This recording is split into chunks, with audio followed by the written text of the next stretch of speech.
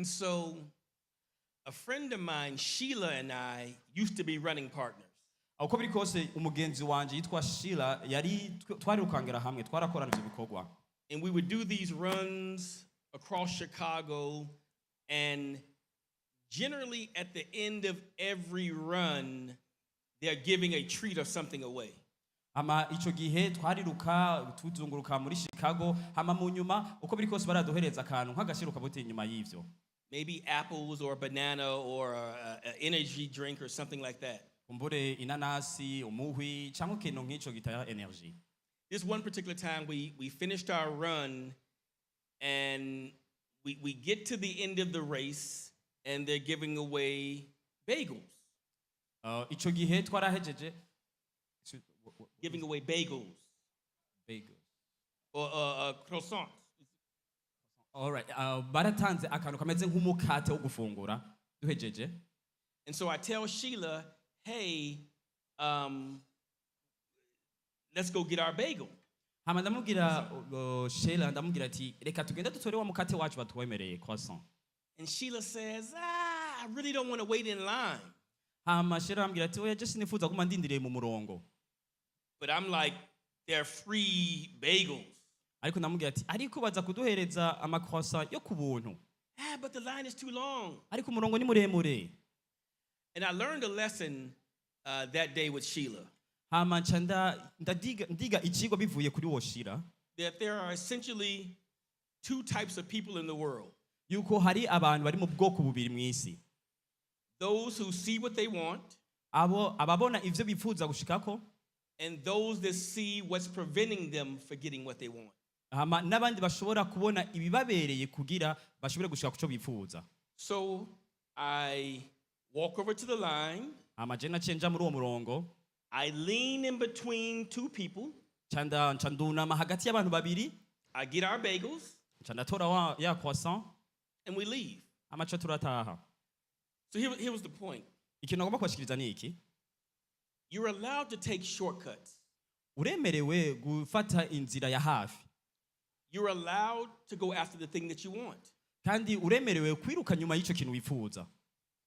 But what you're not allowed to do ariko icyo utemerewe gukora is push someone else out the line. Ni ugukura undi muntu mu murongo. What you're not allowed to do icyo utemerewe gukora is to stop someone else from getting what they want. Ni uguhagarika uwundi muntu gushika kuri ico kintu yifuza. No one was angry at me. Nta numwe yigeze anshavurira. Because I didn't cut the line. Kubera sinigeze mpagarika uwo murongo. I didn't push anyone out the way. Sinigeze nirukana ndamukura mu murongo uwundi muntu wese. I simply leaned in. Gusa narunamye ndashikana y'ukuboko. Now, I had to sacrifice something also. Ariko kandi hari ikintu nagerageza natanze na sacrifice. I had to sacrifice choice. Nategereza amahitamo ya cyangwa shwa yanje narayi. I didn't get to choose what bagels I got. Iyo sacrifice yatumye nahitamo umukate wo mu bwoko nyabaki notora. So point number 1. Ico ni kintu cambe. On what it is that you want. Ukomeze uhana amaso kuri ico kintu wifuza kuronka. Go after the thing that you want. Kandi uciruke inyuma kuri ico kintu wifuza kuronka. Use any means necessary to get the thing that you want. Ukoreshe uburyo bwose bushoboka kugira ushike kuri ico kintu wifuza. But do not deny anyone else from getting what they want. Ariko kandi nuhakanire uwundi wese kugira ashike kuri ico kintu yifuza. Lesson number 2. Icya kabiri cigwa cya kabiri. This is just for leaders now. Ivyo nivyo barongozi cyane cyane. Tell the truth. Icya kabiri nuko vuga ukuri. It's the most important thing you could ever do. Ico nico kintu gihambaye woshobora gukora. So a young lady told you that I was a detective with the Chicago Police Department. Wariko raturongora hano yatubwiye yuko nari nsanzwe n'umu detective hano kirindiro cy'abapolisi. She also told you that I have an organization called Men of Purpose. Kandi yababwiye ko mfise n'ishira hamwe ryitwa Men of Purpose. And that's actually only half of the name. Musanzwe ico ni gice cy'izina. It's the full name is Men of Purpose Journey to Self-Discovery. Musanzwe ni abagabo bafite intumbero kandi bagenda kugira bitahure cyangwa birimbura. I wanted to also be an officer. Kandi hari igihe cyashitse muri ico giringo nyene niyumvire ati nkeneye kuba umu officier. So I made arrangements to go to Quantico, Virginia, where they train the officers. hama nca ndagerageza gushiraho ibikenewe vyose kugira nshobore kuja muri ahantu babamenyereza. And the day I arrived, the colonel was supposed to show me around the facility. hama ico gihe ntashika umukoronere yarategerezwa kunyereka ico kibanza nari nahashikiyemo. When I get there, the colonel was late. Gihe ntashika uwo mukoronere yari yacerewe. The colonel comes into the room and says he apologizes for being late and said we had an incident that we had to take care of. Umukoronere arambwira ati mutubabarire twashitse dutevye twagize isanganya mbwa twageza kubitorera ikibazo kubitorera inyishu. We're thinking about throwing one of the Marines out of the Marine Corps. Twariko twiyumvira gukuraho umuntu umwe muri abo bamarine muri ico kiringo. And so I'm saying, well, what did he do? What law did he break? He must have done something very serious to throw him out. Maze ndabaza nti none yoba yakoze kugira mukuremo muri ico gisirikare hari ikintu kibi cyane yoba yakoze. And he says to me, he fell asleep on post last night. Maze arambwira ati yarasinziriye ari ku kirindiro aho atategeza gusinzira. He fell asleep in the woods of Virginia, and you're going to put him out for that?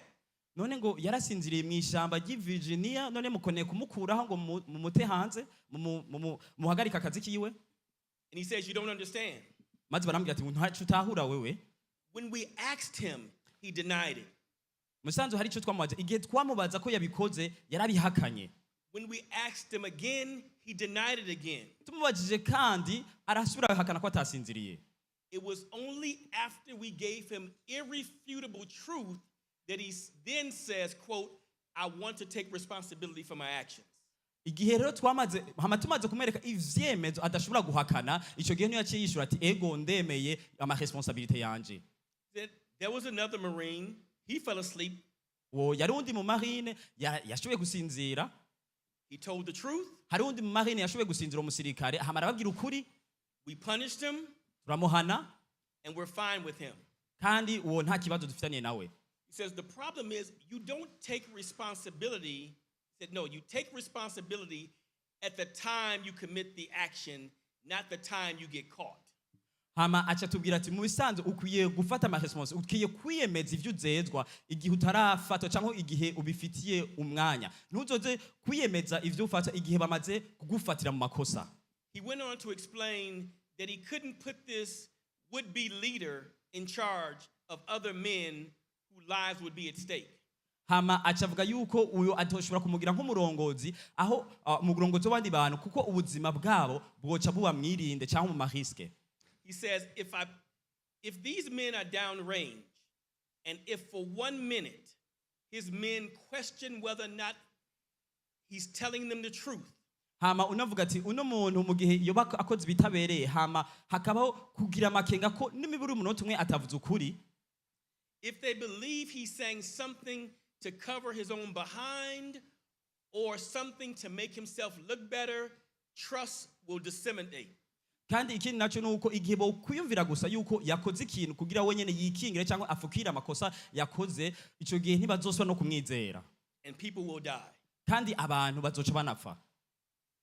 It doesn't have to be a life or death situation. Mugani bitegereza ko hategerezwa kubura ubuzima bw'umuntu ngo umuntu hapfe. We don't have to have positions of authority.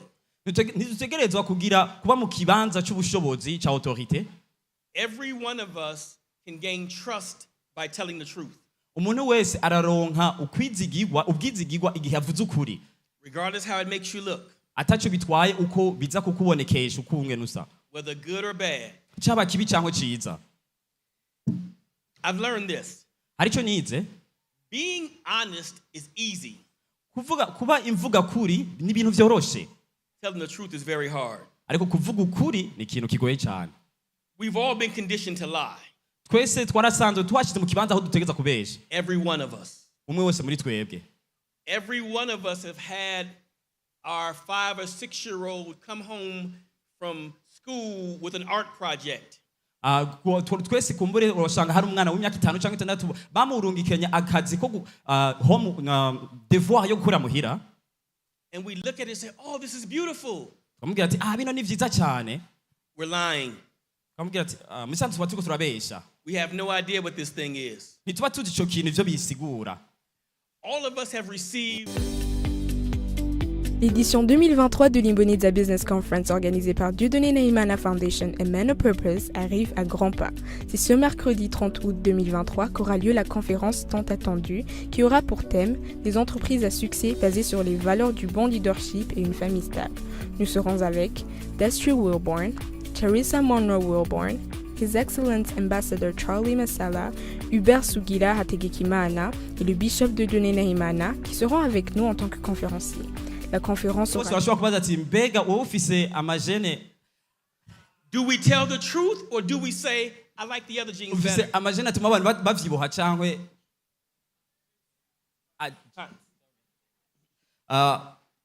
would you come again? Do we tell the truth or do we say we like the other jeans better? Turashobora kuvuga ishuri ukavuga ati nambaye jeans nziza cyangwa iyindi jeans nini yagusumba We, ivyibushe yagutse. we all lie. Twese usanga tubeshe muri ico gihe. To show how difficult it is to tell the truth, Vyerekana ingene usanga ari ibintu bigoye kuvugisha ukuri. for the next 48 hours, for the next 48 hours, Mu minsi ibiri The next 2 days. ikurikira, mu minsi ibiri ikurikira until 10:25 on Friday, ku wa kabiri isaha 4:45 10h25 no one is allowed to tell a lie. nta numwe yemerewe kubesha. See how difficult that is. Murazi ikungene ivyo bigoye. Set your watch, Hubert. Point number 3. Ikindi gihambaye ca gatatu, Ask for help musabe ubufasha and accept the help that is given. kandi wemere ubufasha wahawe. The biggest mistake people make is thinking that they have to have all the answers. Ikibazo cyangwa amakosa abantu benshi bakunda gukora nuko biyumvira ko bategereza kugira inyishu zose, Or thinking if they don't, they have to pretend that they do. cyangwa igihe badafise inyishu bakaca bishira mu kibanza ko bategereza kwifata nk'uko bayifise iyo nyishu. The biggest failure of most leaders is the belief that their leadership capability comes from their intelligence. Hama ikosa rininiya abarongozi bakunda gukora abalidera nuko biyumvira yuko uburongozi bwabo cyangwa ubushobozi bwo kurongora biva mu vyimviro vyabo. So like I said, I don't teach, so I'm just going to tell another story. Jewe musanzwe nkuko nabibwiye sindi umwigisha wakaruhariwe ariko nivugira inkuru gusa. In the Marine Corps, I had a captain named Captain Watson. Muri ico gisirikare c'abamarine nari mfise umukapitene yitwa Watson. And Captain Watson was told he was going to be the commanding officer of Delta Company. Hama baramubwira yuko azoba aronga indiro ca Delta. And Delta Company was the best battalion in the company. Kandi iyo yari sanzwe ari batayo ihambaye cyane muri ico gisagara. They were rated highest in performance Bari bashigwa bari ku rugero rwo hejuru kubakora neza by all measures and all standards. mu bintu vyose bipimo vyose. Delta Company operated the 105 millimeter howitzers. They operated a certain size gun. Musanzwe bakoresha ibigwanisho kanaka bitandukanye vy'abandi.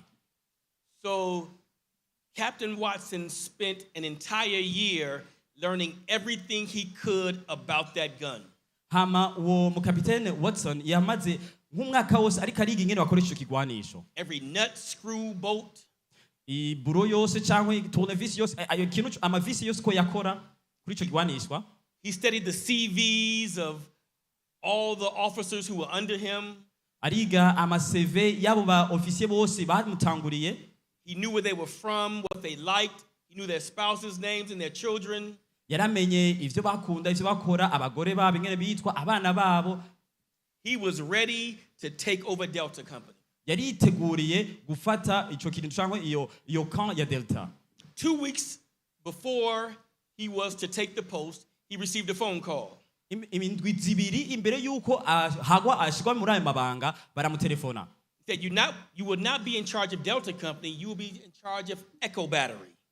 Bacha bamugira bati wowe ntuzoba ukirongoye iyo Delta Company ahubwo uzoronga iyindi yitwa Echo, which was the worst performing battalion, or the worst performing company in the battalion. hama muri icyo kibanza bamushizemo yasanze ahubwo aribo bakora nabi cyane kandi ma performance yabo ntiyari ku rugero rubereye cyane. Echo Battery didn't operate the 105s, they operated the one. Echo Battery didn't operate the 105, they operated the 155s. abo rero ntibakoresha cya kigwanisho gihambaye cyane cyo rwego hejuru ariko bakoresha ikindi kigwanisho cyo hasi cyane. But Captain Watson didn't want anyone to know that he was unfamiliar with that gun. ariko kandi uwo mukapiteni Watson ntiyagomvye ko hari umuntu n'umwe amenye yuko atarazi icyo kigwanisho. So he kept it to himself. rero acara vyigumizamo. And he assumed, like many leaders, if I give good orders, I'll have a good unit. hama cavuga ati nk'uko barongozi bose bavuga ati ntanze amategeko abereye ndoca nonka umwimbu ubereye. And if I give great orders, I'll have a great unit. kandi ntanze n'amategeko ari ku rugero runini rwo hejuru nzoca ndonka umwimbu ubereye. So the first time we go out in the field, rero ubwa mbere dusohotse hanze gukora, Captain Watson is giving orders and everything is running perfectly. hama kapiteni aratanga amategeko ibintu byose bigenda neza. We're firing on all pistons. bose And it's going good.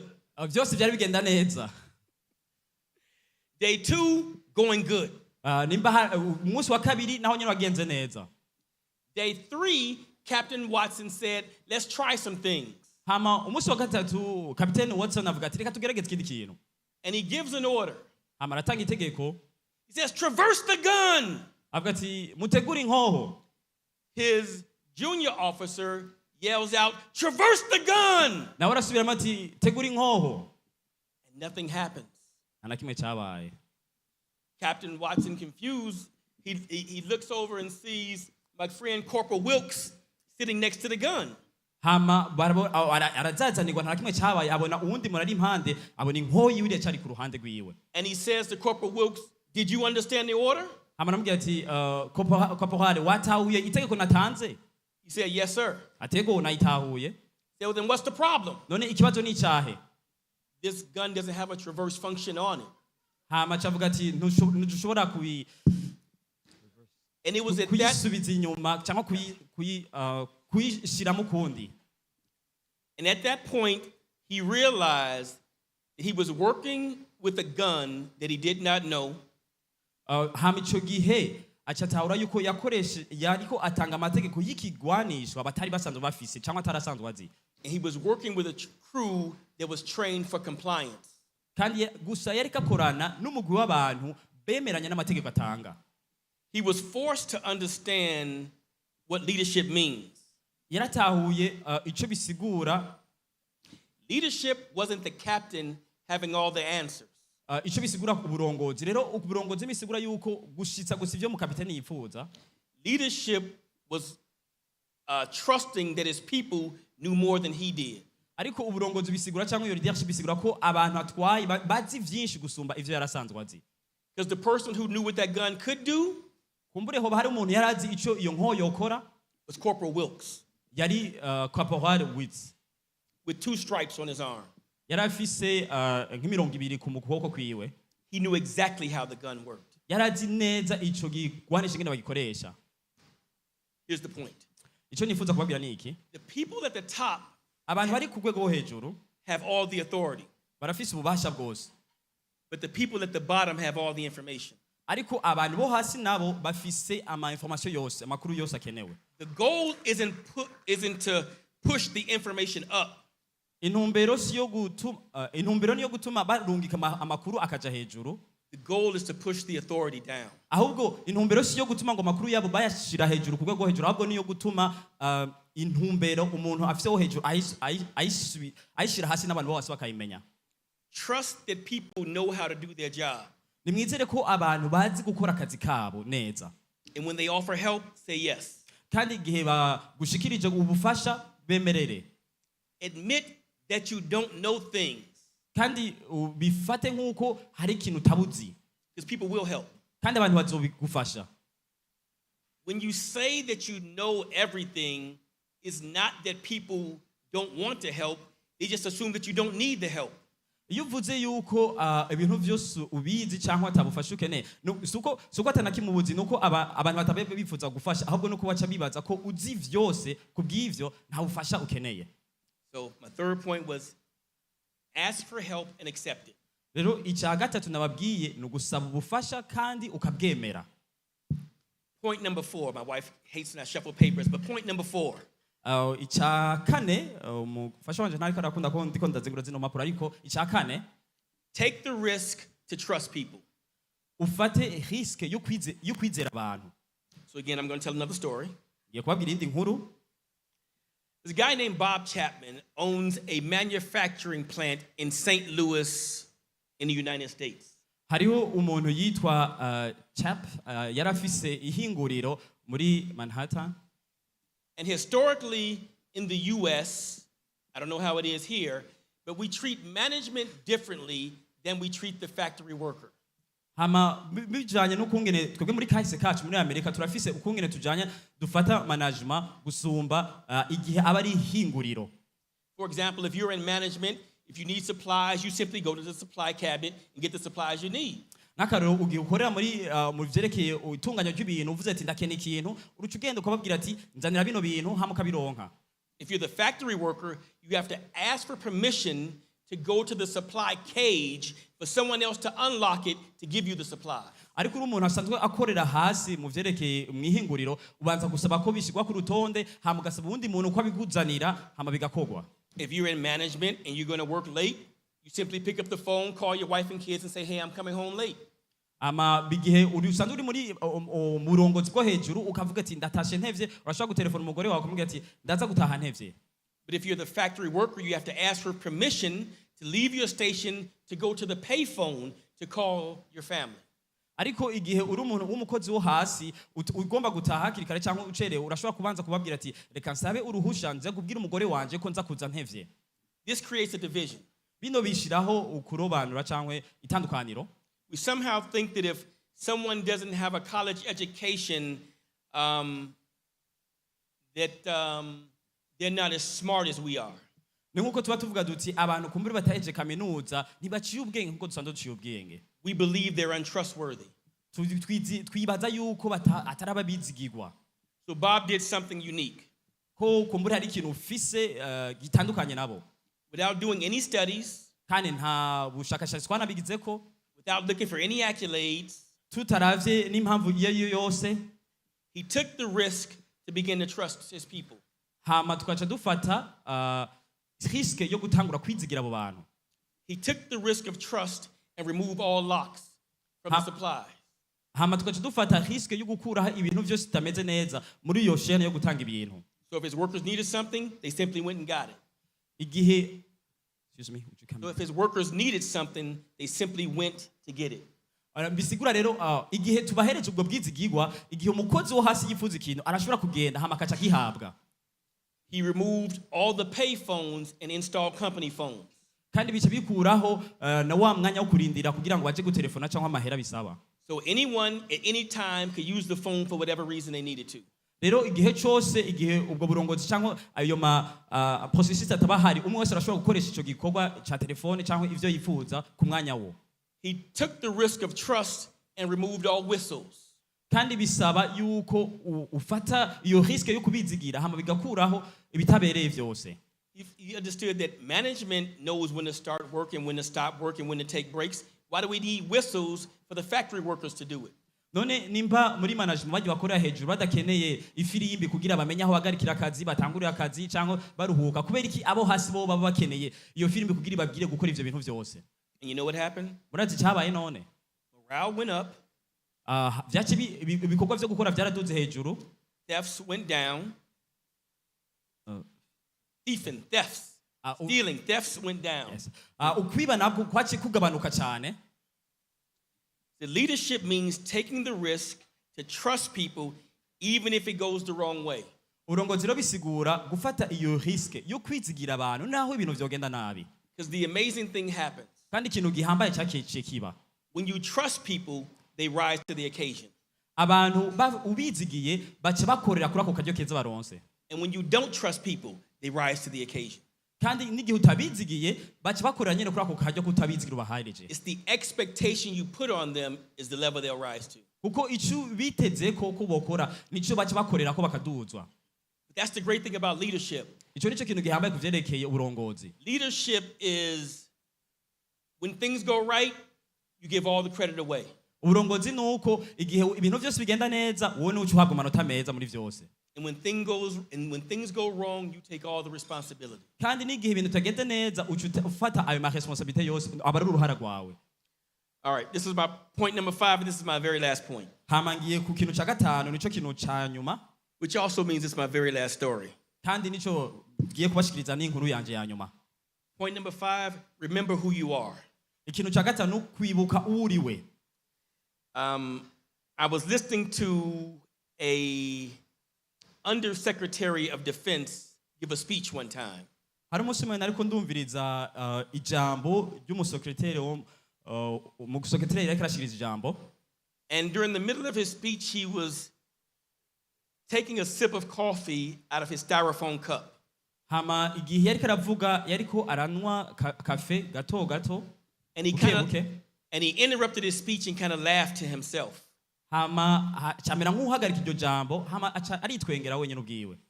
He said, "You know, last year I was the undersecretary." Hama acavuga ati musanze umwaka uheze nari munsi y'umusekreteri umunyamabanga mukuru. And I spoke at this exact same event in this exact same venue. Kandi navuze bino bintu nyene mbere nari no muri kino kibanza nyene. They flew me in business class. Narafashe indege ndi muri business class. They had a driver pick me up from the airport and take me to my hotel. Umuntu yaje n'umuduga aramfata kuri airport antwara muri hotel. Someone had already checked me into my room and they took me right upstairs. Umuntu yari yamaze gutegura ivyerekeye hotel hamaca ndagenda mu ndege. The next morning I came down. There was a driver waiting for me to bring me to the venue. Hama musi kurikira nashiye mva aho nari njyamye shise hasi mbona hari umuntu yiteguye kuntwara aho ikibanza cyateguriwe. They took me around the back into the green room. Hama acara subida arantwara gushika muri ico kibanza ishambre nari nateguriwe. And they brought me coffee in a ceramic cup. Hama baca baranzanira ikawa mu kirahuri kimeneka. This year, I'm no longer the secretary. I'm no longer the undersecretary. I'm the former undersecretary. Mu gikombe kimeneka hama ariko uno mwaka sinkiri umunsi uwegereye umunyamabanga mukuru ahubwo jewe sanzwe ndi I flew here coach. Sindiwe mugabo ahubwo sigaye ndi coach. Yeah. No one picked me up from the airport. I took a taxi to my hotel. Nta numwe yantoye muri hotel yanje nafashe taxi. The next morning I came down. I took a taxi to the venue. Kandi umunsi ukurikira nta numwe yamfashe ahubwo nafashe taxi nshikana muri kino kibanza. I came through the front door and made my way to the back. Hama naciye mu muryango w'imbere ndashikira aho nari ntegezwa kuja. And when I asked for a cup of coffee, someone pointed to the corner and said the coffee pot's over there. Hama savye ikawa umuntu acambwira ati ikawa iri hariya genda utore muri iriya mfuruka. He said the lesson that he learned that day hama ikindi kintu yize muri ico gihe nuko is the ceramic cup was never for him. Nuko ca gikombe kimeneka nticari cagenewewe. The ceramic cup was meant for the position that I held. Kijya gikombe kimeze neza cari categuriwe gusa kijya kibanza iri yashizwemo. Said I deserve a styrofoam cup. Hama musanzu jewe sinani mbere ukuronka ico gikombe. And all of us, hama twese hano, as we grow to the heights of our businesses, uko tukomeza gukura dushika ku rundi rugero mu vyerekeye business yacu, people will call you sir and ma'am. Hari abazokwita ati mushinga nta cyangwa mupfasoni. They will get your door and carry your luggage. Bazokugura umuryango batware imizigo mufise cy'amashakoshi. They will give you tea without even asking for it. Bere bazobaha n'icyayi igihe mutanabisavye. But the moment you no longer hold the position, they'll do that for someone else. Ariko igihe utazoba muri ico kibanza nawe uzocubikorera uwundi muntu, bazobikorera uwundi muntu. Always remember you deserve a styrofoam cup. Wibuke ko misi yose wama you deserve a styrofoam cup or a paper cup. wibuke yuko misanze uba ukwiye kuronka kagakombe ka isagenique konyene niko ukwiye gukoresha. So good luck to you and your business endeavors, and God bless you. Wibuke Imana ibahezagire mu bikorwa vyanyu vyose.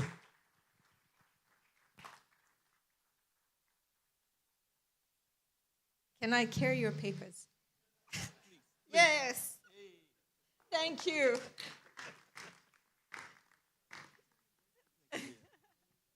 Because you deserve it. Thank you very much. Murakoze cyane. And I'll also take a moment. Oh, pardon. Je vais prendre un moment pour remercier notre interprète ici.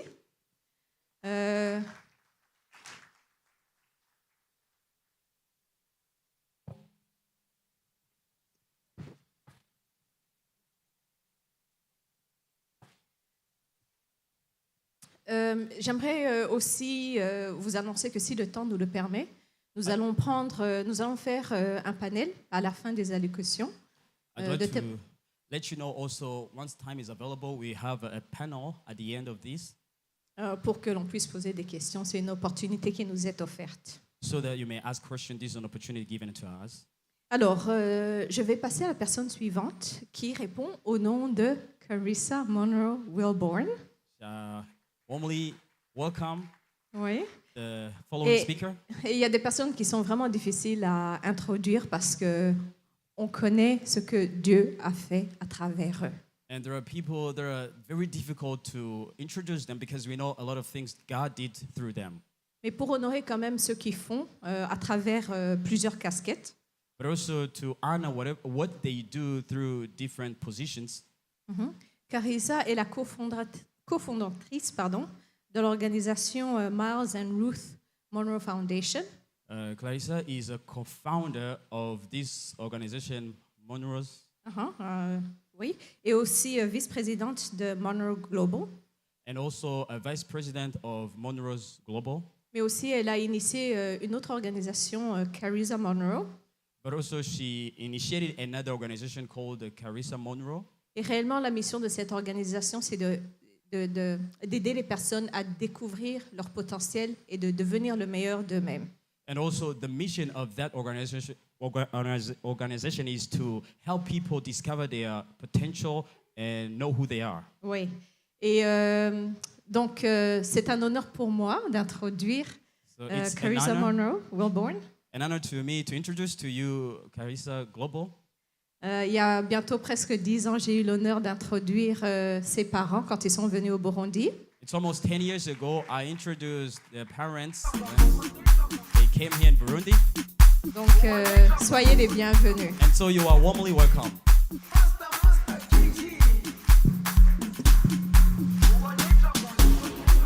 Jerusalem, ikayalami. Come on, baby.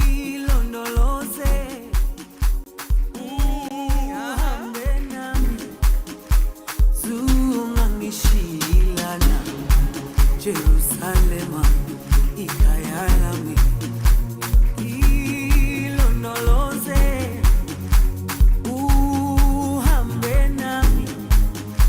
Zungangishilana, dawuna. Keep going.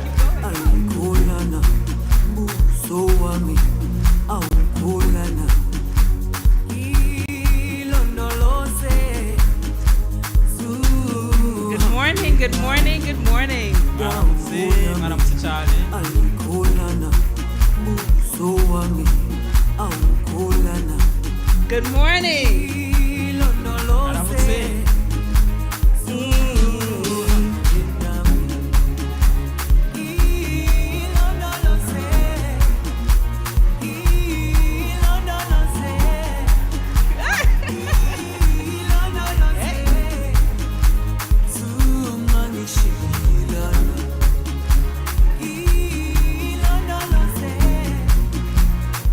Awesome, awesome, awesome. Everybody stand on your feet. Ni byiza cyane, murakoze cyane. Mwese murashobora guhaguruka.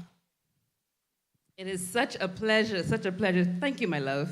Ni umunezero cyane, murakoze cyane mukundwa, sheri wanje. He's willing to be the crazy one for me. Giye kuba ibintu bitoroshe kuri jewe. So I'm thankful for that. rero ndashima cyane kubw'ivyo. Pastor, thank you so much for Okay. having me again.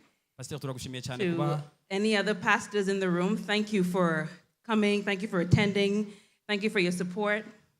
mwatwemere kuhaba, nimba hari undi mwongere turabashimiye kugushigikirwa kwanyu, turabashimiye kuba mwatwemeye kuba hano, kuhaba hano. And let's give Christian a hand. Ama tumukomere amashi nawe nyene. You got this. Come on. Hallelujah. Now, I'm going to need you. You're a little too far from me.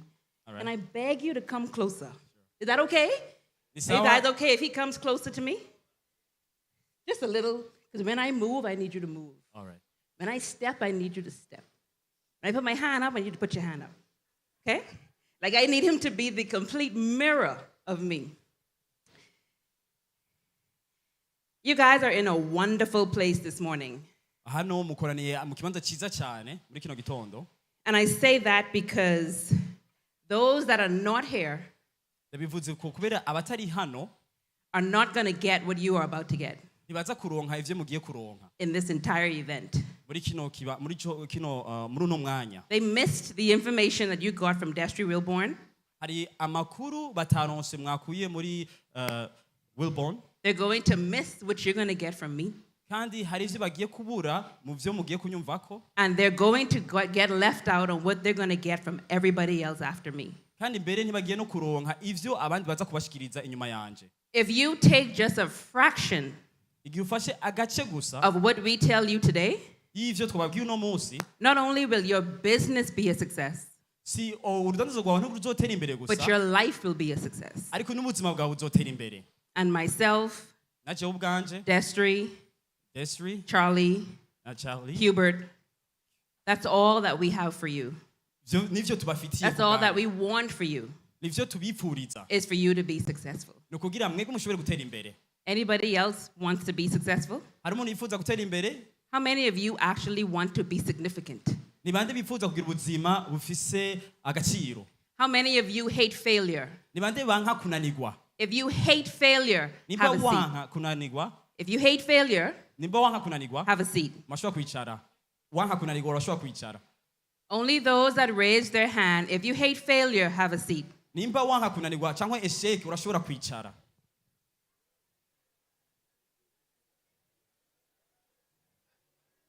How many, those are still standing? If you're still standing, Nimba ugihagaze, if you're not ready for failure, nimba let me see your utiteguriye hands. kugira esheke reka ndabe ukirize urutoke. How many of you think failure is unnecessary? Ni bande biyumvira ko esheke idakenewe? Of those still standing? Kuri abo bahagaze, Okay, so look around. nimurabe iruhande, Those still standing, abagihagaze, even those still sitting, mbere n'abicaye, the ones that are standing, abo bahagaze they're ready for success. biteguriye kwiterambere. The unfortunate truth is, Ukuri kutameze neza nuko if you want to be standing, niba ukeneye kuba umuhagaze, you have to also love the very thing that you're sitting and hating. utegereza kuguma ushishikarira kuri ico kintu udakunda kandi utabona ko kimeze neza. You have to be ready for failure. Utegereza kwitegurira You have to kunanirwa. actually fall in love with failure. Musanze utegereza ngo no You gukunda have to esheke. think failure is necessary. Utegereza kwiyumvira ko esheke ari And ikintu you have to cyankenerwa. welcome failure. Kandi utegereza kuyiha ikaze. Failure Esheke and success no gutera imbere go hand in hand. na success ni ibintu bigendana. And for many of us, Kandi kuri benshi muri twebwe you're going to meet failure uzohura na esheke before you meet success. imbere y'uko uhura no gutera imbere. And if you've met success Kandi umaze guhura no before you gutera meet imbere, failure, imbere y'uko uhura na esheke, I got my eye on you. ijisho ryanje rizoba rikuraba. That means you've done something, you've cut a corner, Bisigura you've robbed, bisigura yuko mu nzira imwe cyangwa iyindi warashoboye gukora ibitabereye nimba ari fraud cyangwa ikindi nk'icyo. because true, honest, successful people Kuko abantu babaye muri heyisite kandi have bukuri stories of failing first. bama bafise kwanza inkuru z'amayesheke. To those that are standing, Rero kuri abo bahagaze am I right? nivyo I see the heads nodding. You can have a seat. ndabona ko bariko baravyemeza. So, unlike my husband, I have my iPad. rero je simeze nk'umugabo wanje We're in the ndafise iPad 21st iwanje. century here. So, I'm going to share for the next 25 minutes genda basangize mu minota 25 how we can encourage you, uko dushobora kubatera intege, how I can remind you ko ushobora kubibutsa what you can do ivyo mushobora to gukora have a successful business. kugira mugire réussite mu ma business yanyu, Because people don't lack knowledge. kuko abantu ntibabuze ubumenyi. I say remind Navuze kubibutsa because more than likely what I'm going to say kuko mu vyo ngiye kuvuga or what you birashoboka hear throughout the day, cyangwa ivyo wumvise uno munsi wose you probably heard it before. birashoboka ko umaze no kuvyumva ubwa mbere. What we lack Ico tubuze gusa is a commitment to implement ni ugushishikara gushira mu ngiro the information that we would have heard. ama information tuba twarumvise. So if nothing else, Rero nta kindi I see you writing. ndiko ndababona mwandika, I see you in your phones writing notes. nako ndababona mwandika mu It's telefone. not just enough to take notes. Ntibibereye gusa kwandika. I want you to figure out how can you go home Ndifuza ko mutahure and igimaze actually gutaha implement mushire mu ngiro what it is that I'm about to teach to you. ivyo ari vyo ico ari cyo ibingiye kubigisha. That's going to separate you Ivyo bizogutandukanya wewe from someone that is never going to succeed. n'uwundi atazofateye imbere. We enjoy convenience. How many of you love easy? Reka ndabe abantu bakunda ibintu vyoroshe cyane. We can be honest. Urashobora We kuvuga just ukuri. finished learning about telling the truth. Kubera twize kuvuga I'm ukuri. right there with you. I love easy. Naje wundi kumwe na mwebwe How ndakunda many of ibintu us vyoroshe. love the most convenient thing? Ibintu vyoroshe cyane vyo gukora nko koroha. You love convenience. You Murakunda- love easy. Gukora ibintu You love vyoroshe. effortless. Atatwigoro You love bisaba. not sweating. Atacuya That's bisaba. me. Uwo ni Yes? Am I jewe. alone? Mbega I'm ni the only jewe one nyene. in the room? Hari Okay, uwundi. good. Nivyo, hariho abandi. The majority of people love and enjoy convenience.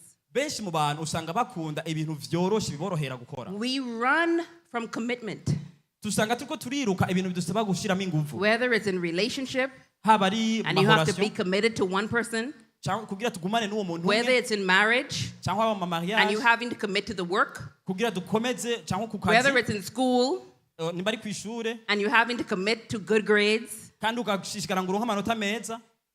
We run from commitment, Dusanga turiko turiruka guma dushishikara ivyo whether bintu. it's in being a leader Cyangwa nimba wakuba kuba umurongozi and you have to commit to sacrificing yourself. kandi ukaguma ngo ushishikare ivyo bintu utange sacrifice. However, Ariko kandi we should be living dutegereza kubaho in conviction. dufise In conviction. icemezo kitwemeza conviction. Now, if you think we run from commitment, Mbega twari twiyumvira ko tuza kuguma twiruka we gushiramo ingufu. completely avoid conviction. Kenshi usanga tuca We don't even listen to the conviction of our head, dukuramo iyo conviction of our dusaba. minds. Iyo conviction usanga Of iri our mu soul. vyumviro, iri no mu mishaha yacu. This is why Nico gituma you have a lot of business people dufise aba business Like men benshi yourself. nka twebwe who will sell their soul usanga bagurisha for a imishaha little yabo. extra francs. Would y'all call it here? Yes. For a little Batanga- extra. batanga imishaha yabo cyangwa ivyo bafise vy'agaciro kubw'amahera make cyane amafaranga. Conviction won't allow you Ariko igihe ufise conviction ishobora to kukwemera gukora stoop ivyo. low. Kunama ngo wemere ivyo. To stoop, Kunama he's wemere ivyo. stooping. To stoop low Kunama for ngo a wemere little ivyo. extra. Kubera ayo mafaranga make. When you can live in conviction, Igihe ubayeho niyo conviction, that's where your leadership begins. aho rero niho uburongozi bwawe butangurira. Now I can trust you as a leader. Ubu niho nashobora kukwemera nk'umurongozi. So today we're going to talk about, my title is Branding You. Kubw'ivyo ngiye ku Branding You. Branding.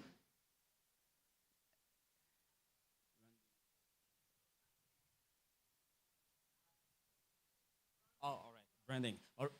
Mbabari yareka avuze tugiye kubagira nka brand personnel ukungene ushobora kwigurisha we nk'umuntu. Mark. And if I am to give a little background or Can- backdrop on what branding you means, Kandi ndabahereje igicapo c'icarico ijya brand personnel ushobora kwihereza cyangwa marque personnel. let's think about branding of animals. Yes? Reka twiyumvire marque ya kino kintu On farms with big herds and big kettles, the owner brands each herd and each kettle, each individual goat and cow and horse. Tuvuge nk'umuntu ari nk'umurimyi cyangwa umuntu agira ibintu by'ubworozi arashobora gushyiraho ibintu byose bijyanye n'ikintu atunze ibyo yoroye. That branding icyo kintu iyo marque allows everybody else, icyayemera umuntu ari we if wese they ever come in contact with that particular horse or that particular cow or that particular goat, kugira ahuye n'iyo cheval cyangwa iyo nka cyangwa iyo mpene, they know exactly who it belongs to. baca bamenya yuko iyo nka cyangwa iyo They know exactly what it's about. nyene cyo bakamenya icyo cyerekeye, They know exactly where it's going. kandi bakamenya iyo kija. You get the picture? Murabona ishusho So I want to focus on branding you rero ndiko ngiye guhagarara ku byerekeye and marque yawe, you developing who you are, hama wowe ukiteza imbere you developing where you're going, uriwe kandi utera imbere and aho developing uraja, your why, kandi uteriza imbere ikibazo wibaza cha kubera iki, because your business kubera urudandaza rwawe cannot surpass ntushobora kurengera your level urugero rwawe of your self-branding. rwo kwitanga nka marque yiwawe nyene. If your self-development Nimba ukwiteza imbere kwawe is mediocre, buri ku rugero rwo hasi your cyane, business will never surpass na business yawe ntizorengera mediocre. kurengera iyo mediocrité. So you want your business Rero kubw'ivyo ukeneye ko urudandaza to rwawe elevate, rukura, then guess what? na ikizokurikirana You iki na wewe need to elevate. nawe utegereza kwikuza gukura. Your business cannot surpass Mwibuke business yanyu ishobora kurengera the level of your self-leadership. urugero rwawe we ingene washoboye kuba umurongozi mwiza. So in leadership, I talk about you all the time. Kandi mu vyerekeye uburongozi nama mvuga wewe umwanya wose. Yes, leadership is about inspiring and influencing others. Nivyo uburongozi usanga ari kugutera intege mbere no guhindura abandi, But it begins with you. ariko bitangurana na wewe. I want to see you succeed Nkeneye kubona wewe utera imbere in all areas of your life. mu myaka yawe yose. I don't want just your business to be successful. Sinkeneye gusa ko business yawe gusa ariyo I gutera want imbere. your spiritual life to be successful. Nkeneye ko n'ubuzima bwawe I want bw'ubuhemu your married life to be successful. butera imbere no muri mariage I yawe want your relationships to be no mu successful. mahorasho I want yanyu. your bank account to be successful. Nkeneye na I want your compte bancaire health. yawe itera imbere, amagara yawe, Your health and your wealth to be successful. amagara yawe mbere n'ubutunzi That bwawe is true success. butera imbere. Uko niko gutera imbere nyakuri. Having one success in one area Kuba wateye imbere ku ruhande and rumwe every area is falling apart hama ubundi burere bukamera nabi, is not true success. uko si gutera imbere kukuri. So when we come together like this Igihe rero dukoranye and we have a hamwe theme on leadership ngo dufise ikigo and cy'umutwe, the foundation of family building ikigo yuko ari vyerekeye for uburongozi successful business, n'umushinge w'ubuzima we're bwiza taking you as a whole. nk'umuryango, ivyo rero bizoje bigushikira vyose tubifatira hamwe We vyose. don't want to be successful in fractions. Ntidukeneye kuba abatera imbere mu buce buce. Tell yourself, I want to be successful. Niwibwira uti nkeneye gutera imbere, I want to be successful uvuge ati nkeneye gutera imbere as a whole person. nk'umuntu wese mu burere bwose. When you can figure out how to brand you, Igihe umaze gutahura ingene ushobora kwihereza marque you nziza wenyene, become more memorable. ucuba umuntu atibagirwa, You become more credible ucuba umuntu ahabwa nk'amanota meza, and you become more trustworthy. kandi ucuba umuntu w'umwizigirwa. And we are in a world today Kandi turi mw'isi uno munsi where people are looking aho abantu barondera for leaders that they can trust. abarongozi bashobora kwizigira, They're also looking for leaders kandi barondera abarongozi that's going to give them bashobora kubaha the practical steps intambwe zo gushira mu ngiro to zibereye achieve the outcomes that they want. kugira bashike ku mahangiro bifuza kuronka. So branding you Rero kwihereza ayo marque makes you memorable, bice bigutuma kuba intibagirwa, makes you credible, bikaguhereza guha amanota meza, and makes you trustworthy kandi bikaguha kuba umwizigirwa as the leader that you are. nk'uko uri umurongozi usanzwe uriwe. So you may say, Charissa, how do I brand me?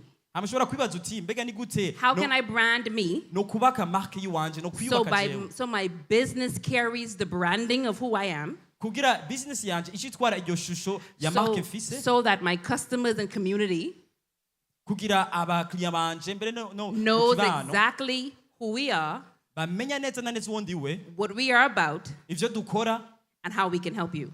kandi ingene dushobora kubafasha. So glad you asked. Ndaneze no kumva So ko I'm going to give you mwabajije. 7 points. Number your paper 1 to 7 Reka ndabahereze urupapuro rwanyu manditse kuva kuri rimwe gushika kwindwi on how to brand you.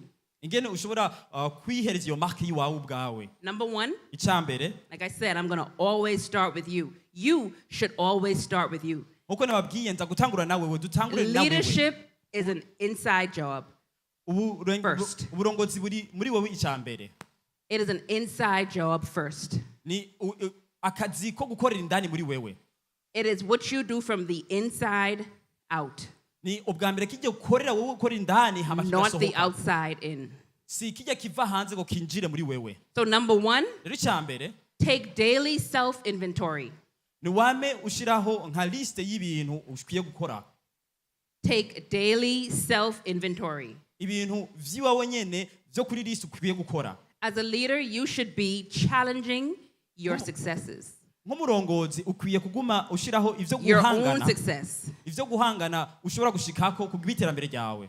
and those successes in every area of your life. Mbere no gutera imbere mu bundi burere bw'ubuzima bwawe. So you should be asking, Rero gutegeza kwibaza uti is my marriage a success right now? mbega mariage yanje Are my kids happy? vy'ukuri iri muri réussite Are cyangwa my kids obedient? abana banje Are my kids rebellious? bararuraniwe barumvira cyangwa Because ntibumvira. depending on the assessment that you make Kuko bivanye n'uwo mwihezo uza of where kugira your kids are, waho abo bana bawe bari determines you birashobora kwerekana as yuko a wewe parent.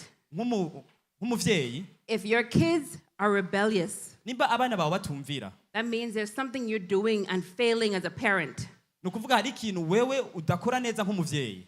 That means I can't really trust you Bisigura shishobora kukwizigira to parent kugira ngo ube umuvyeyi my needs w'ivyo nkeneye as a customer. nk'umu client. You see the connection? Murabona ingene bifatanye?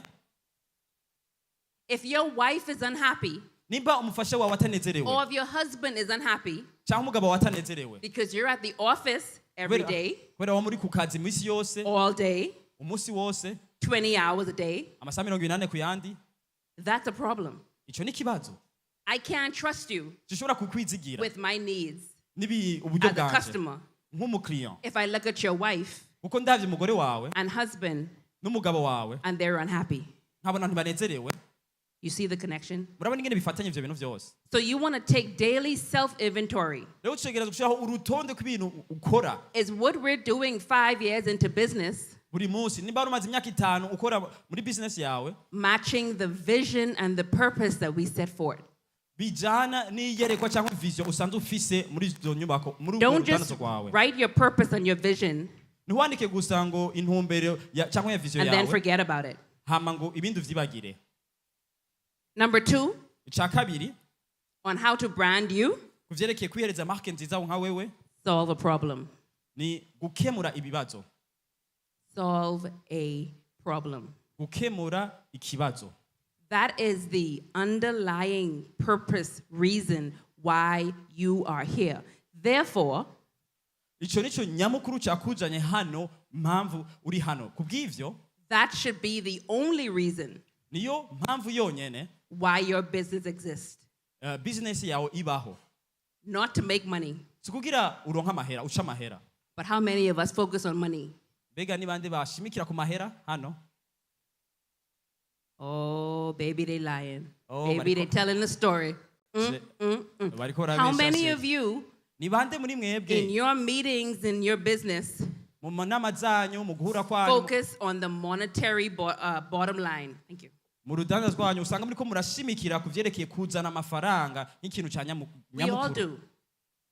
We all do. Twese turabikora. We always put money first. Tuma dushira amahera We imbere. put money as the way of measuring Tuma dushira amahera how successful nk'igipimo we are. cyo gutera imbere. But if you've gained Ariko nimba wararonse and your revenue amahera yawe cyangwa umushahara is millions of dollars, mamiliyoni y'amadolari but the people you have helped ariko abantu wafashije is 5, ugasanga ni there's batanu nothing successful about that. nta bintu vy'iterambere birimo ngaho Not in the eyes of God. si no mu maso y'Imana. And last time I checked, we were in church. kandi igihe naba twari ishengero So let's keep God here. Let's not forget rero ntitwibagire why we can even do what we do. ibyo dukora tubikora kubw'intumbero kanaka. What is it about you none ni igiki kikwerekeye that can solve a problem in today's world? gishobora gukemura ikibazo muri ino si y'uno munsi? Because once you can find out your solution, kubera umaze kumenya kuri inyishu, finding that solution for your business becomes easy. kuronkera inyishu ku bw'ibyo business yawe bica byoroha. People pay for the solution. bariha ku bwa solution bufise. People pay for the cure. abantu barariha ku bw'umuti w'ikibazo People bufise. pay for the help. abantu barariha ku bw'ubufasha. The money is going to come. kandi amahera azoza. The money is going to come. amahera azoza. What problem are you solving? Number ariko 2. ikibazo icyaho uriko urakemura. Number 3, cya gatatu run towards your vision. iruka unyuma iyo vision yawe ufise. Run towards your vision, iruka ugana iyo vision yawe. which means that before you can run towards it, bisigura ko imbere yuko wiruka uyigana you have to have one. utegereza kuba ufise kwanza iyo vision. If you don't have a personal vision for yourself, niba udafise vision personnelle ku bwawe wowe nyene, the vision that you may have for your business vision ufise kubwo business yawe is a lie. usanga ari kinyoma.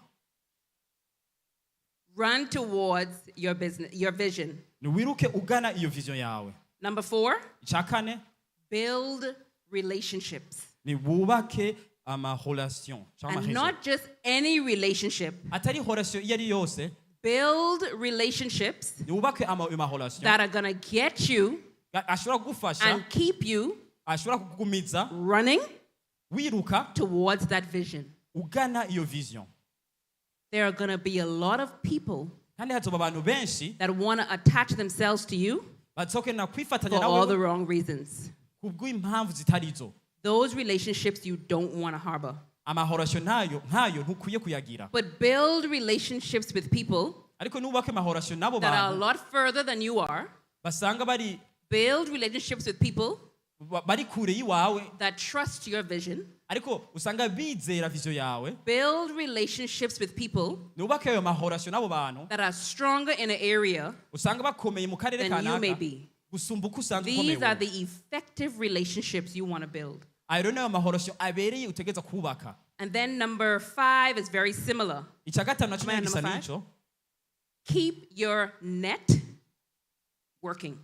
nugumize Keep your net, like fish Amahera net. ya- Fish net, for instance, like a net. You catch fish. ugumize urusenga rwawe rugome rukora. Keep that net working. urwo rusenga rwawe cyangwa akazi usanzwe ukoresha So ugakomeze you should always be working. igikoresho your cyawe ukomeze net. gukoresha. You should always be welcoming and gathering people into your community. bisigura ko ukwiye kuguma uroba cyangwa wegeranya n'urusenga rwawe abantu mu kibano cyawe, You should always be exchanging gifts kandi ushoboye no gusangiza abandi and talents ushirukabute cyangwa and abilities. n'amatalant n'ubushobozi. For instance, in my business, nk'akarero muri business yanje I can speak, as you ndashobora can tell, kuvuga, I can write.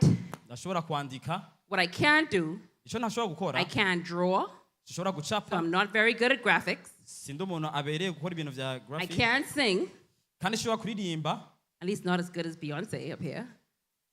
si At least not as good as Beyonce. uko biri kose ushobora kuririmba nka Beyonce. So I know that in my network rero bisigura yuko ndazi mu gikorwa canje or in my net, cyangwa muri I rwa need to rusenga make rwanje sure that I catch a Nageza- graphic designer. nageza kumenya yuko muri urwo rusenga ndaruterenza kuronka ujya mu I graphic need to make designer sure that I catch a singer. cyangwa nkatora umuririmbyi I need to make sure that I catch an assistant. cyangwa nkaraba umuntu afasha. Are you working your net? mbega uriko urakorera kuri urwo rusenga kwawe. There are people whose gifts hari abantu amatara yabo are waiting for you ingabire zabo zikurindiriye to work your net. kugira zikorere muri urwo rusenga rwawe, Just like how you are a gift nk'uko nawe usanzwe uri ingabire ku that is going to bandi, be in somebody's net. kandi nawe uzocuba To work. urusenga rw'uwundi muntu kugira mukorane. Prime example. Stand up, Pastor, for me, please. icya mbere tumusabe umwongere ahaguruke. What Pastor Pastor, did, baby, stand up for me, please. icyo pastor yakoze He worked his net. yakoresheje urusenga rwiwe Charlie, stand up for me. Hubert, stand up for me. Charlie. He worked, Tasha, please stand up for me. Pastor worked his net Pastor yakoresheje urusenga rwiwe and he caught Hubert. hama acha He caught Tasha. afata He caught Destry. afata Tasha. He caught Destry. Charlie and he caught me. acha aramfata na jiwe And he afata na Charlie. worked that net. hama acha akoresheje urwo rusenga And rwiwe. here we are all together Uno musi rero turi hano twese hamwe serving you. turiko turabakorera turiko Because turabafasha. this leader Biciye muri uno murongozi decided to work his net. yarashoboye gufata ingingo yo gukoresha urusenga That's rwiwe. what working your net, that's nico what bisigura. networking looks like. Gukoresha urusenga rwawe ico bisigura. And he is not comparing himself to either of us. Kandi ntariko arigereranya n'umwe He's muri not twebwe. keeping us behind so no one can see Ntatugumiza inyuma ngo ntihagire n'umwe atubona because he is who he is. kuko asanzwe ari uwo ari we. Hubert is who he is. N'ujya asanzwe ari uwo ari Tasha we. is and does Hubert. what she does. Na Tasha asanzwe akora Destry ibyo and asanzwe Charlie akora. do what they Destry do. na Charlie basanzwe bakora ibyo I do bakora. what I do. Naje nkora ibyo nkora. And none of us can do what we can do better than us. Kandi nta n'umwe ashobora And gukora I ibyo dukora can't do what they can do better than them. gusumba uko tubikora cyangwa gukora So gusumba we uko get to babikora. network together Rero twese twarakoranye to turafatana produce a business breakfast conference like this kugira dushobore kugira ino conference nk'iyi to iyi, serve you. kugira tubakorere tubafashe. That's what your business should be doing. Iyo rero niyo business yanyu icyo yakwiye gukora nicyo yategetswe gukora. Am I on number 6? Cya gatandatu twagiye Stay focused. mukomeze muhanze amaso ku cyo mwifuza gukora And stay focused atagusamara. on the vision.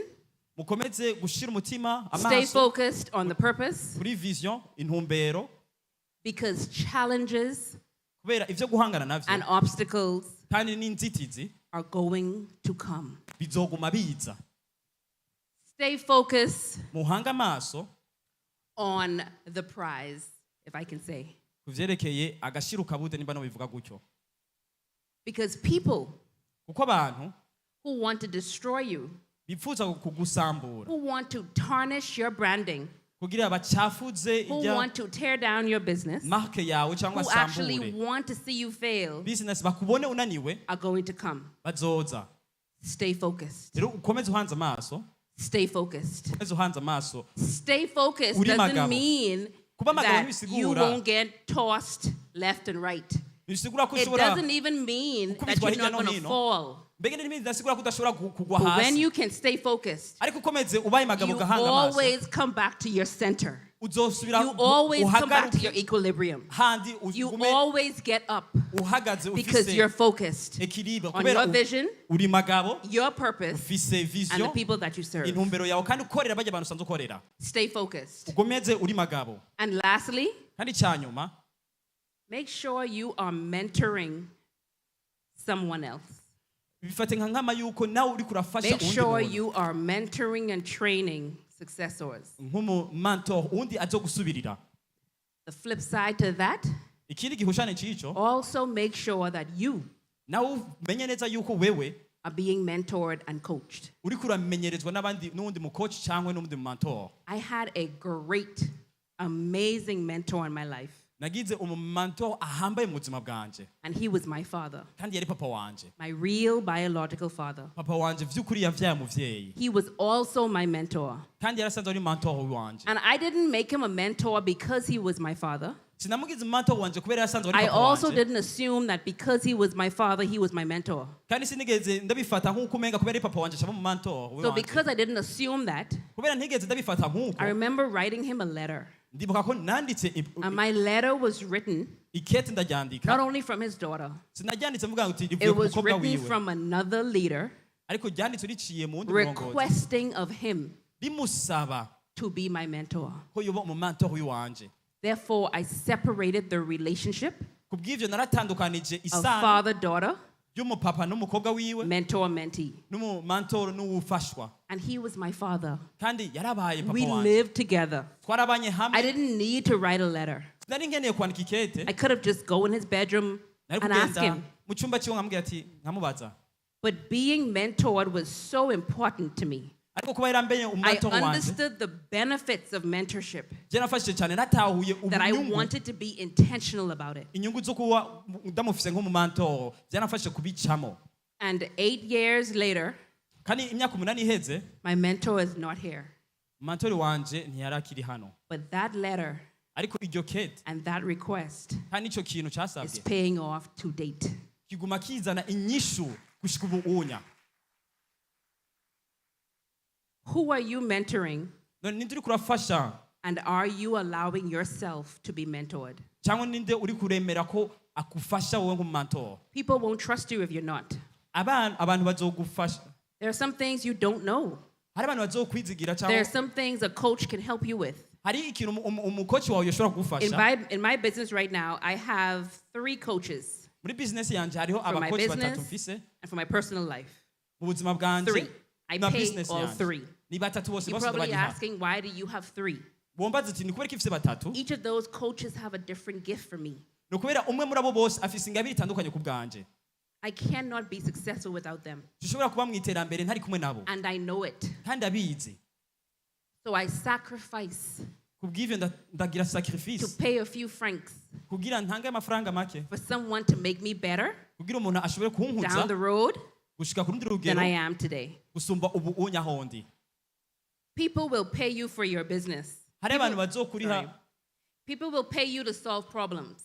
abantu bazokurihira kubera warishe inyishu y'ikibazo bafise. That's your business. Watanze kandi iyo ni business yawe. People will buy into your vision. Hari abantu bazogura bakemeranya n'iyo vision yawe. That's your leadership. Kandi ubwo n'uburongozi bwawe. That lady in the black sitting behind Natasha, she just got it. Ujya mugore yambaye Her costume facial yirabura expression was priceless. yavitahuye cyane. She makes me want to say it again. Yaciye atuma nifuza kubivuga kandi. People will pay you to solve a problem. Abantu bazokuriha kubera That's your watanze business. inyishu y'ikibazo bafise ni business yawe. People will buy into your vision. Ariko abantu bazokwemeranya na vision yawe. That's your leadership. Ubwo rero nubwo burongozi bivana n'uburongozi bwawe. And before I close, I'm going to leave you with one more principle and encouragement. Imbere yuko mperaheze nagomba kubahereza n'iyindi ngingo ngenderwako cyangwa principe no kubatera intege. Make sure you manage your decisions. Urabe neza ko vy'ukuri utunganya ibintu neza. As a businesswoman, Nk'umugore as a businessman, akora urudandaza cyangwa umugabo just as a human, cyangwa umuntu as a father, nk'umupapa as a mother, cyangwa umumama as a man, nk'umugabo as a woman, nk'umugore as a young person. nk'umuntu akiri muto Manage your decisions from now. utunganye ingene ufata ingingo kwawe. Your success Gutera imbere kwawe is going to be as a result of your decisions. kuzoba ingaruka y'ingingo wagiye urafata. Likewise, Muri ubwo buryo nyene your failure ukunanirwa kwawe is going to be a result of your decisions. bizoba ingaruka y'amadecision wagiye urafata. So make sure you're not making decisions Rero urabe neza ntufate ingingo by yourself. zawe wenyene ubwawe. And I have to end with this, and I have to include him because for me, he's everything. Kandi ntegerezwa guheraheza na kino kuko kino kintu nico I kintu don't gihambaye. make decisions Sifata ingingo without consulting ntaravye my counselor. ntasavye abahanuzi I banje. don't make decisions Ntabajije baro without consulting sinigera afata ingingo someone ntabajije greater than I. abahanuzi cyangwa abantu bansumba And bafise ivyo bansumba.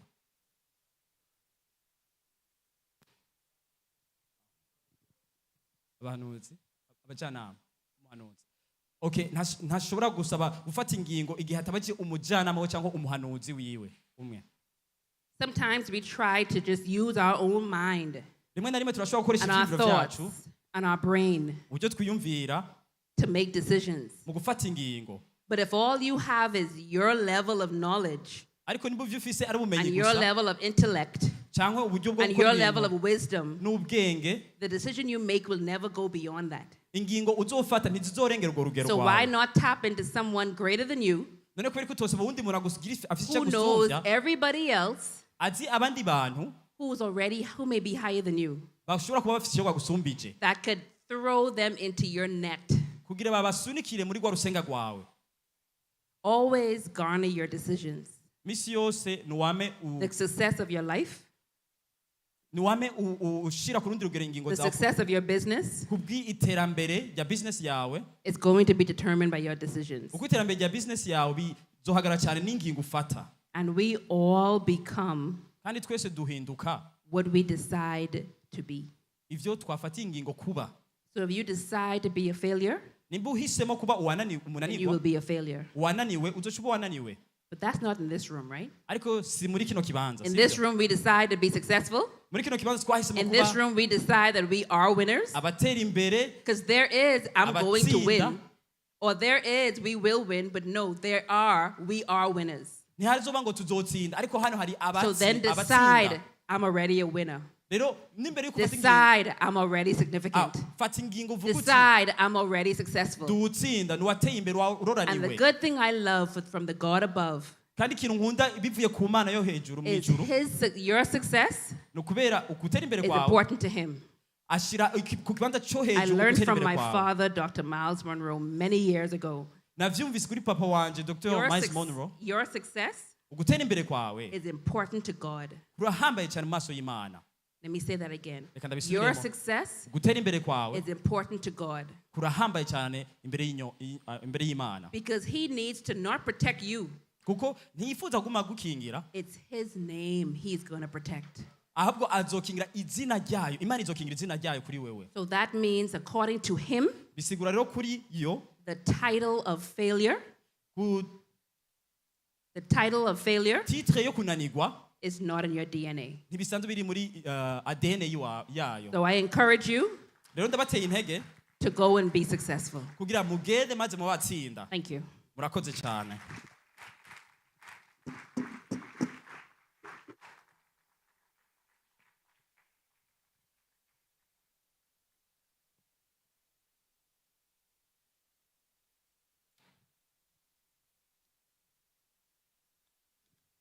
I'm going to have to say this in English so that they can hear me. nagomba nifuze ndabashikirize kino kugira banyumve When Carissa started, she talked about implementing, Karisa ariko aravuga yatanguye kuvuga gushira mu ngiro ibikorwa executing some of the things that we've gathered here so far. ibikorwa ni ibintu twegeranije gushika ubu unya hano So I'd like to share with you, both of you that have already spoken, nagomba my gusangiza takeaways of what I'm going to execute or put into practice. ibintu ngiye kubasangiza nivyerekeye ibintu ngiye gushira mu ngiro mu vyo mwatwigishije Yes, I'm not going to lie to my daughter for the next 48 hours. I'm going to try. singiye gusubira kubesha But I'll umukobwa try wanje. though. It's Nzogerageza hard. She's 7. misi ibiri And then 2, there's so much we've gotten. But byinshi you've talked about getting a mentor. mwatubwiye ku vyerekeye uronko mu mantor So just as you wrote a letter to your father, rero nkuko wandikiye ikete kuri papa wawe consider this bifate bino as my official letter nk'ikete mu in mategeko front of all this beautiful audience, imbere ya bano bantu beza bose bari hano pro bono.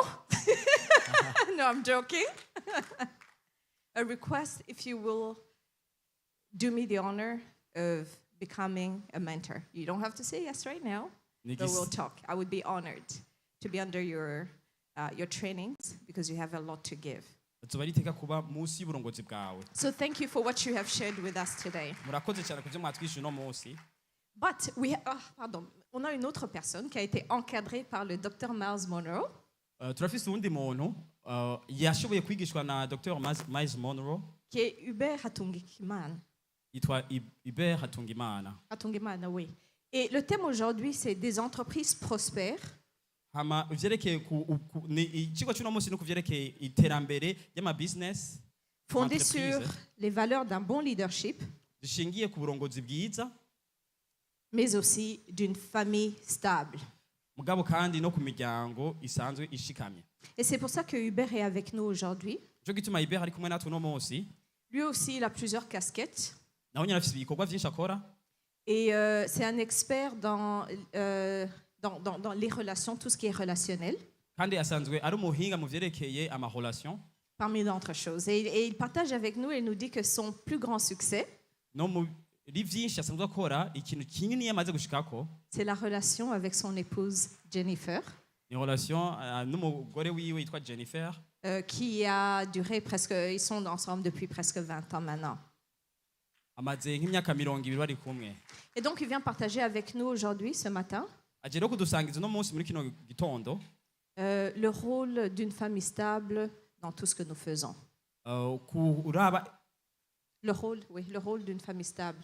bw'umugore ashikamye mu byo Murug, mu rugo. Yego, oui.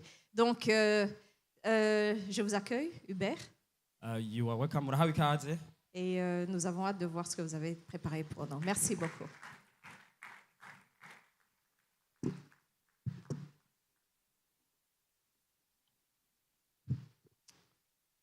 Good morning, everyone. Mwaramutse mwese. Still morning. Turacari mu gitondo. What's a wonderful event. Mbega ibihe vyiza. It's very exciting to be talking about family in a business gathering. Ibintu vyiza kuvyerekeye kuganira imiryango turiko turavuga ama business. But I'm sad at the same time Ariko kandi numva afise akababaro kandi that my name was butchered in Burundi. yuko izina ryanje ritavuzwe neza mu Burundi. Now in the US, they're doing well. Muri Amerika barabikora neza. So you will have to do something special for me to forget that. Rero mutegeza gukora ikintu ciza cyane gituma nibagira ivyo. My name is Hubert Sugira Hategekimana. Izina ryanje ni Hubert Sugira Hategekimana. And you better remember that name. Kandi byobabera vyiza mugiye ibutse iryo zina. That's what Teresa was saying. Nivyo Sherisa ariko aravuga. It's all start with yourself. Byose bitangurana na wewe. If you do not celebrate yourself, Igihe wowe utihereje utariko uri celebra, other people have to join you on the cruise of celebration. abandi bazogusanga muri urwo rugendo rwo kwicelebra wonyene. It does not matter what other people think about you. Kandi ntacyo bitwaye abandi bantu ico bakwiyumvirako. What really matters Igihambaye is what you think about when you look yourself in the mirror. ni wewe ico wiyumvira igihe wiravye mu cirore.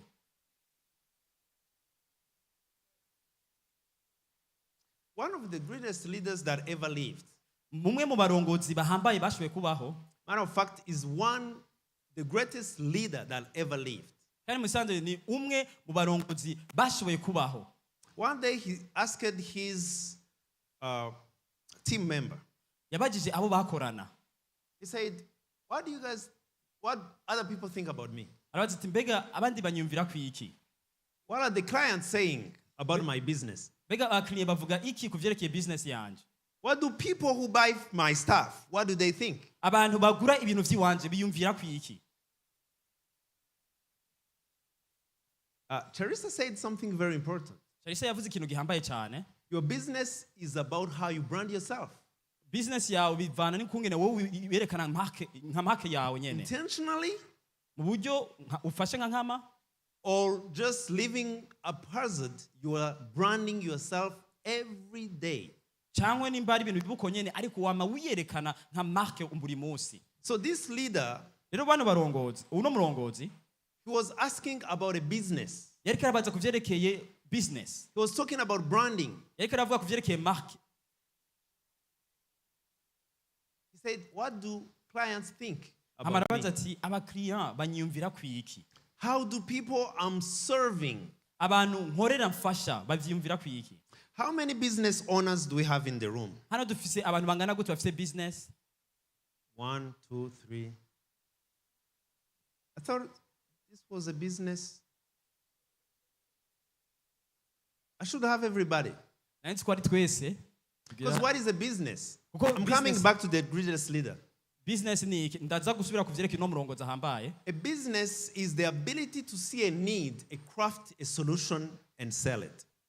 Business ni ukubona utoye inyishu y'ikintu maze ukagicegeranya cyangwa ukagitekera maze ukagitanga nk'inyishu. That's what a business is. Iyo niyo business. Every time you see a need Igihe cyose ubonye ikibazo and you package a solution for an easy distribution, hama ukagitekera ukagitanga nk'inyishu kugira gishikire benshi. that's a business. Iyo niyo business. So this greatest leader Rero uno came with a murongozi solution.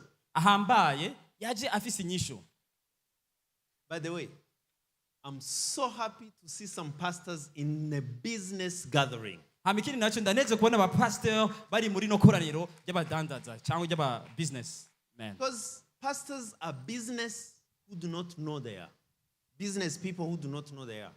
Hariyo kubera abamugere aba pastor usanga ari aba businessmen muga batabizi ko basanzwe ari aba businessmen. How did we define a business? Ni gute twavuze insiguro y'umu businessman? A business is to see a problem Ni ukuvuga ni umuntu abona ikibazo and provide a solution. hama agatanga inyishu.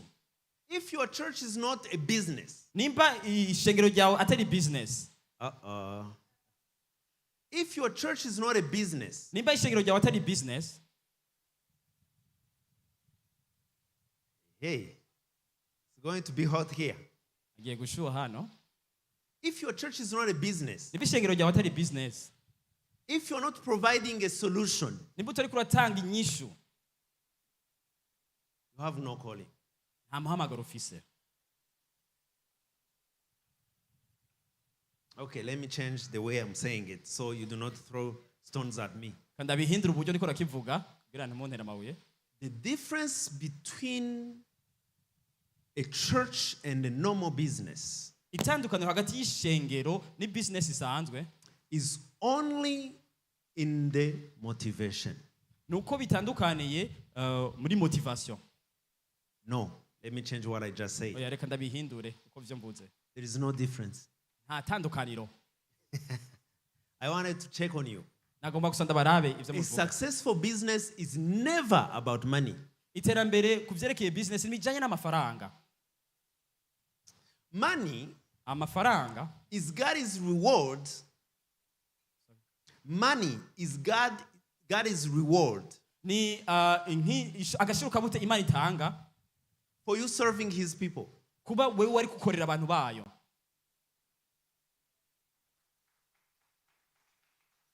The Bible says, Birivuga iti for pastors, kubw'abungere, I'm the one who gives you strength to make wealth. ni jewe ndaguha ubushobozi mu gutungisha.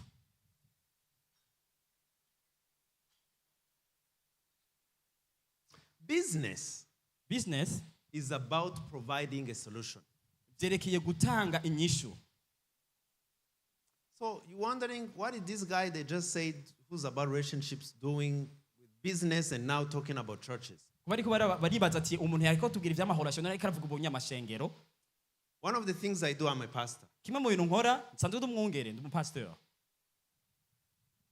So I'm very excited because for any business to be successful, Rero ndanezerewe cyane kubera business kugira itere imbere it's founded on 3 P's. bihagaze ku mape atatu. There are 3 P's you have to master for your business to be successful. Hari ibintu bitatu utegereza gufata nka nkama kugira utere imbere. 1, Icambere, P number 1 is product.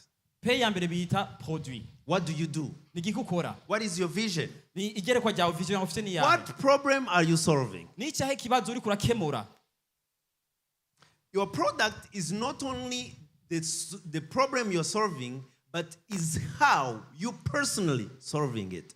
Rero produit yawe si yonyene ikemura ikibazo ariko ni wewe bwite ni gute uri kurakemura ico kibazo. Find a problem and come up with your own way of solving it. Nudabe ikibazo gihari hama ushobore kuzana inyishu yiwawe cyangwa inzira ziwawe zo kugikemura. You are 1/3 to find a business. Uzosanga uri nko ku rwego rw'icya gatatu uri kurakemura ico kibazo. You are 1/3 away to find a business. Uri ku rugero rwo rw'icya gatatu kugira ukemure ico kibazo cy'ico kibazo. Every time you complain about something in Burundi, Igihe cyose uri kuri urayidodomba kuvyerekeye ibintu biba ngaha mu Burundi, that means byo bisigura you are 1/3 away to find a business. uri nka entière kure yo gukemura ico kibazo uri kuridogera. He's going to have a problem because I can hear what he's saying in Kirundi. Iyo ubonye ikibazo ukirirwa ukivugaho ibibazo ukirirwa complaining uburi kimwe cya gatatu cyo kugira business. When you see a problem and you complain about it, Igihe ubonye ikibazo maze ukacidogera, that means bisigura the way the solution is being provided to you is not satisfying to yourself. inzira iyo nyishu y'ikibazo gikira habwa ntusanga igushimisha.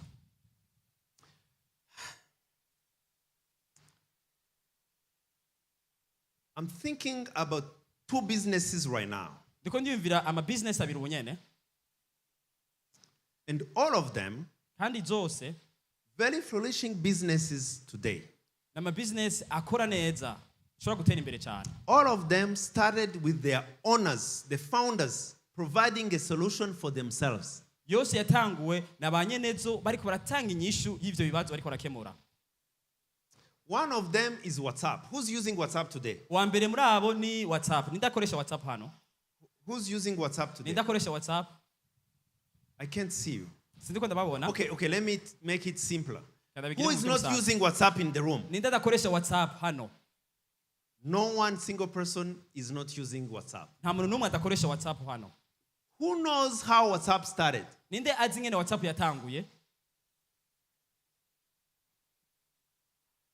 WhatsApp started with a guy who lived in the US from the Eastern Europe. Hari umuntu yatanguje WhatsApp yasanzwe aba muri Amerika mugabo yarasanzwe ava muri Europe y'ubuseruko. It was very costly to call home and to text them. Byari ibintu bisaba amafaranga menshi guhamagara muhira kugira abaganire nabo. Then he had to come up with an easy way to text back home using internet. Kubw'ivyo yategereza kuraba inyishu cyangwa inzira yoroshe kugira abandikira bimuhira atamarira menshi biciye kuri internet. He was complaining about a problem he had himself. Yari karidodombera ikibazo yarafise wo ubwiwe. We're talking about successful business. Tuko turavuga ibidandaza cyangwa business zateye imbere. What are you complaining about? Bega uriko widogera iki? Every time you complain, Igihe cyose widoga, you are 1/3 away of a business opportunity. ubu uriko uraja kure nk'icya gatatu c'ico gukemura ikibazo wari ufitiye iyo business. Become a solution to your own problems. Nube inyishu y'ikibazo uhuye naco. Every time you go into a business and you complain about how they are serving you, Igihe cyose ugiye muri business ahantu kanaka amukaje utangura kwidoga ngene bakwakiriye. I have a good news for you. Ndagufitiye inkuru nziza. There are so many other people who are complaining about the same thing. Hari abandi bantu benshi bariko baridogera ivyo bintu nyene. Those are your future clients. Abo ni abakiriya bawe muri kazoza. But start providing a solution you're going to be proud of. Ariko ntutangure gutanga inyishu ushobora nawo kwishimira. The second business. Icya kabiri, business ya kabiri. I'm not sure if in Burundi you have a ride-sharing app. Sindabizi ko mufite mu Burundi application yo gusangiza partage That has almost my name. My name is Hubert. This one is called Uber. ifise nk'izina ryanje yitwa Uber. Uber. Yeah, Uber in French. Do you know how Uber started? Murazi ngene iyo Uber yatanguye? It was New Year's Eve. Byari imbere yuko Noel itangura. And few friends in New York, Bamwe mu bagenzi in New York they were going from one place to another place celebrating. baguma bava mu kibanza kimwe baja ahandi baguma ba celebratinga. And cabs were very costly. Amataxi nawe yarazimvye cyane. Then they say, wait a minute, a lot of people are going to the same place. Amaravuga ati rindira gato hari abantu benshi bariko baragenda mu kibanza kimwe. Why can't we just go along and we share the costs? None ko iki tutojana hama tuza gusangiza tugabanye igiciro. The largest transportation company, and they own no one single car. Ni company nini ya cyane ihambaye mugabo kandi nta muduga numwe ifise. They saw a problem for themselves. Bakemuye ikibazo kubwo cyabo nyene ubwabo. I wonder how many businesses you could have started this morning coming here. Ndiko ndibaza ama business angahe wamaze gutangura kuba imbere kushika mbere muri kino gitondo hano. How many times did you complain this morning? Nijyari ni inshuro zingahe ushobora kuyidoga kuva mu gitondo. Do we have anyone who complained about anything this morning? Bega turafise umuntu yashoboye kwidoga muri kino gitondo. Do we have anyone who complained? Hari umuntu yashoboye kwidoga. Instead of complaining, make money. Imbere aho kwidodomba ahubwo tanga uruce amahera. Money is God's answer, is God's reward for anyone to provide a solution for his sons and daughters. amafaranga ni inyishu cyangwa ingabire cyangwa agashiro kabute imana iha kuri uwo muntu akemuye ikibazo ku bana bayo. God will rather give money Imana yoshobora mbere guhereza amahera amafaranga to someone who deny him ku muntu ayanga cyangwa atayemera if he provides the solution to his people. gusa mugabo akaba ashobora gutanga inyishu ku bantu bayo. Hey, you can pray, urashobora gusenga, fast. urashobora kwisonzesha. If you come out of that room without a solution, you're going to be broke. uvuye muri icyo cyumba atanyishu ufise uzoba umuntu atafise amafaranga.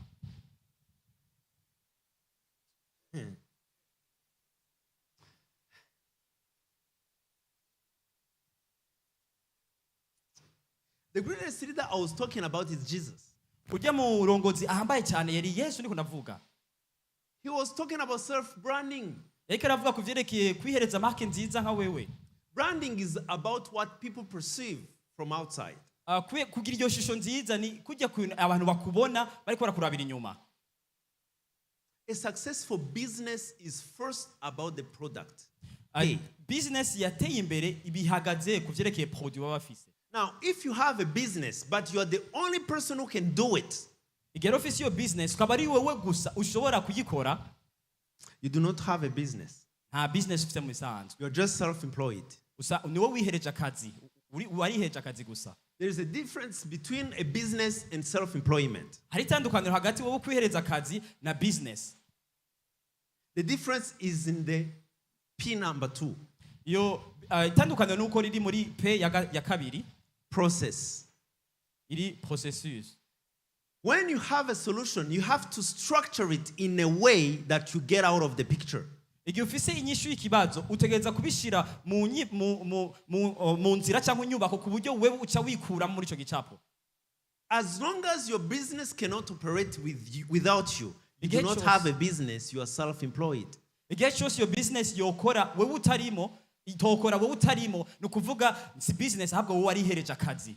A lot of people could not come this morning Abantu benshi ntibashoboye kuza muri kino gitondo because they cannot take one morning off from their companies. kubera ntibashoboye kwihereza n'imiburi bikonje y'uno munsi muri kino gitondo.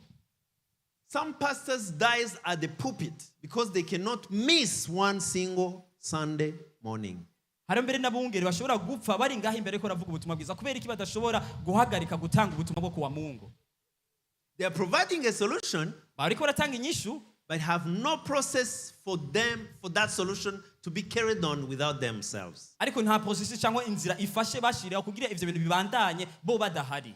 For a business to be successful, Kugira business ishobore gutera imbere you need to come up with a process, a structure, the way you're providing a solution that removes you from the picture. kugira iyo business ishobore kuba yateye imbere nuko utegereza ushiraho inyifato cyangwa processes aho wewe wikura muri ico gicapo mugabo nayo ikabandanya. Our mentor used to say, Umantor wacu yakunze kuvuga success without a successor is failure. gutera imbere udafise uzobikurikira cyangwa uzogukurikira ni eshek. There is no way you can have a successor if you do not have a proper process.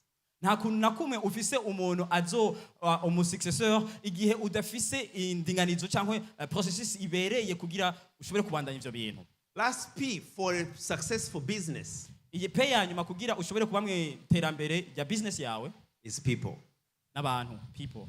You need a product, Ukeneye produit, you need a process or a structure, ukeneye processes cyangwa structure uba warashizeho, then you need people. hamukeneye n'abantu. The number one person you need is yourself. That's what Teresa was talking about. Kandi muri iyo peuple cyangwa abantu bubifuza ni abantu nkuko Dr. Charles yabivuze. Your business is as good as you just had a promotion. Did you hear that? We take that. We take that. As long as your business will go as far as yourself can go. Musanzwe business yawe izoshika ku rugero rwo hejuru cyane aho nawe ushobora gushika gusa. By the way, I'm not talking about your physically going somewhere. Sero unavuga ko wewe ugiye n'umubiri wawe ahantu. I'm talking about where you can go in your mind. Ndiko ndavuga ahubwo ahantu ushobora gushika biciye mu vyimiro vyawe. murazi mvuga ikirundi bien. You know, I can speak very well Kirundi. Ntago namukenera. I wouldn't be in need of him. Navukiye i Rwanda, I was born in Rwanda. nkurira i Rwanda. I was raised in Rwanda. Ejo ahantu nagiye nasanze murimo murareba televiziyo yo mu Rwanda. And yesterday, where I visited, I saw you were looking, watching Rwanda TV. So kuvuga mu cyongereza ntago ari uko naniwe kubavugisha mu rurimi mwumva. Okay, to speak in English, it doesn't mean that I don't understand. I'm not able to speak your language. It's because what I see is not this room. Nukubera yuko ivyo mbona si muri kino kibanza gusa. I'm not talking to you guys. Sindiko ndabaganiriza mwebwe gusa. They send me a link Bandungikiye lien that I shared to almost 30,000 people who follows me on Instagram. nashoboye kurungikira abantu bangana ibihumbi 30 bankurikirana kuri Instagram.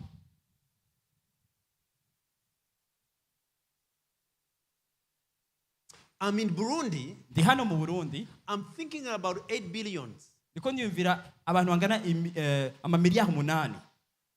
We are 8 billions today. Uno musi turi imiliyari 8. What do you see your business serving to? Nigiki ubona business yawe urikira kemura? Who do you see as your potential clients? Ninde ubona nk'umukiriya wawe nyezina ahambaye? You will never take your business where your mind cannot go. Ntushobora gushikana business yawe aho ivyiyumviro vyawe bidashika.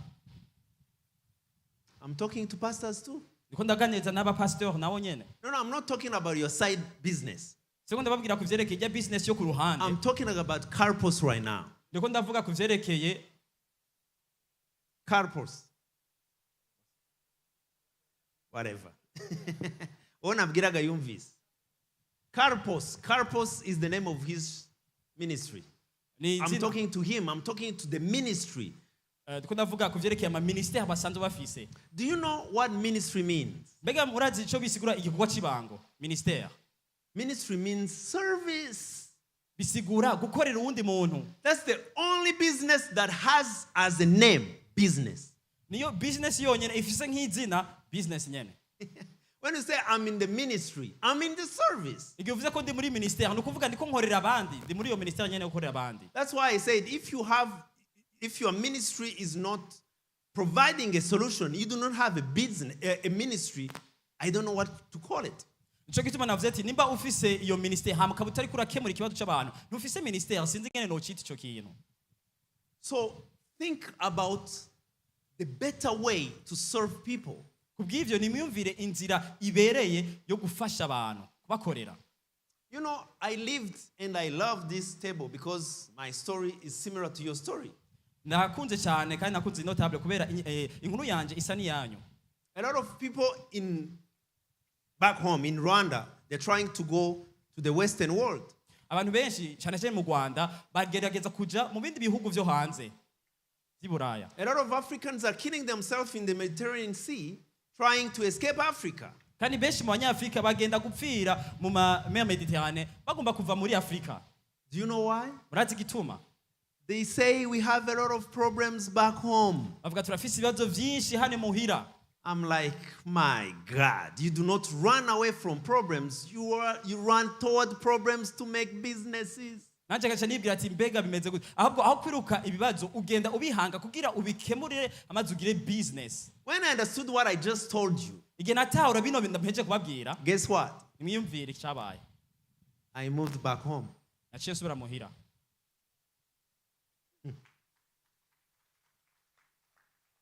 Do you know why? Murazi gituma?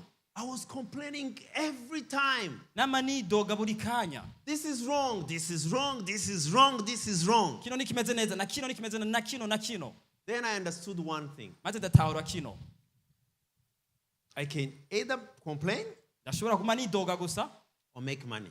cyangwa nkaca amahera.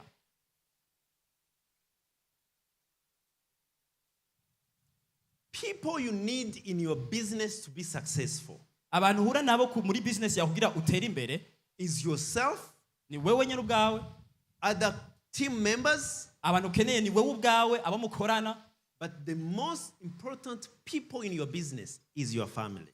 ariko abandi bantu bahambaye cyane muri business yawe n'umuryango wawe.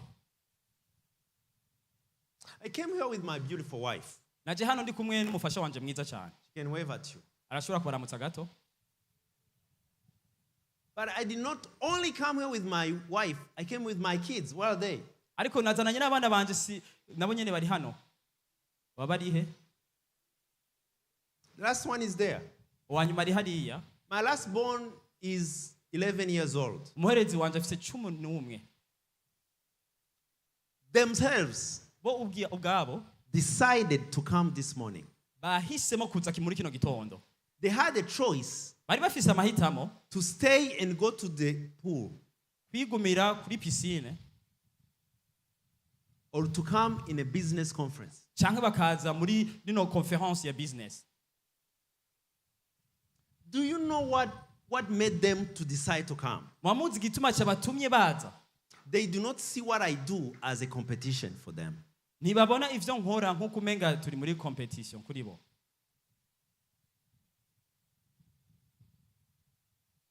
Your business will go as far as your family can allow it to go. Musanzwe business yawe ishobora kuja kure aho umuryango wawe uzoyemerere kuja kure gushika. If people who live with you do not buy into your business idea, you have no business. Igihe abantu babana na wewe badashobora kugushorera muri business yawe, musanzwe nta business ufise by'ukuri. If they don't believe in what you're doing because what you do outside is not what you're doing back home, you have no business. Kubera yuko batizigira cyangwa batize muri bio business yawe kuko ivyo ukora hanze ni navyo ukora indani. Musanzwe igihe bitameze uko nta business ufise. I was working for a business for 7 years in Canada. Narigeze gukorera muri udandazwa rumwe muri Canada imyaka 7. He said urudandazwa. See, our words, they fail us. Muri business. And the day I left Canada, I will Kandi- never forget. Uwo munsi nava muri Canada sinovyibagira. They were saying goodbye. Bamubwira ati nagagaruka nagasaga. Then in the parking lot, Hama aho twariko turaparkinga. it was just me, my wife, and my 3 kids in the car. Nari kumwe n'umufasha wanje n'abana banje batatu. And something hit my head. Hama hari ikintu nkozeko mu mutwe. I just invested 7 years of my life in one place. Byarankozeko cyane ndavuga ati maze imyaka 7 ndiko ndashira uburyo bwanje hano muri kino kibanza umutahe wanje. And the only thing I left with Hama ikintu cyonyene sigaranye was my family. umuryango wanje wonyene wasigaranye.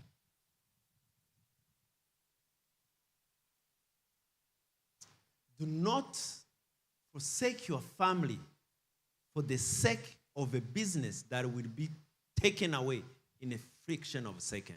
Rero ntureke umuryango wawe kugira ngo wirukire iyo business yawe kandi iyo business yawe nawe ushobora kuyakwa mu mwanya muto cyane.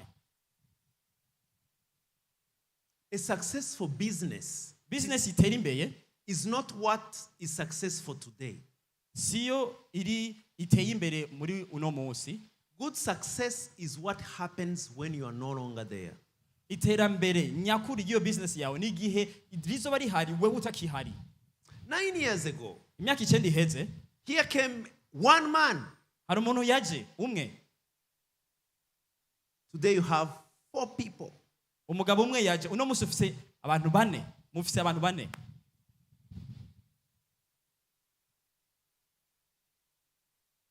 Dr. Monroe came here. Dr. Monroe yaraje hano.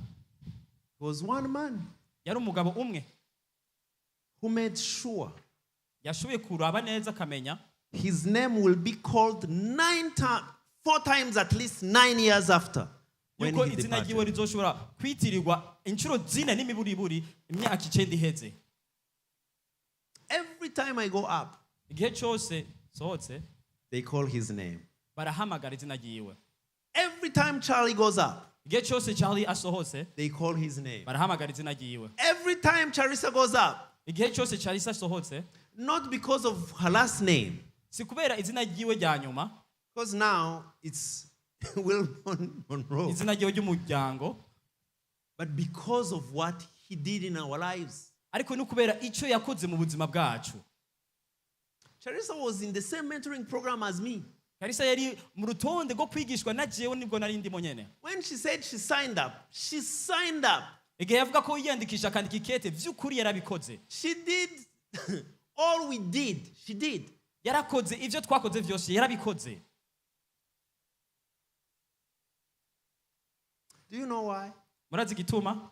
Because the man Kubera uwo muntu, was at home, uwo mugabo yari muhira. what he was at the stage. Ico gihe aho yarari, On this pulpit, Dr. Mono was the same man on the pulpit as home. kandi nukuvuga Dr. Mono yarasanze uwo yaravuga ari imbere y'abantu n'uwo yarasanzwe ari ni muhira. My wife will not be sitting there if what I'm telling here is not what I live at home. Umufasha wanje niyo wakiri ngaha niyo bari hano muri kino kibanza. Igihe ivyo nova mvuga hano sivyo nkora atari ivyo nkora muhira. My kids will be rather be at the pool. Abana banje boshobora kwigumira gusa kuri piscine Did I force you to come? Bega nabategetse kuza hano. They asked themselves to come. Bonyene ni banyisabiye kuza. Do you have successful business? Urafise vy'ukuri business yateye imbere. Family is the only thing that is going to keep you going when everything else is failing. Umuryango niwo wonyene uzokomeza ubandanya igihe ibintu vyose biriko birananirwa. Charissa said at the beginning of her presentation, Karisa hari ico yavuze ariko aratangura. she said, you are not going to be successful if you are not okay with failure. Yavuze ati ntushobora gutera imbere igihe utaryohererwa kunanirwa. So in business, Rero muri business failure is not a matter of if. kunanirwa si ibintu vyo kuvuga ngo mu gihe bishitse. It's a matter of when. Ahubwo ni ryari. Tell your neighbor, Nubwire uwo muri kumwe it's not a matter of if. uti ntuzovuga ati mu gihe bishitse.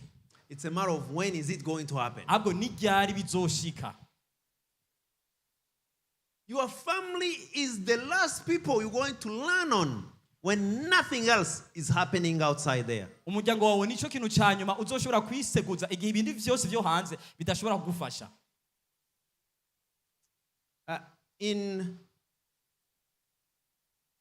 Let me get the information straight.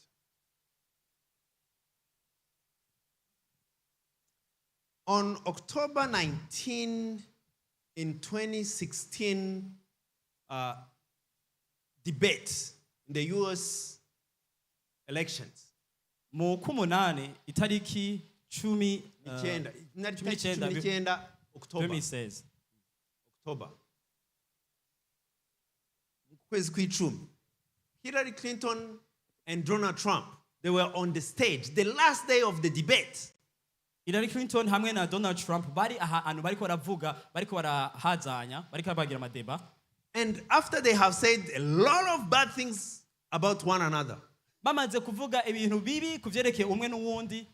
they said, can you say at least one positive thing about one another? Hamacho barabaza ati mbega hari ikintu na kimwe mushobora kuvuga kuvyerekeye umwe n'uwundi ciza. And this is what Hillary Clinton said. Ibi nivyo Hillary Clinton yavuze. The one thing I respect about Donald Trump Ikintu kimwe nubahira Donald Trump is that your family works with you. nuko umuryango wawe ukorana na wewe. You cannot break a person Nushobora who is gusambura business with umuntu his family. akorana business n'umuryango wiwe. Your family is the anchor of your business. Umuryango wawe ni nka anchor y'urudandazwa rwawe.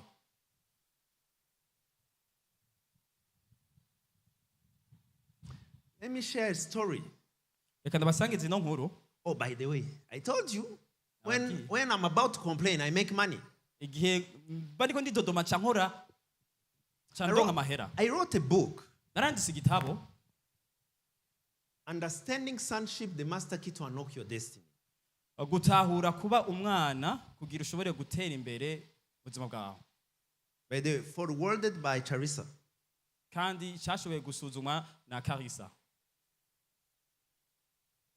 This book, Kino gitabo I have few books here, gifite ibitabo bitatu mu bisanzwe, very few copies. hariho amakopi make cyane. Do you know why I wrote this book, Charlie? Murazi gituma nanditse ano makopi bino bitabo? When I came to South Africa, Igihe naza muri Afrique du Sud, I had a good group of friends from my country who invited me for dinner. nari mfise abagenzi muri ico gihugu bampamagaye kugira tugire dine, And they happened to have worked with one of the top business people in Africa. kandi barashoboye gukorana n'umuntu ahashika ku rugero rwo hejuru mu ma business yo muri Afrika. I'm not going to say in what domain because you're going to know who the person is. Sinza kuvuga mu karere kanaka kubera moca mumumenya, But he was one of the top successful business people in the whole continent of Africa. ariko uwo muntu yakorera mu karere ko hejuru cyane mu ma business akorerwa hano muri Afrika. Then they told me Hama barambwira bati when the man died, igihe uwo muntu yapfa, his family sold his business before he was buried. umuryango wiwe wagurishije business yiwe imbere yuko ahambwa. Do you know why? Murazi gituma? They said he was the best boss they ever had, to the point when the business was sold, nobody wanted to go to look for another job. Bavuze ko yabaye mu boss wa mbere mwiza baronse ku buryo igihe yapfa batifuje kurondera ikindi kintu bokora atari kugurisha urudandaza rwiwe au business yiwe. No.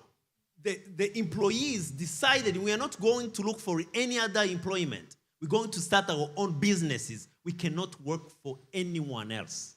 Baravuga bati ntidushobora gukorera undi muntu, tugiye gutanguza urudandaza rwacu twebwe ubwacu. Abakozi be nibo bafashe iyo ngingo.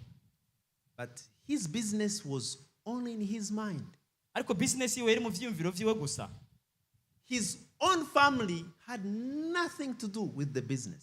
Umuryango we bwite nta na kimwe wari ufitaniye niyo business. His business died with him. Business yiwe yapfanye nawe.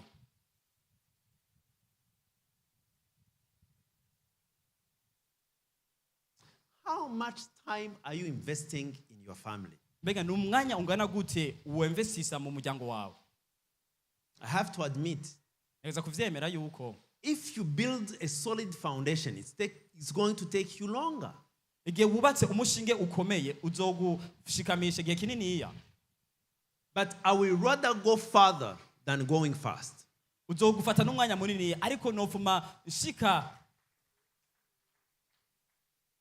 fata umwanya munini wo kugenda gusumba kuja kure gusa.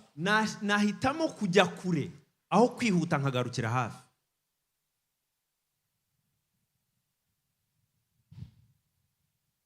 What kind of business are you building? Mbega n'urudandaza nyabaki uri kurakora? If you want to go far, Nibo wifuza gushika kure, start investing in your own family. nutangure gushira umutahe ko investisa mu muryango wawe bwite. I wish I had like 3 days Nifuza ko mwafise nk'imisi 3 just to talk about how important your family is in your business. kugira ndabaganirize ingene umuryango wawe ari ikintu gihambaye muri business yawe.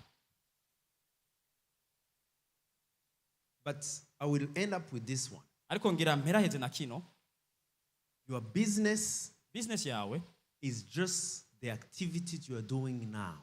ni umurimo gusa uri kurakora ubu. What you're doing Ico uri kurakora may not be relevant tomorrow. kirashobora kutaba gifise akamaro ejo haza. Matter of fact, you may have more ideas Ahubwo kandi ushobora kuba ufise n'ibindi vyiyumviro vyinshi bisumbirije. and venture into a different kind of business. Maze ugakorera mu yandi ma business atandukanye. The only thing that will never change Ikintu kimwe cyonyine kidashobora guhinduka is your family. n'umuryango wawe. Do not invest in your business at the expense of the most important aspect of your business. That's yourself and your family. Rero ntimushobore gusemvesisa cyane umuryango wanyu gushikaho mushobora no guhomba umuryango wawe cyangwa wewe bwawe ubwite ishusho yawe. Thank you very much. Murakoze cyane. But before I forget, Imbere ko nibagira, there is a table with my team. ndafise table hajya inyuma. We're going to have starting September 9. na ekipe yanje gutanga muri itariki 9 mu going kw'icenda to have a course of 12 weeks tuzoba dufise inyigisho zizomara indwi 12 called Mastering Relationships yitwa mastering relationship to help you kugira zibafashe to master your personal relationships and your professional relationships. kumenya neza ingene ushobora kwigenza neza mu mahorasho personnel mbere no muri business mahorasho yanyu. This was a glimpse of what you can get. Ico ibintu narimpeje kubabwira ni iciyumviro c'ivyo ngo utegeza kuronka muri izo nyigisho. How do you do that? Hama ivyo bikora gute? See you at the back. Tuze guhurira hari inyuma. Thank you very much. Murakoze cyane.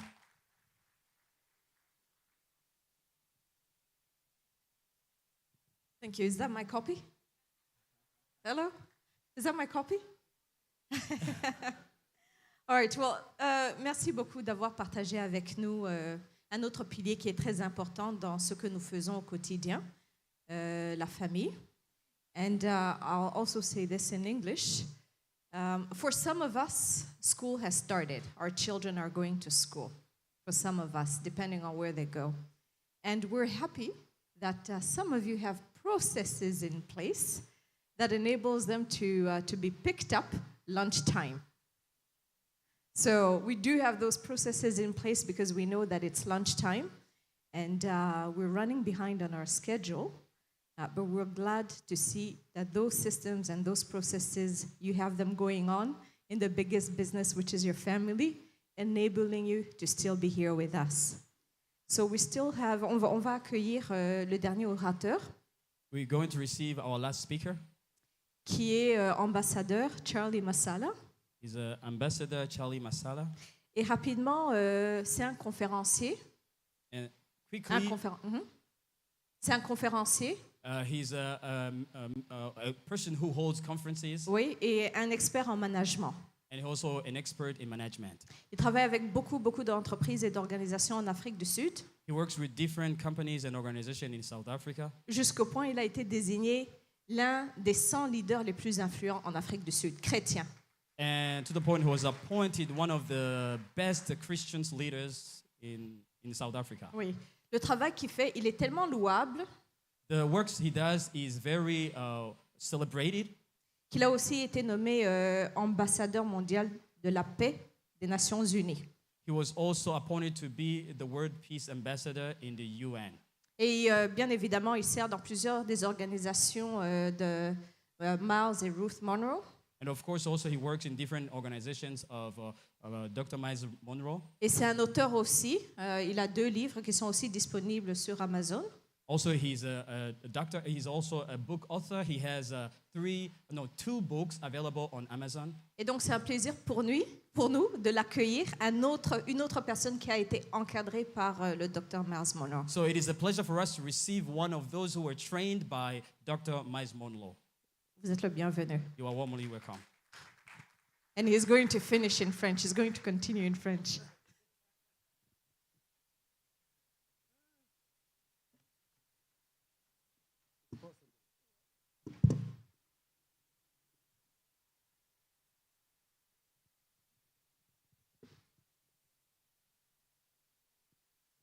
Comment ça va?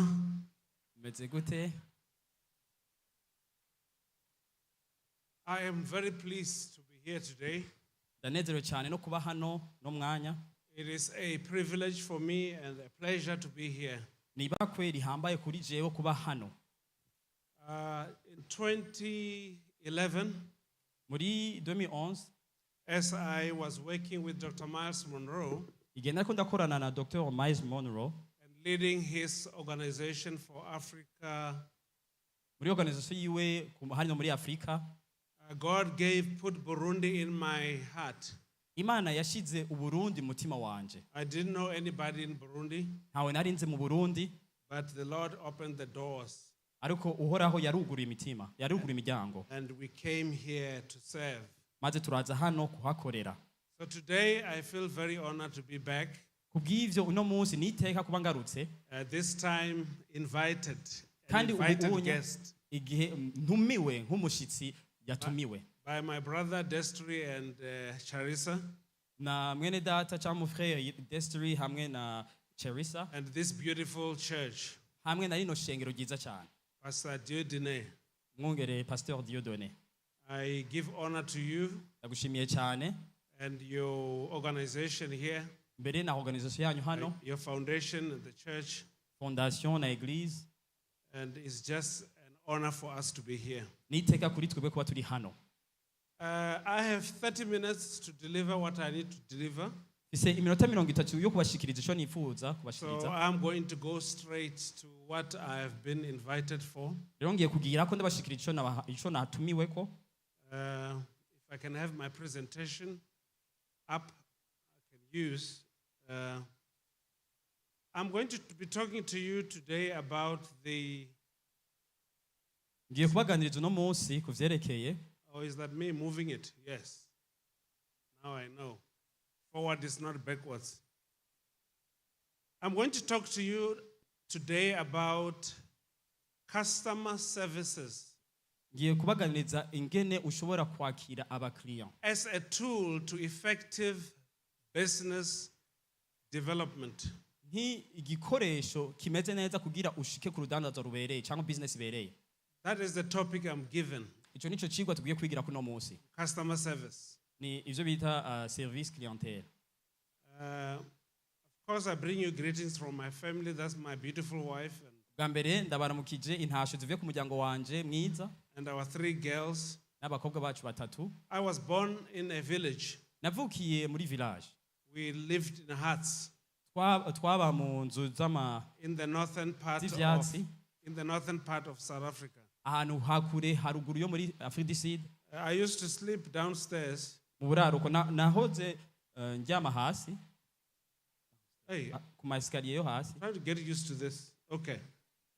So, forward we go, backwards never. Okay. So, we used to live in huts. twaroba mu nzu z'ubwatsi I used to sleep downstairs, najyama hasi and now I sleep upstairs. ubu naho njyama hejuru Just God's grace. ni kubw'ubuntu bw'Imana I used to sleep with in the other accommodation. najyama ahonya hambere We used to share accommodation with goats twajyama hamwe n'impene and cockroaches hamwe and n'ibinyogoshi rats. hamwe n'imbeba Yeah. Here, now I sleep where rats can't find me. aha naho njyama ni ahantu imbeba zashobora kunshikira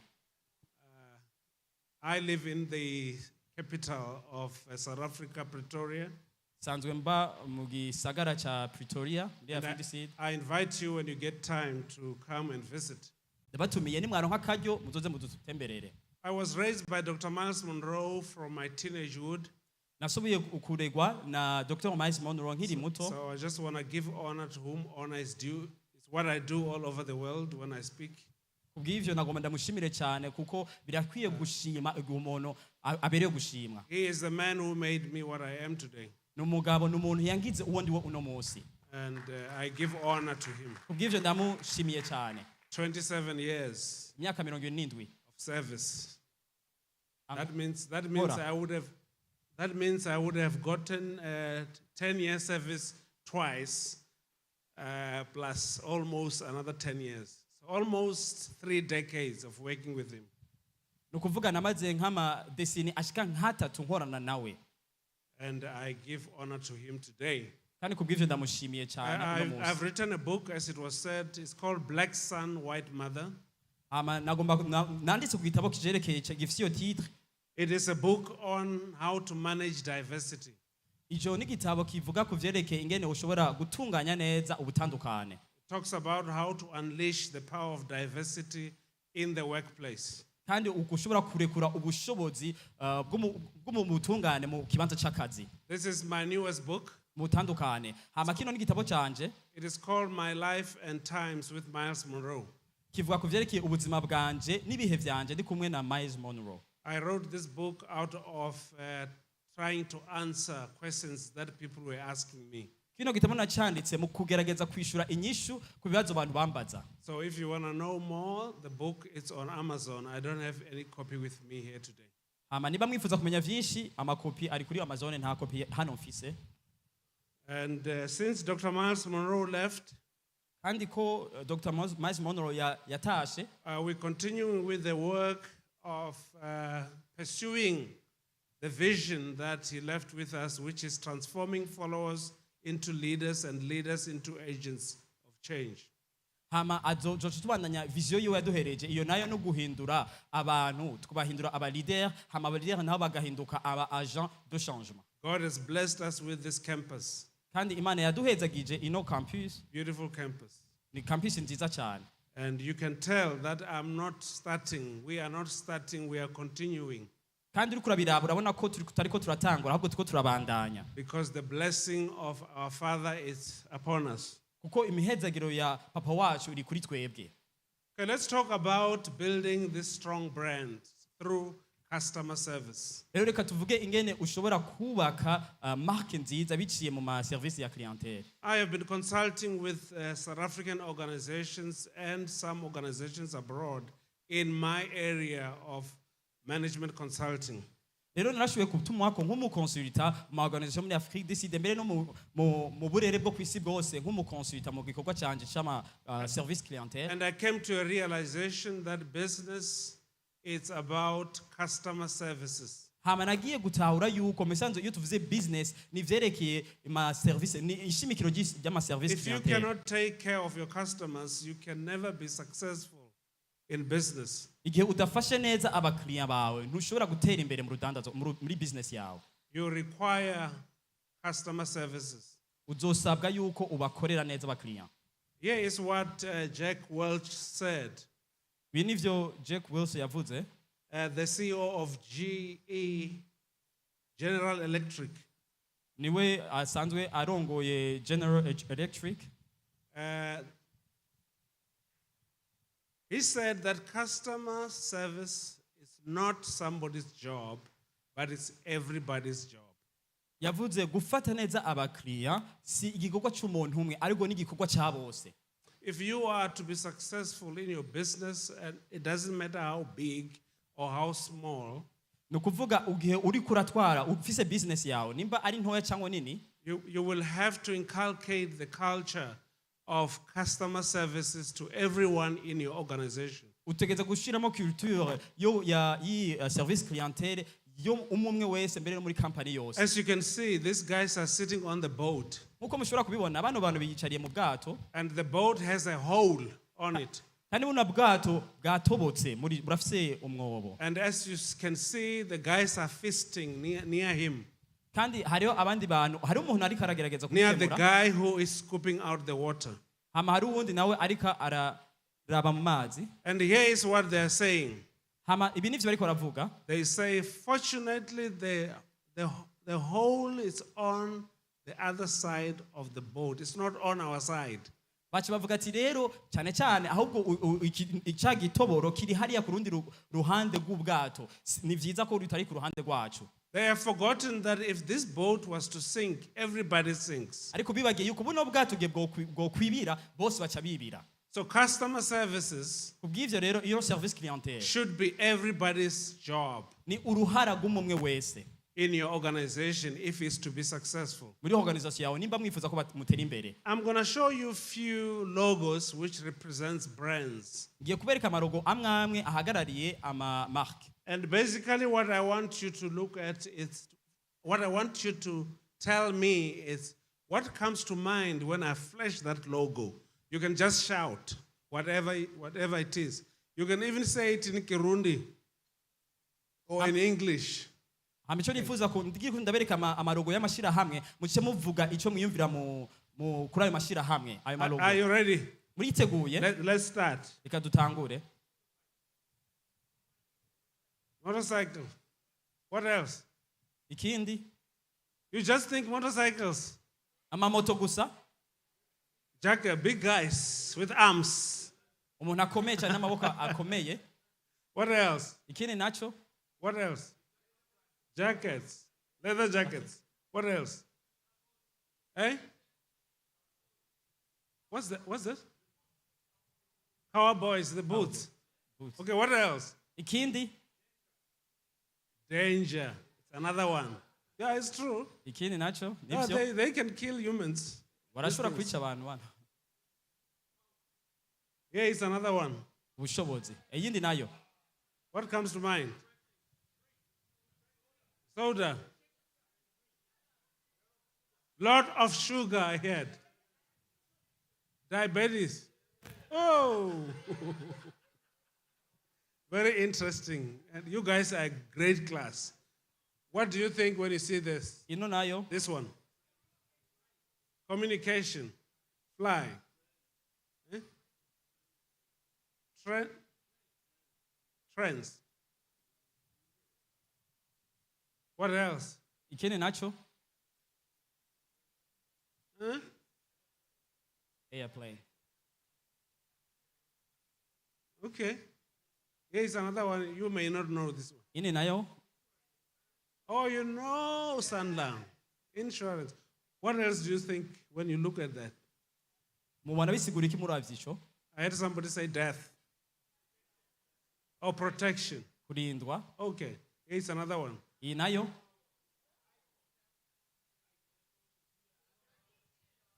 Eh? Steve Jobs. Addiction. Oh, I love it. I love it. Okay. What else? ikindi nacho Communication. ituma tumanako communication Trendy. Quality. Qualité. Expensive. And zimvye all those answers are correct. What do you think about this one? hama ino najo Just do it.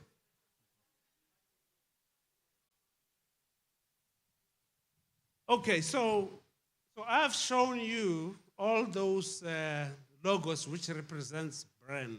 naberetse ari amalogo yose ahagarariye A amashirahamwe logo is not a brand. musanze iyo logo niyo yitwa brand nyene A logo is a representation of a brand. kuko logo niyo yerekana ishirahamwe A brand is what comes to mind when you look at that logo. iyo brand cyangwa marke niyo iza igihe uravye iyo logo And it's all based on your personal experience. kandi ivyo bishingiye kuri kijya kintu wabayemo wowe nyene experience yiwawe And if I was to let you continue to unpack what you think on each one of them, kandi nobareka mukaguma mwandika ivyo mwiyumvira kuri kimwe kimwe hano and you were making a list ukandika urutonde rwavyo which says tangibles and untangibles, ukanditsa ibintu ushobora gukorako n'ivyo udashobora gukorako your untangible list was going to be much longer than the tangible list. ibintu wakwandika udashobora gukorako biri intangible vyoba vyinshi gusumba bijya So biri in other tangible words, the brand mu yandi majambo is that personal experience brand that you cyangwa have. marke ni rya experience personnelle And washoboye it's not kugira always tangible. kandi imisi yose si ikintu ushobora gukorako Most of what we experience about the brand is unseen than that which is seen. ni ibintu ushobora kugira experience niyo marke ni ikintu tudashobora kubona ko gusumba bijya dushobora kubona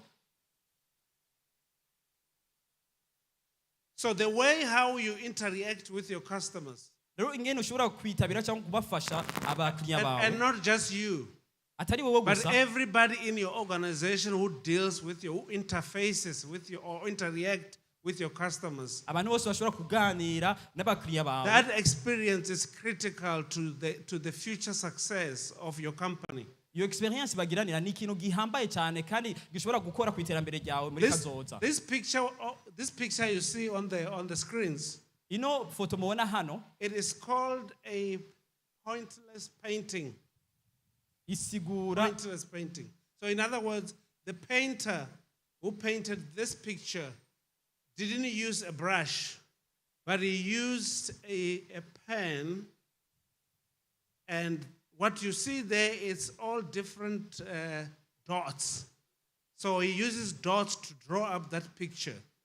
ukuvuga yuko yagerageje kwandika uwo muntu yakoresheje brosse ariko yakoresheje utudomagu kugira acape kino gicapo cyose kuri no foto And we use this to say our brand lives in the minds of the people, bisigura yuko marke yacu iri mu vyiyumviro by'abantu and it is an impression created through their accumulated experiences of all the aspects of our company over time. kandi ni gicapo kica kiremwa biciye mu ba experience bagiye baregeranya itanga biciye mu mwanya So when you run an organization, rero gihe ufise you must know that every dot counts. ishirahamwe ni ukuvuga akadoma guko ariko kose Because karahambaye once you miss some dots there, your picture will not be the same. kandi igihe havuyemo n'akadoma kuno kamwe point imwe ica gicapo rusange ica gitandukana. There is more of what what is unseen and untangible, as I said. What we see is just a tip of an iceberg. Nkuko navuze hari ibintu byinshi usanga bitaboneka gusumba ibiboneka, gusa ibiboneka na agace gatoya k'ibitaboneka. Why? Because the person who answers your phone, it's critical to your customers. Kubera nujya muntu yitaba abantu wa telefone What they say. abari umuntu hambaye cyane kuvyerekeye ingene yishura abo bakiriya The bawe. person who just experienced your customer, it's critical to the success of your business. Ivyo bavuze kubera uwo muntu ko abishura birahambaye cyane kubwa business yawe. The people who used to work for you are critical for the success or lack of it of your N'abantu business. bahora bakora bagukorera no kuvuga barahambaye cyane kubw'iterambere ryawe. So you cannot look down upon issues of customer service. Rero ntushobora gukengera cyangwa gufata minenego Whether ivyerekeye you are dealing with internal customers or external customers. service clientele haba ari ndani muri company cyangwa hanze ya company. You must remember that your staff, it's your are your customers. Utegeza kwemera kwibuka kandi nabo mukorana abakozi bawe wiko As ari an abakiriya. owner of the business, your staff are internal customers. And those who are buying from you are external customers. Utegeza kwemeruka yuko abakozi mukorana ari abindani n'abakiriya bawe bindani mugabo bajya bo hanze nabo n'abakiriya bo hanze nyene batarabindani. And that is why you can tell when you go to an organization, you can tell by the morale of the staff and the temperature of the staff satisfaction can tell you if those people this is a good company to work for or not, just through the staff and their behavior. Ningene abo bantu bakorana ushobora kumenya neza ingene. Did you say it all in Kirundi? It doesn't sound like it.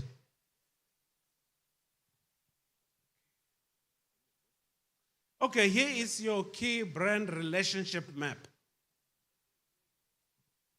Sorry. Okay, go ahead. Thank you so much. That man has been working for Aragaruka the mu kanya last yakoze umwanya muremure. number of hours. Amen. We appreciate you. Here is the key brand relationship map. Ni ukuvuga ngo ibintu ngenderwako kugira ngo habe kumenyekanisha kugira imigenderanire. So you can use this whether you are in a government Ushobora situation, kuyikoresha uri muri leta. your clients are your citizens.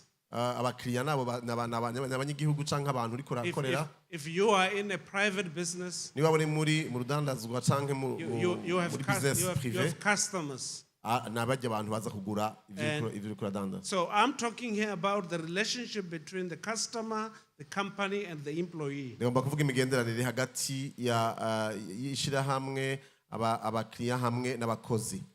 So for your brand to be successful, kugira ngo ico kintu kigomba kumenyekanisha gitera imbere. You cannot make it if you think you will just supply a good service to your customers and you don't care about this relationship. Ntibishobora gutera imbere igihe wibaza gusa yuko uri kuratanga ikintu ciza ku baguzi canke ku bakiriya bawe utitwararitse imigenderanire hagati y'abaguzi hamwe n'abakozi. Your company delivers a talk to the customers. Ngo ishirahamwe ryawe rigira ico rivuze ku bakiriya bawe. And your staff have to produce the work. Hanyuma abakozi nabo bakagira urugendo canke bagira ico bakoze bagenda ku bakiriya bawe. That talk, we call it brand promise. Ico kivugwa nico twita novuga Brand promise. Isezerano ugiranira n'abakiriya bawe. Isezerano, yes. Yes, Isezerano.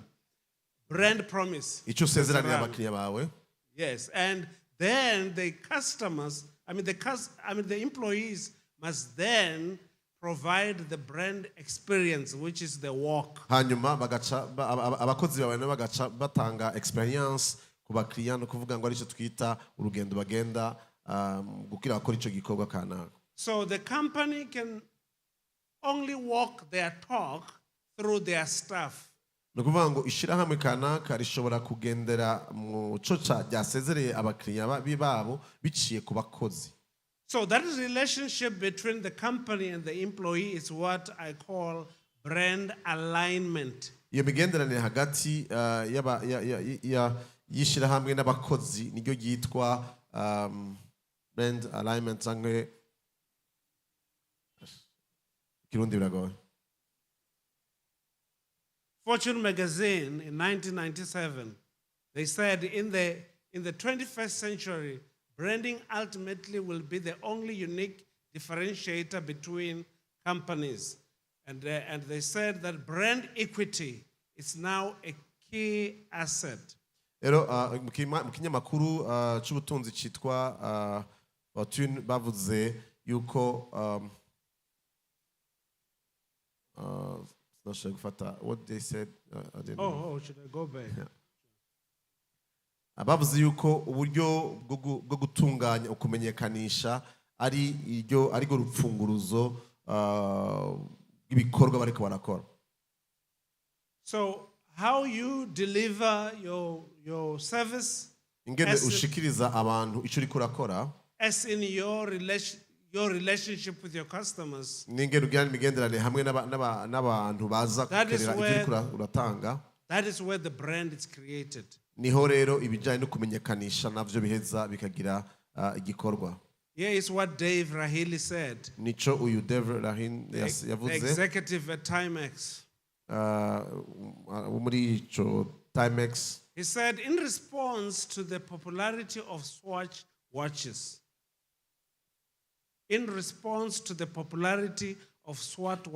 mu kugira ngo ashobore gushikira kumenyekanisha cyane ya saha yitwa Swatch, he said, we developed a wide range of fashionable watches. Twagerageje gukora amasaha afise ingene asa neza, and they called a focus group. Hamacha vyita ico batu intumbero nyamukuru y'umugwi. And he said, at the focus groups, the consumers loved the styles and designs. Hanyuma abaguzi baca bakunda ingene vyakozwe n'ingene bisa. They loved it. Barabikunda.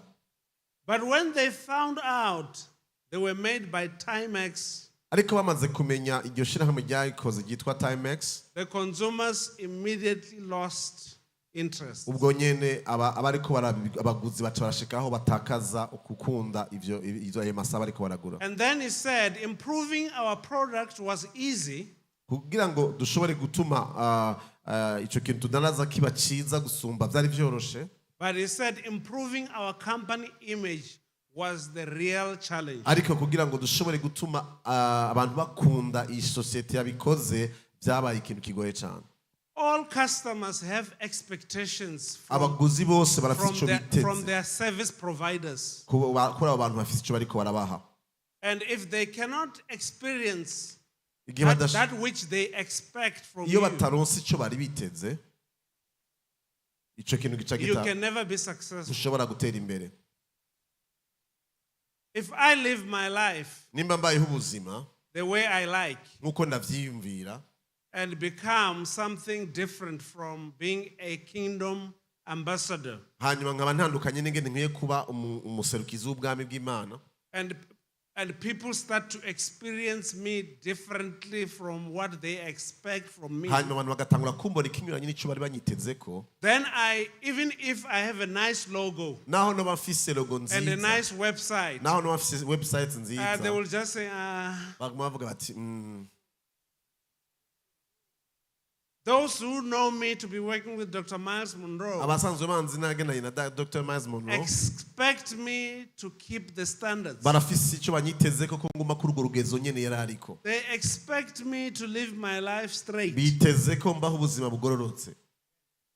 So the moment I'm going to be found in a beer hall, niba nsanga niko ndanywa inzoga hariya naburewe, that becomes the day where even the brand, it doesn't matter how much I pay and who I pay to make me look good, I will never be successful.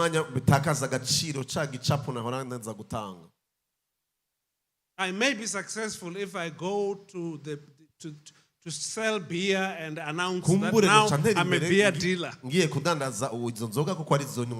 But from what they expect ubwo from icyo bari me, banyitezeko I got to keep the standards to ensure ntegerezwa kugumiza kuri urwo rugezo kugira ngo that the brand image is not ca tainted. gicapo bari bafise biteze ntikibone That igishushanyo is how cyacu powerful branding is. nicyo gituma ingene kugaragaza ibyo ugomba gukora ari ikintu gihambaye cyane.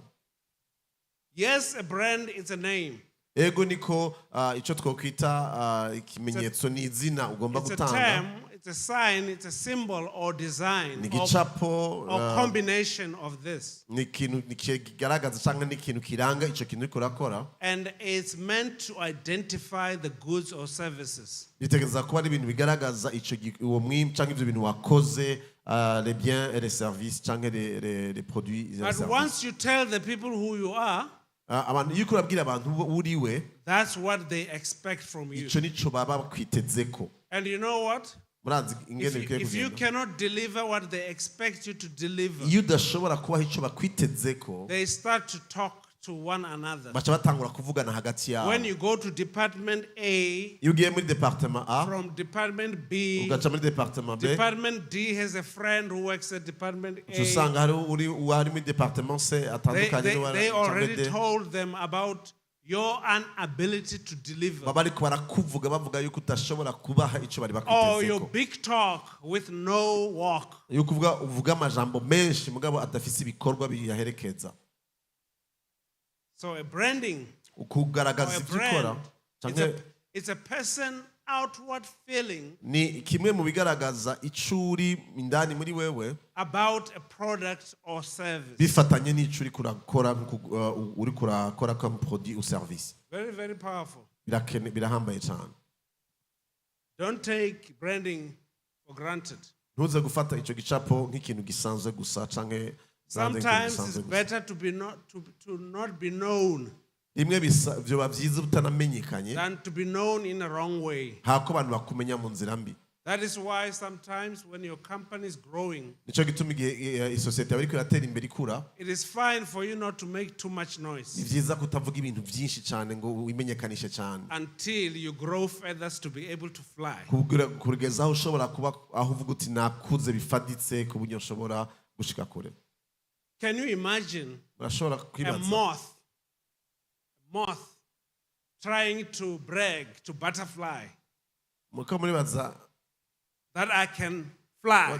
what is Moth, before a butterfly, it's start as a little worm. okay ikinyabwoya kiza kwibaza kiza guhinduka ikinyugunyugu. Yeah. So when you're a moth, igihe uri ikinyabwoya appreciate your mothness. nezererwa kuba uri ikinyabwoya bisanzwe ukomeza nyine. But you know urazi yuko that in you you have got ability muri wewe to urafise fly. capacity yo kuzohinduka ikiyugunyugu kiguruka. Appearing to your customers as a moth is better than Kuba appearing abantu as a barakumenya butterfly nk'ikinyabwoya. and not be able to fly. kuba igaragara nk'ikinyabwoya kumbura n'ibyo byiza imbere yuko wigira nk'ikinyugunyugu utaratangura kuguruka. Hey, my time is gone. umwanya wanje uraheze I have 3 minutes. sigaje iminota 3. Let me see what I can give you. reka ndabe icyo nshobora kubaha muri uwo mwanya. Too much to give. hari byinshi byo kubaha.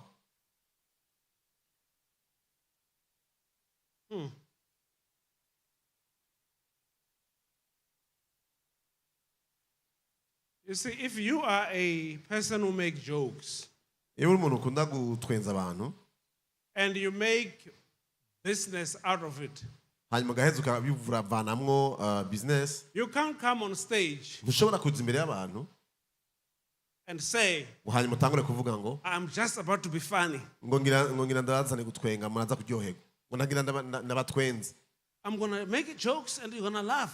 ngo hanyuma ngira nkore ngo utuntu tubatwenza muraza gutwenga. No, comedians don't work like that. abatwenza siko babikora. They come and start their thing. barashika bagatangura gukora ibyo And basanzwe bamenyere as they gukora. do what they do, mu gihe bariko barakora ibyo bamenyere gukora it invokes laughter bice from the bituma abantu crowd. batwenga.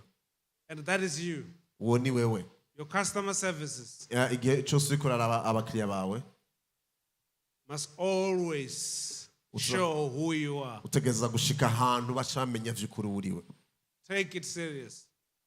hari uwavuze gutya If you deliver services, people will talk to each other about you. niwakora neza ibyo ushinzwe cyangwa ukabaha ibyo bari bakwiteze ko bazokuvuga You will get even more customers from referrals. kandi abantu bazoza bivanye n'abagiye barakuvuga neza.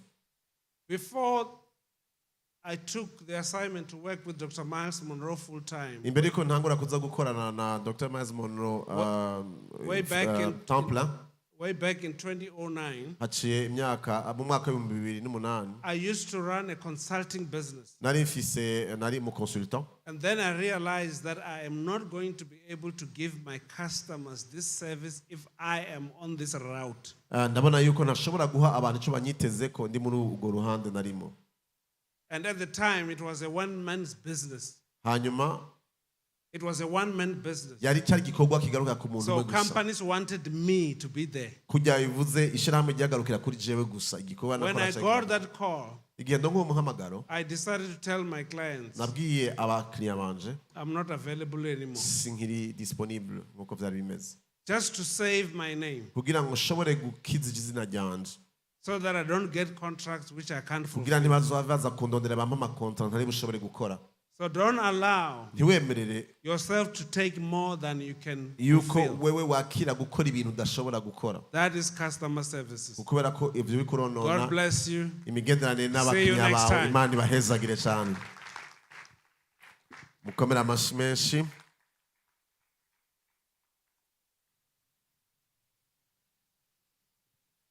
Alors, nous sommes assis depuis très longtemps. Et c'est pas bon pour nous, c'est pas bon pour nos dos, bien évidemment.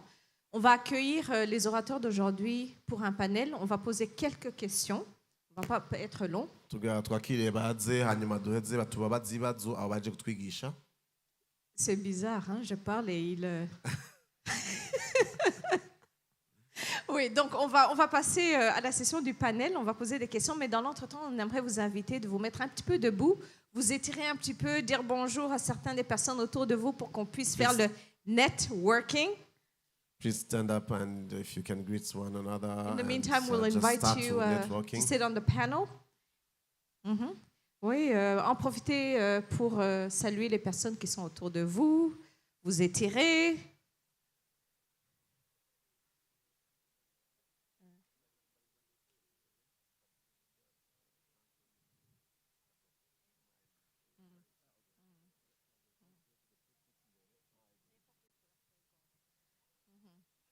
Essayez de saluer des personnes que vous n'avez jamais parlé auparavant. Et dans l'entretemps, we're going to welcome you.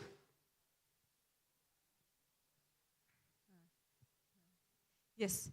If you guys can come up front. Yeah.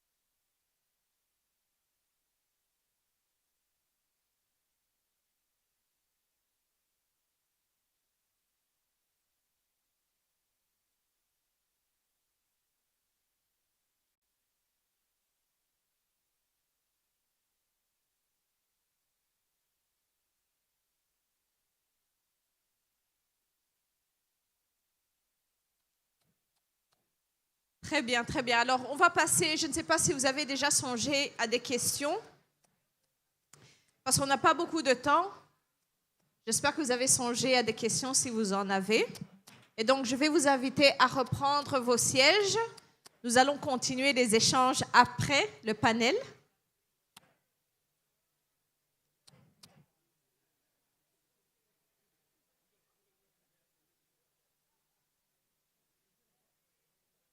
OK. J'aimerais avoir votre attention, s'il vous plaît. On va reprendre avec la session. Et quelqu'un a déjà des questions, parce qu'on va y aller directement. Votre attention, s'il vous plaît.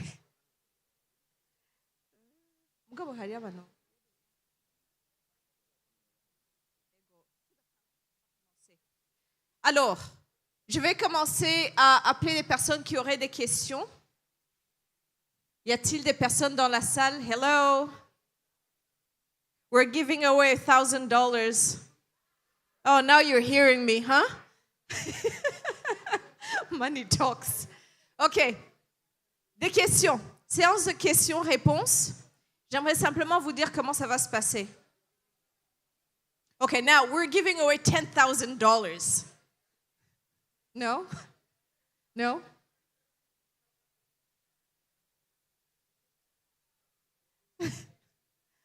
Okay, no, it was good, it was good. Networking is good. Alors, séance de questions-réponses. Vous allez pouvoir poser vos questions dans n'importe quelle langue. Et puis, peut-être on va prendre une série de 3 questions. 3 questions, et puis on enchaîne avec une autre série. Des questions? Aussi préciser à qui on pose la question, en fait. Ah oui, préciser à qui. Et comme on n'a pas le temps pour prendre des questions de tout le monde, so it's first serve, first come, I guess, or first come, first serve. Oui, il y a une question déjà. Y a-t-il une deuxième question? Deuxième question. Si vous pouvez venir ici comme ça, on peut entendre votre question. On peut lui amener le microphone. Le micro, ça va aller? OK, d'accord. OK. Et la troisième personne, pour que l'on y aille directement, y aurait-il des questions? OK, on va prendre les premières 2 questions. Mais comme on a dit, si vous pouvez mentionner à qui vous posez la question, et on vous demande d'aller directement à la question, OK? Comme ça, on peut avoir le temps pour les réponses. Yes. My question is addressed to Pastor Dieudonné and Hibert. Yeah. Do you think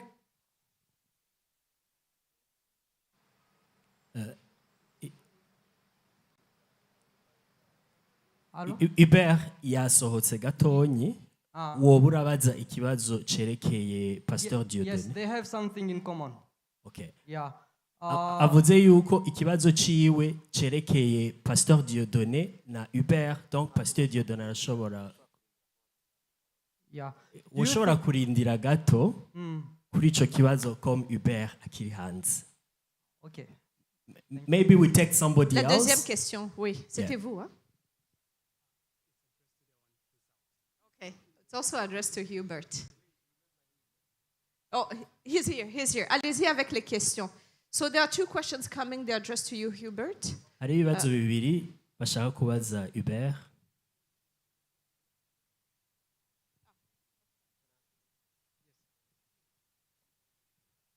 Yes, the question is addressed to Pastor Dieudonné and Hubert. Ikibazo cerekeye Pasteur Dieudonné na Hubert. Yes. Do you think that your family members are the one necessarily qualified to continue your business or your mission for life? Your family members. Wibaza yuko umuryango wawe ari wo wonyene woba ushoboye kubandanya igikorwa cawe canke business yawe.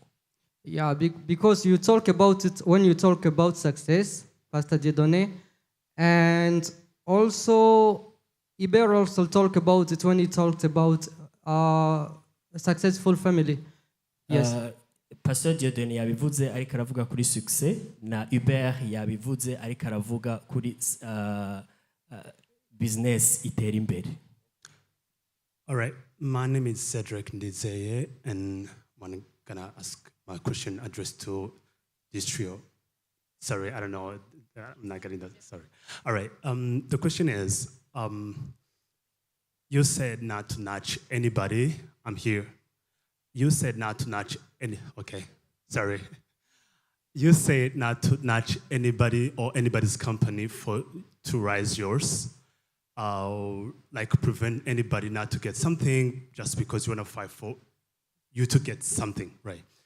And then I was wondering, sometimes it happens and you see somebody has a company or something that is being made incorrectly. It's bad quality versus they add some substances that are harmful to human health. And then it came to my mind, everybody, like some people know some juices that they made here in Burundi when they add too much sugar in it, for instance, and it's harmful to some substances they can add into stuff. Sorry for being too detailed. And then we have this one beside, which is made with sugar cane. And then it's natural and all.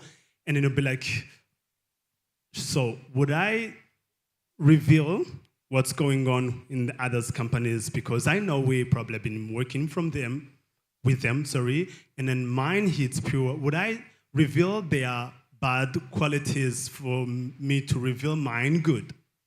Thank you, if you understood my question. Cedric abagiye ikibazo ati mwavuze yuko muri presentation yuko atamuntu umwe ashobora kukubakira ishirahamwe ari wowe ugiyubakira, ariko kandi wavuze ko udashobora kugwisha uwundi muntu kugira ngo wutere imbere. Ikibazo ciwe rero, mbega mu gihe wewe ubona ko uwundi muntu ivyo ariko arakora birimwo utunenge, mbega kugira wutere imbere woshobora kuvuga ibitagenda neza kugira wewe werekane ivyo wawe bigenda neza? Ngira nagerageje gusigura.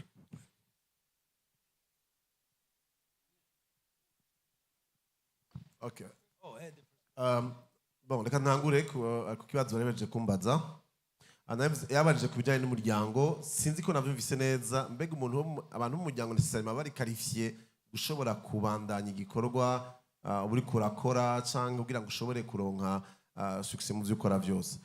Alors, nashaka kugaruka kuri ikintu nuko tuko turavuga kuri la famille cyangwa umuryango, novuga ngo dufate nk'umufasha nka madame aba ari umuhanuzi wa mbere ufise naho yoba ico kintu adafisemwo cyo no kwita la qualification mu bujanye n'ubwenge n'ubumenyi n'ubushobozi muri ivyo cyangwa umwana uko biri kose urafise ingene ubahanuza kugira ngo bagufashe gufata ingingo. Rero igihe cyose badafise batari impliqué mu byo uri kurakora, ari wundi muntu uza guhanuza, ari wundi muntu wo hanze uza gusaba ko agufasha kugira ngo ushobore kumenya ico ukora ivyo uri kurakora. Rero naho batari qualifié techniquement, umuryango utari qualifié techniquement muri ivyo bikorwa, ni vyiza ko bamenya ivyo urimo kandi bagatanga iciyumviro cyangwa banabishoboye bakanabikora. Bien sûr igihe byubahirije amategeko asanzwe agenga iryo shira hamwe. Rero ku ruhande rw'iwanje je nk'ubikorwa ca mbere mukuru nkora ndi umupastor, madame n'umupastor, twatangwanye ibikorwa, tuba turi kumwe, turakorana, biro yanje niwe bitsakuba bikurikirana. Hanyuma rimwe mu bikorwa n'abana usanga bafise ibyo bashobora gukora, nkuko mwabonye abantu bashobora kubaririmba basanzwe baririmbyi, ntaco vyica kiretse gusiga ubikoresheje mu ntumbero yo kugira ngo wigarurire gusa ibikorwa ariko atabantu badari ko raserva uko bikwiriye. Ni muri iyo sense no bishira mu gari ho nk'abintu bijanye n'amategeko, amashira hamwe n'ibindi bidakunda kubera ingene amategeko basanzwe tunganije. To your question that you asked, that only family members are qualified to continue business. Personally, I would say that my wife is my first counselor because we build everything together. We started the ministry together as a church. My office is next to her office. She may not necessarily be qualified technically, but she is the first person I run to. And when I need technical assistance, I may go outside to look for somebody else. Thank you. If your question is to ask if only your children should inherit from your business, is that? ikibazo cyawe ni washatse kuvuga yuko abana bawe cyangwa umuryango wawe nibo bonyene bakwiye kuragwa business yawe, nico kibazo wabajije? Yeah, continuing it means to inherit from it and continue from it. Okay, so the answer is yes. It's only your children that can inherit from you. But your children are not limited to your biological children. Reka iki ndakivuge, inyishu ni ego. Umuryango wawe ni ukwiye kuragwa business yawe, abana bawe. Ariko umenye yuko abana bawe si abana gusa bo mu maraso, ariko barashobora kuba abandi bana waretse. Charissa on this panel is the only biological daughter of Dr. Miles Monroe, but we are his children. Charissa muri iyi panel niwe wenyene mwana yavyawe na Miles Monroe, ariko twese turi abana barezwe na Miles Monroe. Yeah, you cannot inherit from you cannot leave inheritance to someone who does not have your DNA. Ntushobora kuraga umuntu adafise kamere kawe, ADN yawe. That's why, again, I'm going to sound as if I'm doing promotion for my material. The last chapter of my book is how to build a legacy. What do you have to see in a person you can leave your business with so your business goes higher? There are principles you have to look for in a person, not necessarily biologically linked to you, but they have to be linked to you. They have to have your DNA. They have to understand. They have to be able to see what you see for your business to continue. Otherwise, your business will die the minute you hand it over. Muri ibi bintu bijanye n'umurage, ntushobora kuraga umuntu ikintu uwo muntu adafise DNA yawe. Sino iyo ubikoze upfuye bijana nawe. Nico gituma mu vyerekeye ivy'abana baba ari abana biologique canke ari abana wareze, ni vyiza ko ivyo bintu ubiraga abo bantu bamuye DNA yawe. Leaving your business to someone you don't know is not only stupidity, but it's reckless. Gusigira umurage abantu utareze n'ubujuju. Okay, I'm going to answer your question, but they said something that made me think, and I want to give you an example. I have been, aside from being the police, I've been in the security field either as a business owner with a security company that my wife and I have, or as a consultant for another organization. And one organization I've worked for probably 15, 16 years. And I've handled all their security and all their security needs. I have a son, not a biological son, but as a young man who I met when he was 14 years old. He used to wrestle for me. I hired him on. I said, look here, I'm not going to do this much longer. In about 4 or 5 years, I'm leaving and moving to South Africa. I want you to have this. So I brought him on, and he worked simply as a security guard. I needed a security manager. I said, okay, I'm going to now promote you to manager because he was doing great. To the point, if I'm 100% honest, he does the job better than I did it. The company pays me monthly as a consultant. I went to the CFO of the company and said, listen, Vinny is now doing the job that I used to do. You really should start paying him. So when you're passing something, oftentimes we talk about when you have a successor and you're leaving a legacy, you should work yourself out of a job. It's to the point now that the organization no longer needs me because I trained my son to do the job after I leave. And so, as a father, as a mentor, it's your job to pass not just the business, but to pass the information on so that the next person, all of us as parents, want our children to be better than us. So, whoever your successor is in your business, you should push for them to be better than you. Now, here's my answer to your question. If I heard you right, the question was essentially, should you expose a business or a company that does not have good practices because you offer a better product? I would say no. There's never a need to expose someone else's flaws. You simply produce a better product. And as you produce a better product, the customers will see the flaw in the other business. The second thing is, if you are not yet in the butterfly stage where you can fly and you are a moth, the butterfly will crush you.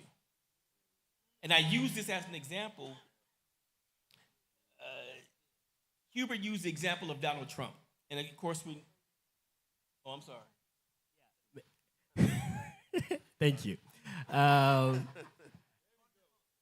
Icyambere yari karavuga kuri experience yiwe. Yarakoze mu bijanye n'umutekano. Hanyuma hariho umuhungu akiri muto atari umwana wiwe. Yaramubonye aramubwira ati jewe mu myaka nk'itanu nzova muri kano kazi. Ariko numva shaka yuko wewe uzobandanya ivyo ndiko ndakora. Acara muhamagara barakorana nk'umu bodyguard wiwe.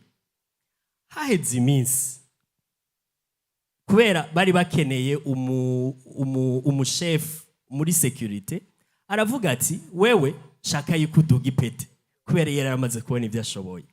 Haheze igihe yaciye ava aho yari karakorera aja muri South Africa.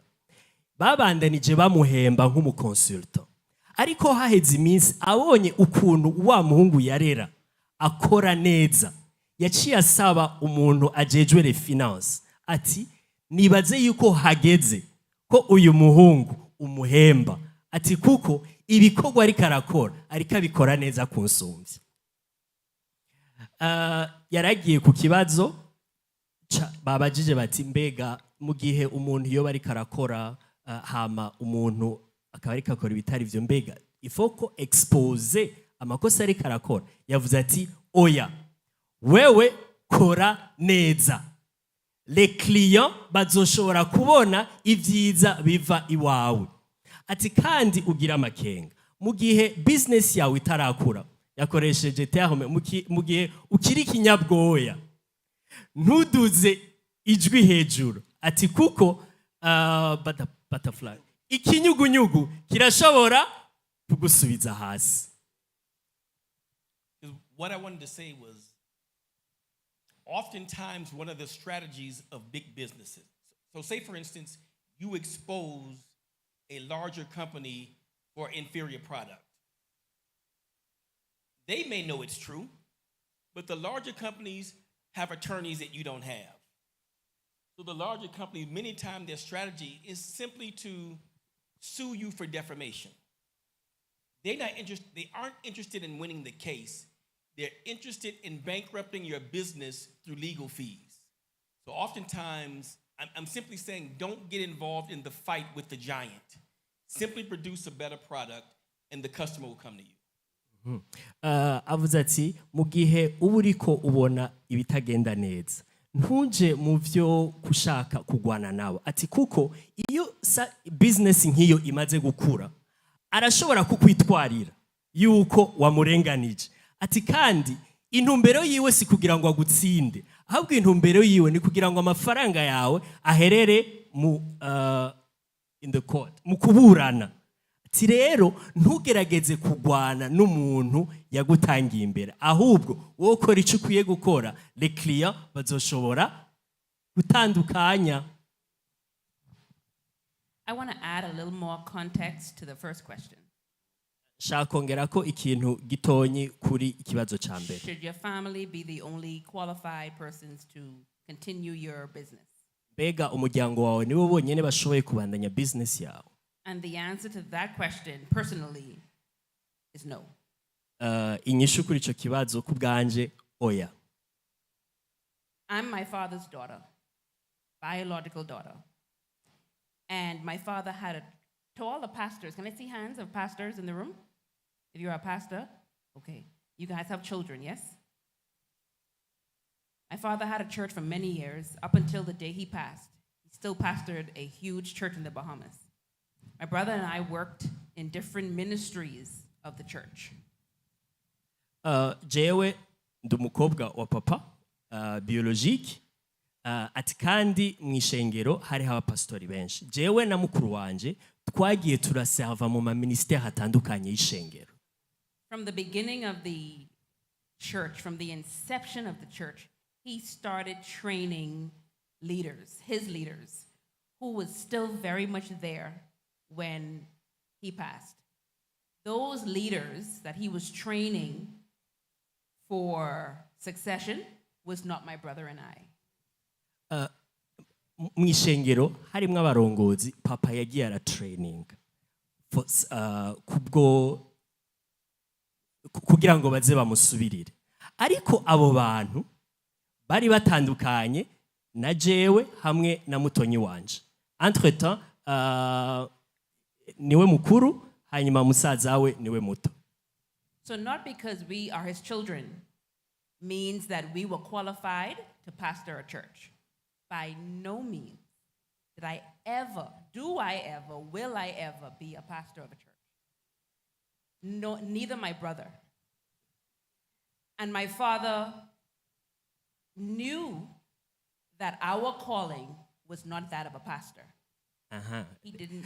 Ntibisigura yuko turi abana b'amaraso ko dutegerezwa gusimbura abavyeyi bacu. Ati nka jewe sinibaza yuko bizokugera bishika ko mu mupastori.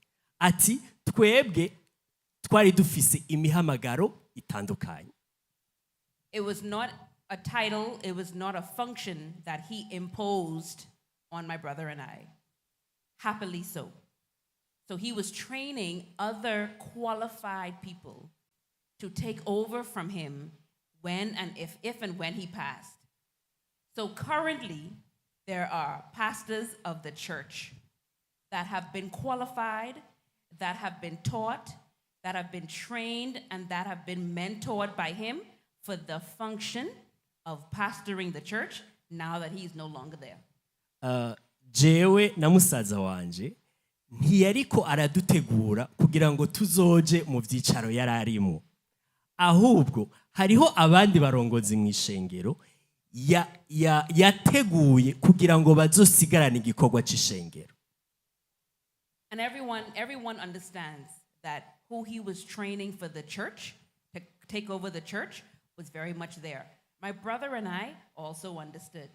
So even though we are his immediate family, there's no confusion between who should take over the church and who should not. Abo yari karabategura ku bw'ishengero kandi barabikoze. Jewe na musaza wanje nta ngorane ivyo vyigeze bidutera. That is what leadership is. Sometimes you have to know who is your successor, who are you training. Now what my dad did with my brother and I is he taught us everything else. So he taught us about business, he taught us about the kingdom, he taught us about leadership.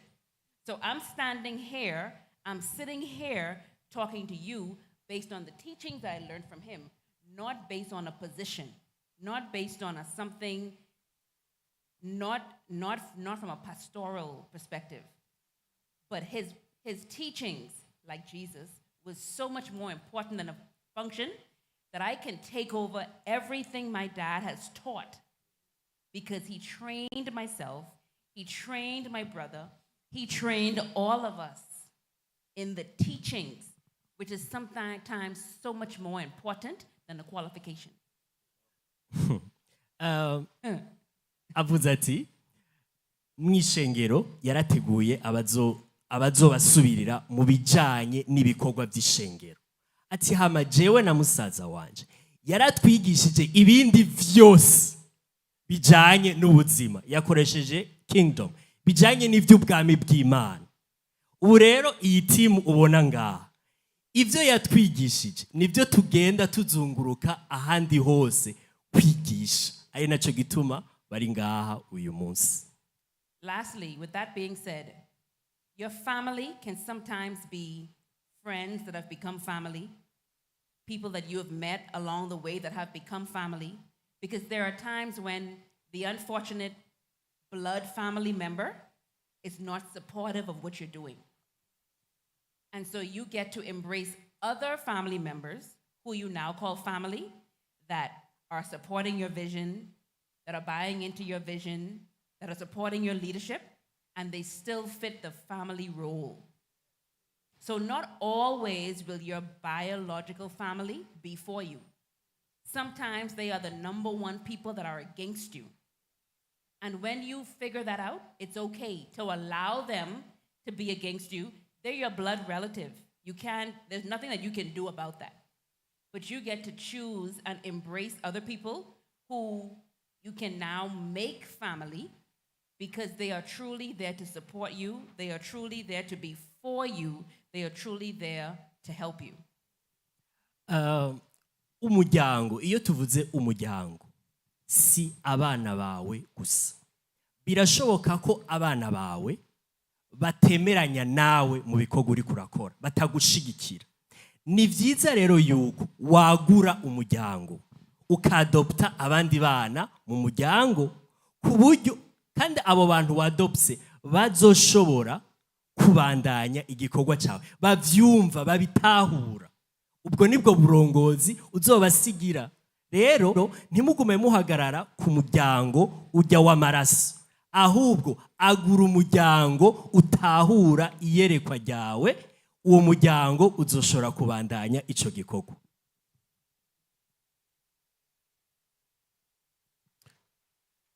Gushaka bakomera amashi, sinzi ko ariho ibindi bibazo.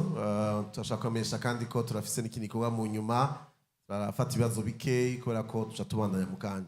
I don't know if there are other questions. We still have another activity after this, so allow us to take a few questions. Oui, peut-être on peut en prendre deux autres pour que l'on essaye de terminer à 13h30. Maybe we can take two more so that we can finish at 1:30. Okay, thank you so much. And I would like to thank DNF for this opportunity. And I'm going to ask my question as well. Murakoze, nashaka gushimira DNF kandi nashaka no kubaza ikibazo canje. It's really heartwarming to hear how Charissa now is sitting there. It's because I think the father, did a great job. But at the same time, I know being a leader, it's really involving. Like you have to do a lot. It's time consuming.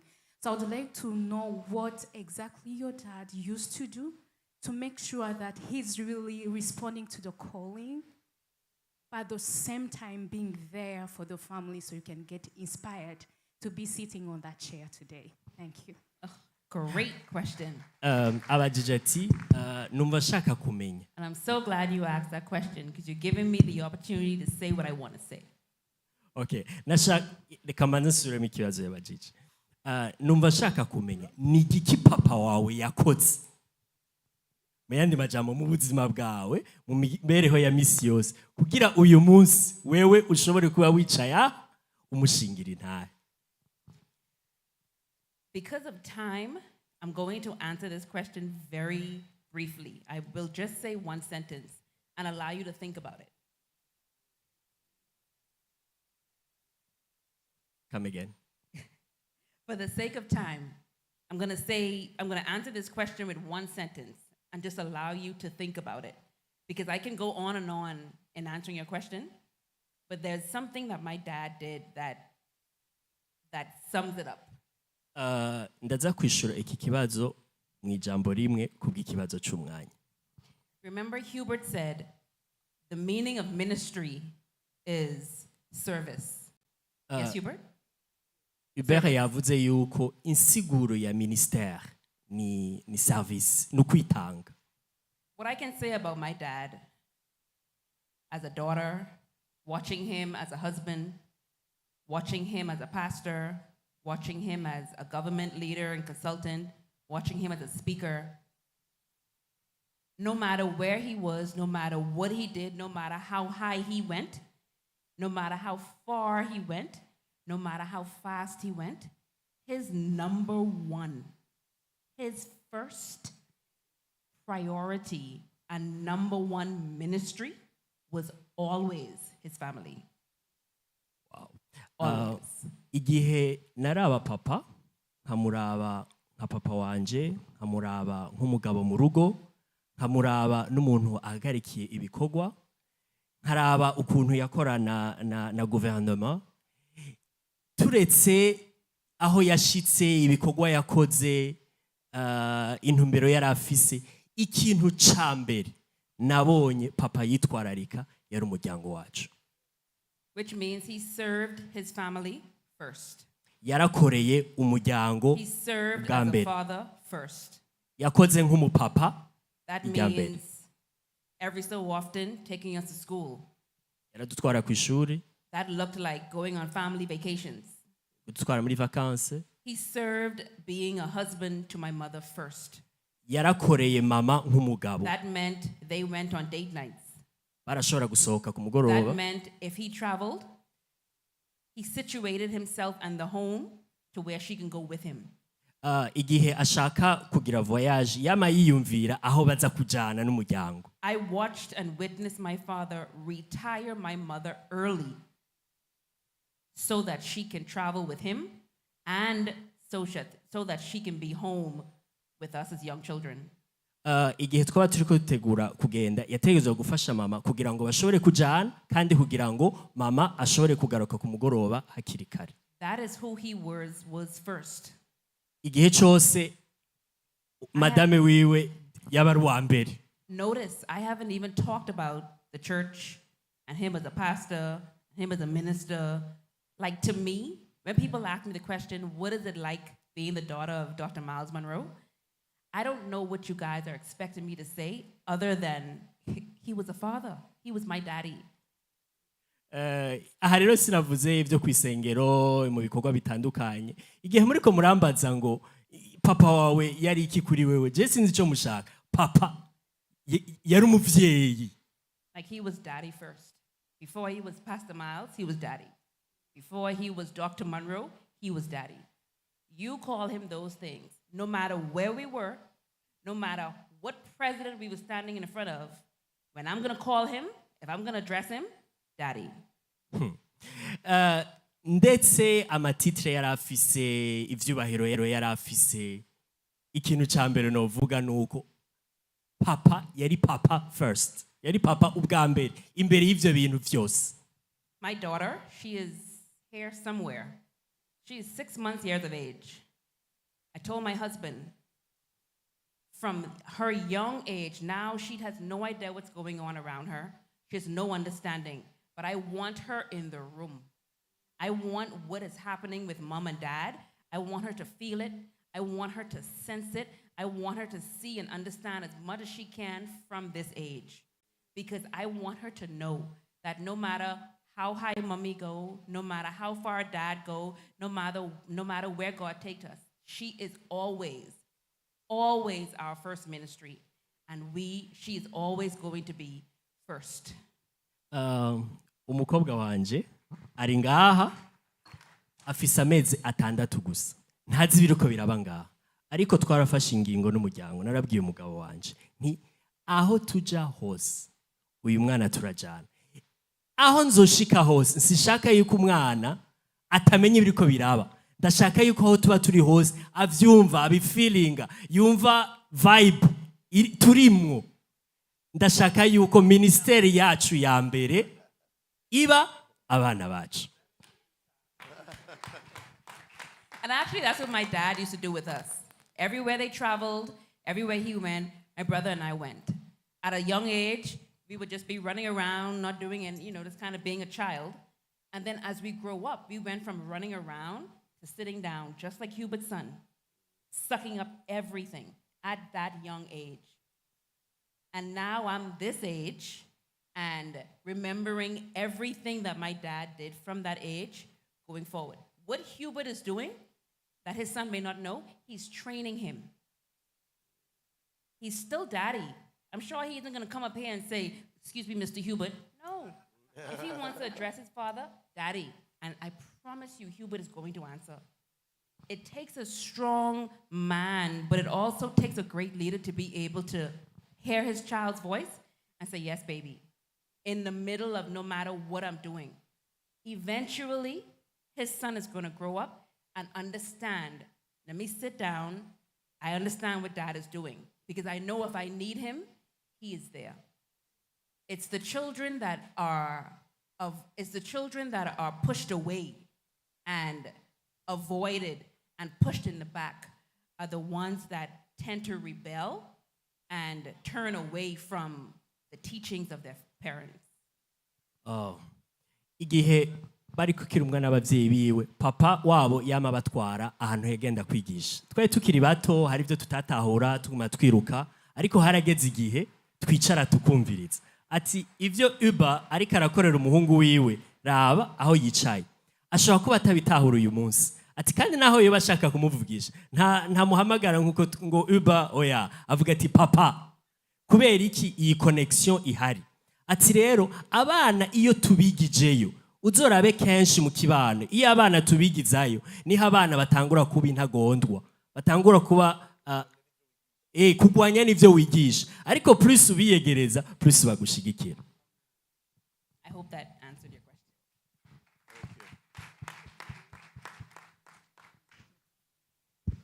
question. Good afternoon. My name is Arthur Nyonguru, and I would like to ask a question to all of you. So if you can respond it in just one phrase or two phrases, it will be good. Nitwa Arthur, ikibazo nshaka kubaza hamwe mu kinyishura mu ijambo rimwe canke abiri mwamukoze. So my question is this. We all have faced one day, or we still facing it, procrastination. How did you coming over procrastination model or way of living? I mean, sometimes you think about starting something or still doing something. Or in just one word, what can you say about consistency from your experience? Thank you. Okay, ikibazo ciwe yabajije ati ni gute ugwanya ivyo kuraza ibikorwa. No musuri yumvira ico ushaka gukora mu ugasanga ugikoze ejo. Ni gute muri experience yawe washoboye kugwanya ivyo kuraza ibikorwa? Mbe ikibazo wakibajije nde? Okay.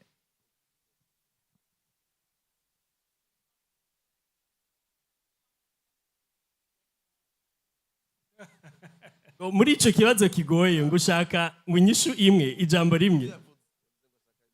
Yeah, that's what he want. Many years ago I learned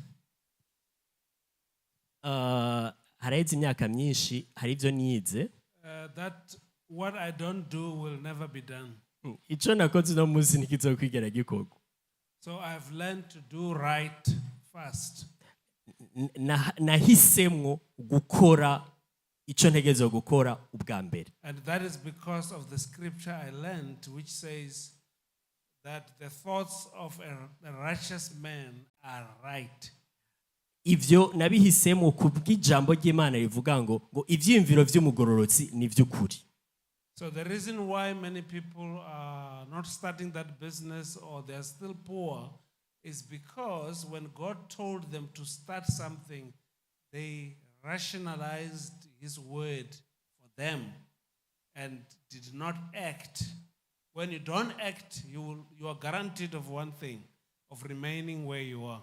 Igituma abantu benshi badatangura business canke badatangura ibikorwa kanaka ni kubera yuko igihe bumva ijambo ngo kora babifashe minenegwe.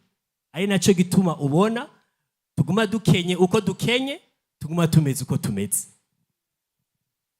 Ico no kongera ko nanje nuko kenshi ni vyiza kuvuga ico ufise nk'iyerekwa canke la vision ukayitanga kugira ngo ube accountable ni ukuvuga ngo ube ku rugezo aho abantu bafite icyo bakwitezeko kugira ngo ntushike ahantu wo kumva umengo woreka gukora igisabwa kugira ngo ushitse icyo wasezeranye. Icyo nokongera ko muri ibi bijyanye n'ibikorwa ni sorry. Oh Lord, sometimes when you are using both languages, it challenges you. What he's saying is that what he has learned, it is very important that you communicate your vision first, so that even when you face challenges, you will not stop from moving forward because you have accountability.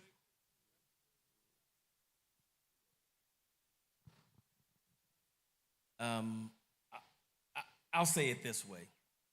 I'm not that smart. I'm not that talented. I'm not that gifted. Let's be clear about this. But I said this yesterday, and it's something I've always believed. Hard work beats talent when talent doesn't work hard. And oftentimes, people are relying on talent to get them somewhere. And talent is great. It'll take you so far. But the hard work is, to your point, the consistency, the showing up every day. I mentioned earlier that I was trying to get back in shape. If I start running today, I'm not going to be back in shape by tomorrow. But it's me going to the gym every day, even when I see no results, but go back the next day and see no results, and I keep going, and then one day I'm like, oh, maybe that's a little ab muscle right there. But I didn't see it the first day I worked out. I didn't see it to month 6 or month 10. So the idea is, oftentimes we aren't seeing the results that we want, and we quit too soon. So simply keep putting in the hard work. And eventually, the guy who works hard will always outwork the guy that has the most talent. Yavuze ati sindi umuntu w'igitangaza umuntu aciye ubwenge gose ariko icyo mpa agaciro no gukora cyane. Ati hari igihe usanga umuntu ariko arakora kubera ko atabonye resultat yari yiteze n'ingoga akaca bivamo. Muga reka ndakubwira wewe bandanya ukora ntubivemo ubandanye uzoshika kuri ya ntumbero wari wifuza. If we were one-on-one, I would ask you 2, 3, or 4 questions. But we're not one-on-one. So I'm going to attempt to answer without not, because I want to follow up on what is it that's stopping you from making the step? What is it that's causing you to put forth the strategy of procrastination? Because procrastination is a strategy that we all apply to our lives or to something. I used to apply procrastination as a strategy during school, through my entire high school, through my entire university. Procrastination. And the application of me being procrastination was I was able to do so much more at the last minute. And then I realized that, yeah, I was able to do so much more, but the older I got, I realized I can't continue to apply that same strategy of procrastination. There's a reason why you're applying that strategy to your work or to your vision or to your purpose. So it's very hard to answer the strategy you're applying until I can figure out the root cause as to why you're choosing that strategy over a bucket of strategies you can use. You understand? Let me... Oh, and I'm asking them if they understand. Yavuze ati yaba twari kumwe turi babiri numva no kubaza iki kibazo. Ni kubera iki uriko urakoresha strategy y'ukuraza procrastination? Ni kubera iki ariyo strategy uriko urakoresha mu vyurimo? Ati kuko vyongora kukwishura ngo ndakubwire icyo ukwiye gukora pour éviter ça, alors que ntazi gituma wahisemwo kuzuraraza ibintu kandi wategeza kubikora. So let me put it this way. So procrastination isn't necessarily a bad strategy. But if you're trying to get further, if you're trying to go higher, that strategy will work. But if you want to succeed quick, If you want to succeed for a short period of time, procrastination is perfect. I succeeded very well in school. I did very well. I have 2 degrees using the strategy of procrastination. And then I got to where I am in life and realized to take risks, to go a lot further and higher in my personal development, in my business development, I can no longer apply the strategy of procrastination. It doesn't serve me any longer. So I choose a new strategy, which is that of consistency. Ibi bintu byo kuraza byo kwiyumvira ngo uzobikora ejo birashoboka mu gihe ushaka resulta yihuta. Yarayikoresheje ari ku ishuri bya bintu byo gukora ibintu ku munota wa nyuma, kandi yarabonye yararonse amanota. Atariko ushaka gushika kure bisaba ko uhindura strategy. Iyo strategy rero uhindura si yindi ni yukwamizako.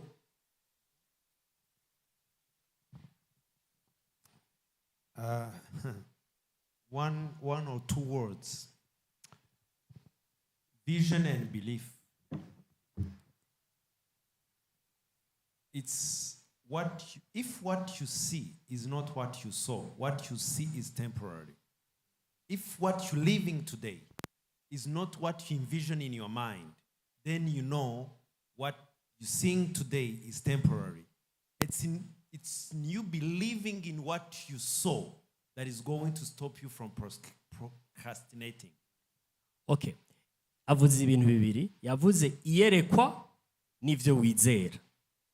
Acarongera ko ati nimba ivyo uriko uraba ivyo wabonye iyerekwa ufise atari bwo buzima uri kuri abantu muno munsi, no kuvuga ko ibi yinye si nturashika huja. Nimba ivyo wabonye iyerekwa ufise atari ivyo uri kurabona muno munsi, no kuvuga ko utarashika ukeneye kubandanya. So that's the only thing that is going to stop you from procrastinating, because many times people procrastinate because they are not seeing results. Kenshi abantu bararaza kubera batabona resulta. So it's in you knowing, I do not care what I'm seeing today. Until I see what I saw, I'm going to keep going. Jewe sinzokwigera nezerezwa n'ivyo ndiko ndabona uno munsi. Gutinda aho nzoni ishusho y'ivyo nabonye. Ntarabibona nzoguma mbandanya. So that's why you need to see further than your eyes can look and believe in what you're seeing. Ni vyiza kugira iyerekwa rishika kure. Kugira ngo kandi ukavyizera. Nivyo vyonyene bizogushoboza kuguma ubandanya. Because sometimes you sowing in the air, there is nothing coming back, and you need to be firm in your vision to keep going. Hari gihe usanga uriko urateragira mu kirere ntiyagire na kimwe kiza. Nico gituma utegerezwa kumira kuri vision yawe. Ibaza ko twoca dufata umwanya wo kurangiriza ngaha ikiganiro cacu uyu munsi. I think we are going to... Pardon, c'est nabonye kufise microphone. Okay, there is another question. Kuyimpa kandi murakoze kumpa kano kanya, reka mbaze vuba vuba akabazo kanyuma. Ndibaza ko ndakabaza Mr. Sharissa menga niwe yatwigishije kuvyaba mentor, kugira umu mentor urabira ko n'ugufata ukuboko akakwereka inzira. Ni ikintu ciza cyane. Turakunze mu manama y'abajeune tujamwo barakunze gutubaza ikibazo ngo mbega abo ba mentor barihe, twarabuzuwe turabirako tugire gute. Ikibazo coba kiri ku bana batabona canke coba kiri ku bavyeyi nyene tutashoboye kuba ivyitegerezo ku bana bacu. Ikiriko kiraba ubu niki rindira mbanze ndabivuge sindavyibagira. She's asking, you talked about mentorship, mentors. And she's saying that in many conferences, seminars that she goes to, young people ask her, where are the mentors?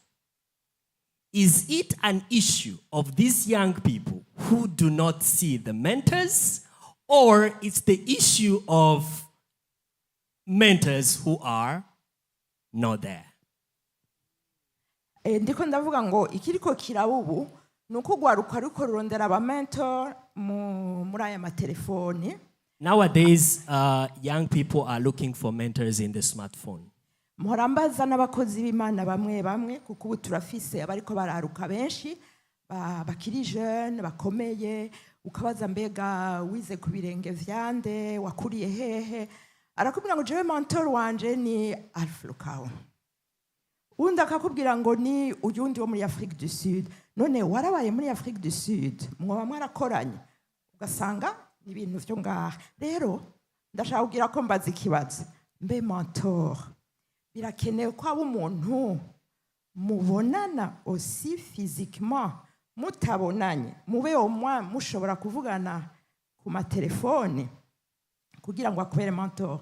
Ikibazo kindi, mwoduha utu indication duto duto kugira umuntu atore mentor, yorabira kuki, yofatira ku umuntu arafata mentor ungana n'umwana wiwe, birakunda ko akubera umuvyeyi.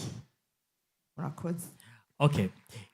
She was asking, I hope the Holy Spirit will help me rephrase. She's asking, she sometimes asks young ministers, pastors, who is your mentor? And then they answer, it's so and so from South Africa, from this place and this place. And then she asked, have you lived there? And then the answer was no. Now, her question is, can you help her understand how do you choose a mentor? Is a mentor someone you live with physically or someone you can be able to talk on phone? Would you like to give some indicators for people to choose a mentor? The last question was, can you make a mentor someone who is at the age of your children? Younger than you. Thank you. I'm actually going to start with the last question because sometimes the best mentors are children. And I find that children can sometimes be the best mentors because, especially as I watch my daughter now as she's growing up, there's 3 mentors, young boys, like Hubert's son's age, and they're so fearless. They're so worry-free. They're so eager with a whole lot of zealous that they tend to do what you and I should be doing, but we don't want to do or we are afraid to do because we have lived a little. Somebody has hurt our feelings. We've gone through some challenges. Icyo nakubwira nuko burya abana nibo ba mentor bacu ba mbere. Ati kuko abana nta bwoba bagira, nta susi nimwe bafise, ikintu bakivuko kiri.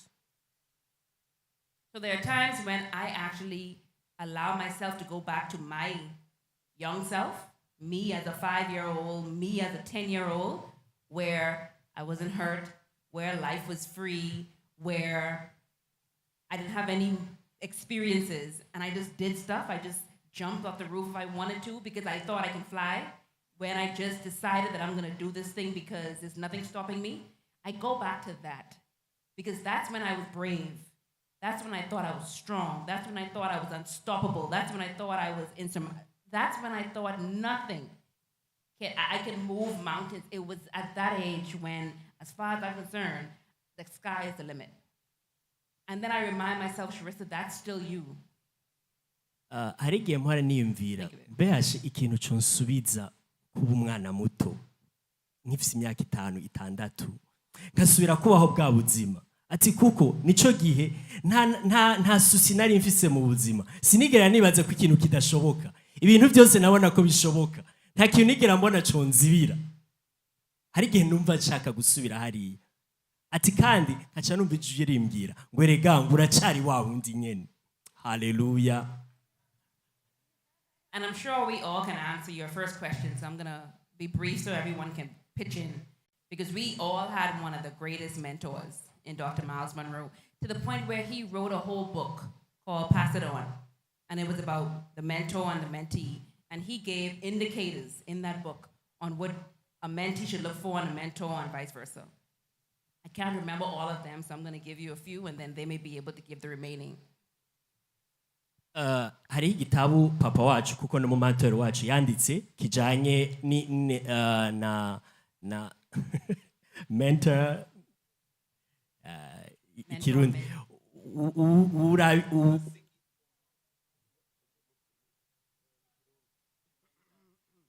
Mentor and mentee. Okay, ibyo byose mentor na mentee mwabyumvise sivyo. Rero ico gitabu kirerekana ama indicateur amwamwe yingene wewe nk'umu mentee nk'ushaka kurondera ugufasha ivyo ushobora kurabirako canke the other way around. Oh Lord. So you asked a specific question. Does your mentor have to be someone that you live with? No, it does not. I would just happen to be blessed and fortunate enough to have a mentor, or my mentor that I chose be my dad. But it doesn't have to be. Prime example, my father is no longer here. And I'm now had to sort out other mentors who I don't live with. Umumentor wawe ntimutegerezwa kubana. Jewe naragiriwe bakwe yuko umumentor wanje ni papa wanje twarabanye. Ariko ubunye si hakiri. Definitely find a mentor who is in your area of work, in your area of whatever it is you're trying to grow. So don't just find any mentor who isn't going to grow the area in your life that you want to. So I don't want to model. So I won't find a mentor who all she does is modeling. But I want to be a great speaker. I want to be a great leader. So those are the mentors that I'm looking for. Umumentor worondera n'umuntu ariko arakora ivyo nawe ushaka gukora. Umuntu ubona wicitegererezo. Ntushobora kuba uriko ushaka kuba umu model hanyuma ngo urondere umumentor wundi. Uyu unye yashaka kuba great speaker, leader. Nico gituma aba mentor biwe baba bari muri iyo domain. If you want to be a good chef, then you want to find a great mentor who is already a great chef. If you want to be a good singer, then you want to find a good mentor who is a great singer. And what have they done? And you get to have that relationship with them. That's what it is, a relationship. And it's not an overnight relationship either. Mastery is not a microwave concept. Umumentor wawe ategerezwa kuba ari umuntu ari mu curi kurakora. Nimba ushaka kuba umuchef cuisine, urondera umuntu ateka neza gusumba abandi bose. Nimba ushaka kuba umuririmbyi, urondera wa muririmbyi wa mbere aririmba neza. Kumenya ikintu si ikintu cisha muri microonde iminota 5 oya, si ikintu kibijoro rimwe oya, ni ikintu gifata umwanya gisaba relation. And unfortunately, that's part of the generation today. Why there's a struggle between the young people today trying to find mentors, because like you said, social media is right in the palm of their hand. Information like Google is in the palm of their hand, and it's quick. Social media is quick. Everybody is saying you can have everything tomorrow, in 6 weeks, in 12 weeks. Nothing you want to master happens overnight. And so I did mentoring with my father for years. Charlie was under my dad for 20 plus years. No one wants to do that anymore today.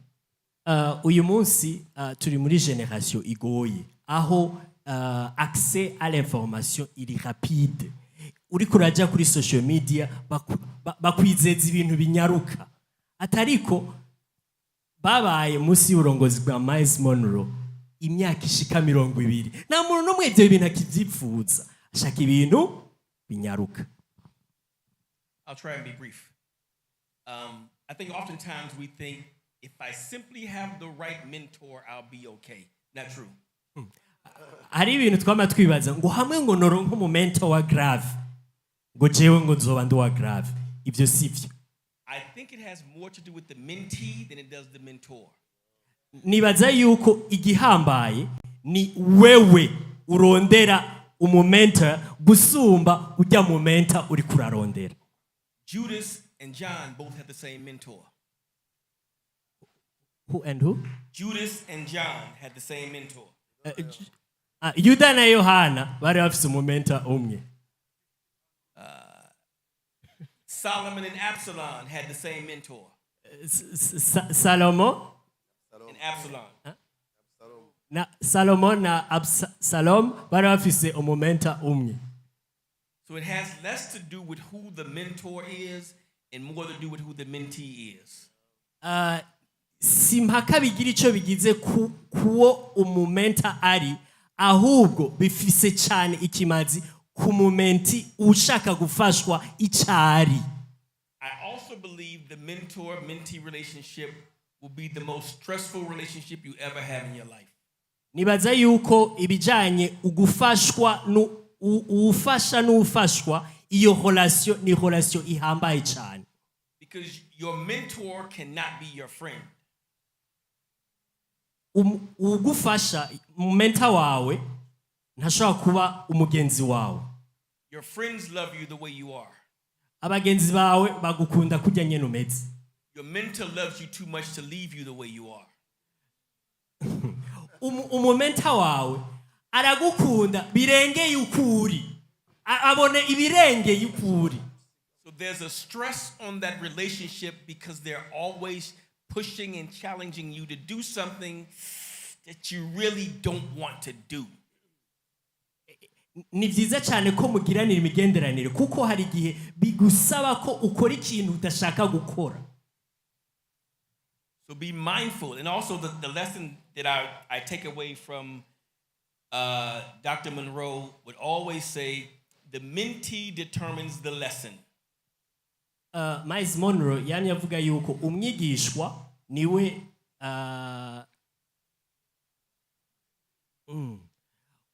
yavuga ko umwigishwa niwe yitorera ikigwa.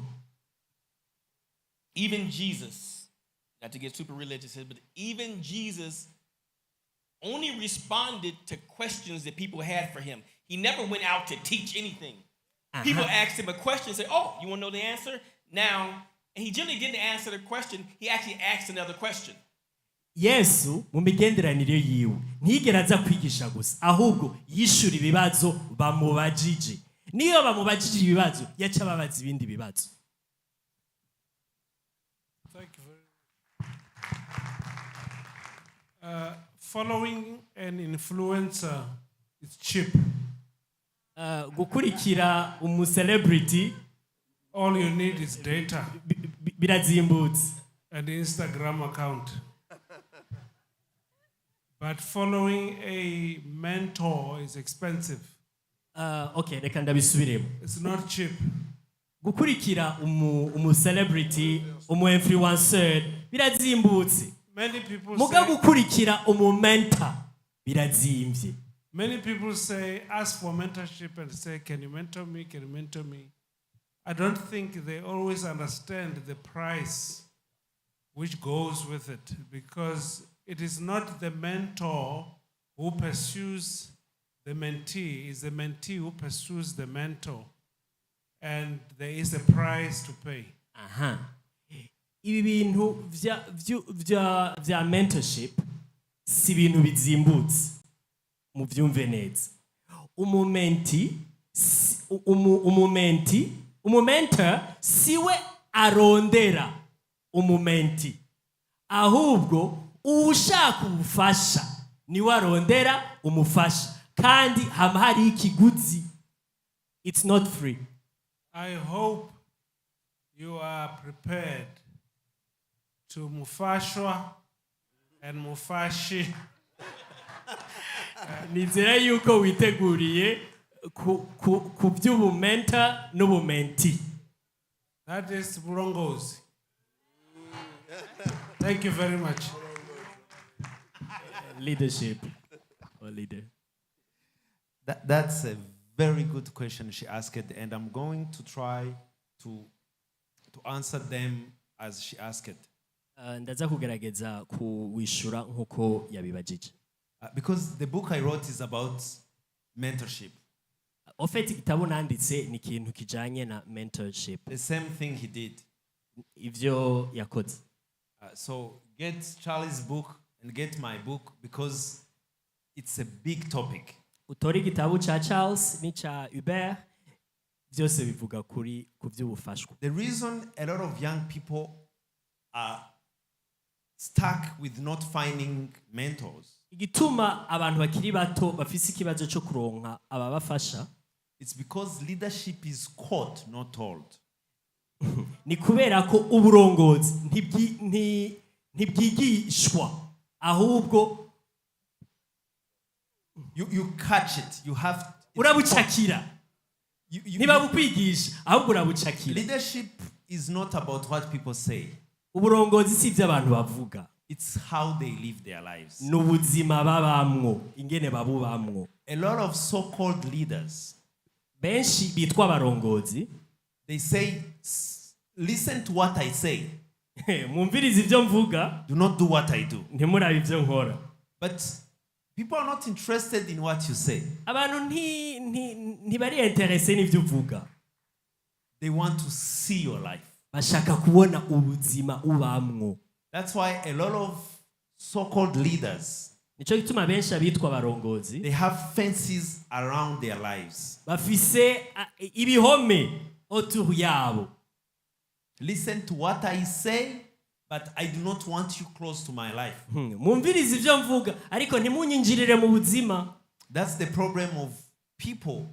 When people say we do not find leaders to mentors, it's because people are not authentic, and that you can smell it miles away. Igituma abantu benshi badashobora kubona ningoga ababafasha ni kubera ko ababitwa ko ari abarongozi cyangwa aba mentors baramaze kubaka ibihome iruhande yabo ku buryo udashobora kubashikira. Ntibabaho ubuzima bwo, ntibabaho ubuzima authentic. Yes. Authentic. It's easier to get a mentor from South Africa because you do not know their lives. Biroroshe kugira umumenta wo muri Afrique du Sud kubera utazi ubuzima bwiwe. That's why you're like, have you been to South Africa? Because you do not know their lives, that protects you from, I do not know, I will go with what you teach.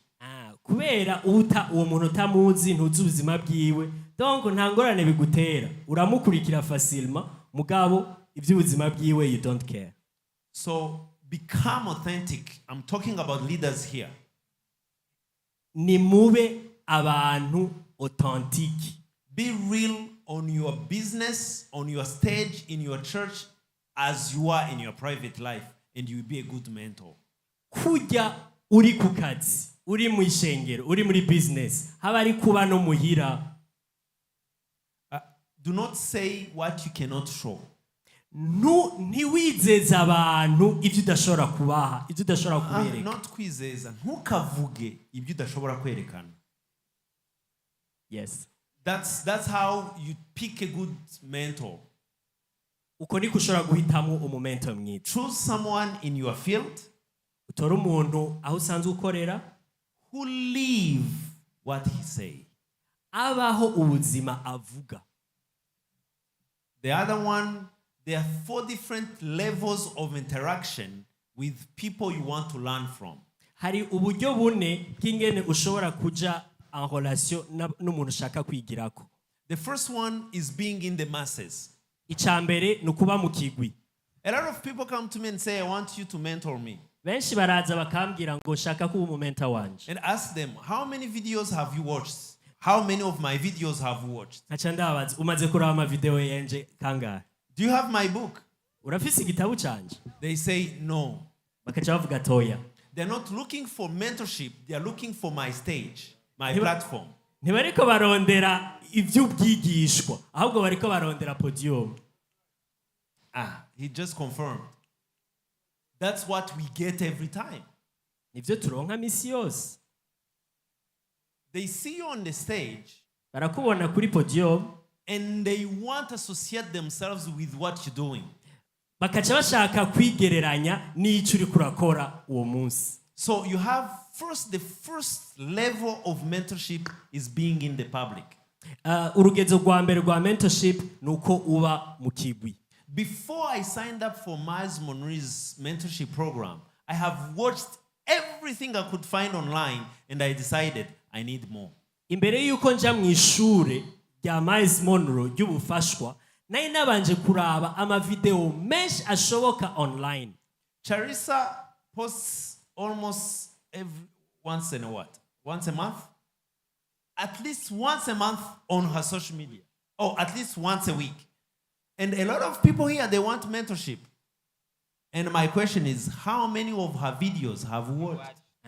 Charissa arapostinga rimwe mu ndwi. Muga mwese muri mushaka ngo abo mu mentor wanyu, none mumaze kuraba amaposti iwe kangahe? That's first level.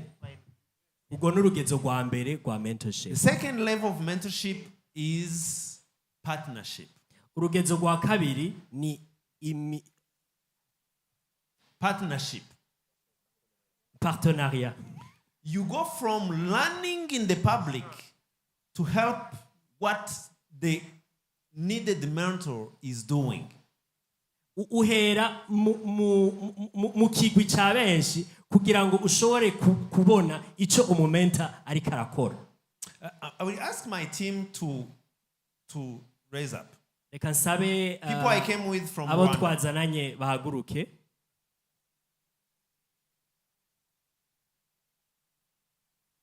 They are not sitting here. Ntibicaye ngaho imbere. They are at the table where I used to be with Charlie. Bari aho jewe na Kale twahora twicara. I will tell them everything I learned without any retainment. Ndababwira ivyo nize vyose ataco nisigarije. They paid their way here. By the way, barisha amatike yabo mu kuza ngaho. That's the second level of mentorship. Ubwo n'urugezo rwa kabiri rwa mentorship. You are still not a mentee yet. Nturaba ufashwa. The third level, that is the first sub-level of mentorship. Urugezo, okay, sorry. Yarashatse kuvuga yuko mu gihe utaraja kuri izo ngazi nturagera ku rugezo rwo kuba ufashwa. Rero igice cya gatatu canke urugezo rwa gatatu bw'ubufashwa, that's mentorship, is when you decide I'm going to become accountable to you. Ni gihe uhisemwo kuba redevable kuri uyo muntu. Mentorship is not you learning from me. Mentorship si ivyo kukwigirako. You are accountable to me. Okay. Mentorship si ukwigira ku muntu. Ahubwo mentorship ni uko wemera ko uba redevable. Guhitamo umumentor ni uguhitamo umuntu uzakubaza ngo urimo uragira ibiki hariya. Choosing a mentor, it is choosing someone who can ask you, what are you doing there? A lot of people are not ready to submit to Charissa. Benshi ntibari ready gushira ubuzima bwabo imbere ya Charissa. He left his business to be mentored by Dr. Monroe. Yarahevye business yiwe kugira ngo aje kwigishwa kwa Miles Monroe. Mentorship is costly. Ubwigishwa burazimvye. A lot of people are not ready to pay the price for mentorship. Benshi ntibari ready kuriha ico giciro, ico kiguzi. Only after you have paid that price for mentorship, ni gihe cyonyine umaze kuriha ico kiguzi, then you are qualified to even enter a last phase of sonship. Aho rero ubu ugomba gushikira urugezo rwa nyuma bwo kuba umwana. You need to get a book. Oh yeah, that's what I was. The principle, as Dr. Miles Monroe referred to, principe Miles Monroe yakoresha, it's called self-abandonment. You will find that principle in my book. I'm sure you'll find it also in Ico kintu Hubert's kirananiye book. gusigura. Ni ukwiheba. Self-abandonment. Kwiheba. That is what makes the mentor to even trust you. Ico nico gituma n'umumentor akwizigira. Dr. Miles Monroe says that Charlie can speak on my behalf without consulting me because he knew that I got his full back. Wow. Miles Monroe yaravuga ati Charlie arashobora kuvuga mu kibanza canje kube atarinze kumbaza kubera yarazi yuko ivyiwe yabimuhaye. So if all you're looking for is a picture so that you can show that I know Destry, I know Hubert, and if all you're looking for is a picture for Instagram or for Facebook, you haven't started. Ati nimwe ivyo uriko urarondera ari ibintu vyo kwifotoza gusa. My friend, ntaho urashika, nturagera gutangura. You got to give your life to learn. Utegerezwa kwiheba ugatanga ubuzima bwawe ukaja mw'ishuri. Nagomba tuje mwanya wo kurangiza. Would like to conclude. Twafashe umwanya mwiza kandi by'ukuri nibo bwa mbere mbaye mu nama nk'iyi mu biyago nk'ibi aho ubona ata muntu ahaguruka ngo atahe kandi amasaha yitwaye arengeje. It is my first time to be in such an event and seeing people not run away even when we are out of time. Yerekana yuko ikintu ko turakira ngaha hari ikintu kidasanzwe kandi ko twubashe abashitsi bariko baratwigisha. This shows that what we are receiving here is very important and we have honored our guests. Rero turagomba kurangiza uyu mwanya. Imbere yuko turangiza nagomba gushima. Before I conclude, I want to say thank you. Nashaka gushima mu buryo bwiharije nshimira men of purpose. Shaka gushimira mu buryo bwiharije Lord. I want to thank specifically the men of purpose. Iyo organisation yitwa gutyo. The organization that you are leading. Je nabamenye ubwa mbere biciye kuri Natasha, nashaka gushimira cyane gose abantumiye muri conference l'année passée. I got to know them through Natasha when they invited me for the first time. Hanyuma turabatumira muri talk show nga. And then we invited them in talk show here. Kindi twabanje tuvugana ariko haciye iminsi arambwira bati barifuza ko twobakira muri conference canke hosting a conference yabo. Later on, then they suggested that they would like to be welcomed in this conference. Ndashimira cyane ko Natasha yabakomanze ko dushobora kugerageza gutegura ikintu cyoshobora gusa nico bifuza. I appreciate that Natasha suggested that they can be part of a similar or almost something that they really wanted here. Hanyuma rero turaheza natwe turakota dusanzwe dufite conference tukamatubwira rimwe mu mwaka turavuga tutireka tubikorere hamwe twe byose. And now that we have a conference each year, we took this opportunity to mwarakoze kutwizera. Thank you for trusting us. Twagerageje ibyo dushoboye. We've done our best. Kandi tubikorana mu mutima kugira ngo umwe wese mu ntumbero icyo asanzwe afise muri organisation yiwe abone ariko aragishikako mu kugira impact mu buzima bw'abantu. We are doing this so that we can help people who are doing different things in the organization to reach higher. Rero nashaka gushimira aba orateur bacu bose. I want to thank everyone who presented this morning. Urumva Sharisa naho asanzwe ari muri Men of Purpose naho nyene ariko nashaka kumushyira mu buryo bwiharije kubona ashoboye kwemera kuza afise umubebe w'amezi 6 ntibiba vyoroshe. Sharisa, even if you are part of the Men of Purpose organization, would like to thank you specifically to accept to come even having this small baby. Yaje nga hari enceinte la fa passer yari ibungenze. Last time when she came, she was pregnant. Yaje ofisi mu bebe nibaza ko cyo gihugu ca mbere peut-être ajemo kuva yibarutse. I think it is the first country you are going in after you gave birth. No, we have been in other countries. Afata wagomba kwifuza yuko usinzi woheza ukamuha n'izina ry'ikirundi kama mukumva. We would like to suggest, what if you give your daughter a Kirundi name? Like a nickname or something?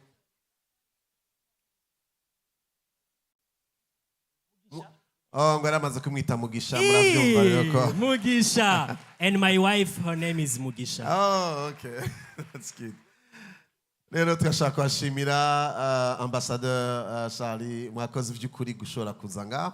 Thank you, Ambassador Charlie, kubwo ma responsabilité menshi mufise. Out of all your responsibilities. Kandi vy'ukuri nibaza ko atari bwo bwa nyuma tubanye muri ama conference du genre. And I think it is not the last time to be together. Pour mon frère Herbert. My brother Albert. Nahora mpura n'abantu benshi babwira ati hari umuntu muvukana ari mu Rwanda mu buryo bumwe cyangwa ubundi. Many people were saying that they were meeting someone who is gushika igihe tubonaniye Kigali tuca turahuza vy'ukuri na famille twumva ko Imana duhuje mu buryo budasanzwe. Until we met in Kigali and we get connected as a family. Rero twashaka kubashimira mwese kubw'uyu mwanya. So I want to thank you all for this time. Ndashaka gushimira abagiye gukora bakoze ibikorwa bitandukanye kugira ngo iyi programme yose yogenda neza. Ndashaka gushimira Katie tumukomera amashi. I want to thank Katie, who is part of the organizing team. Wariko traduiza tumushimire na equipe yose.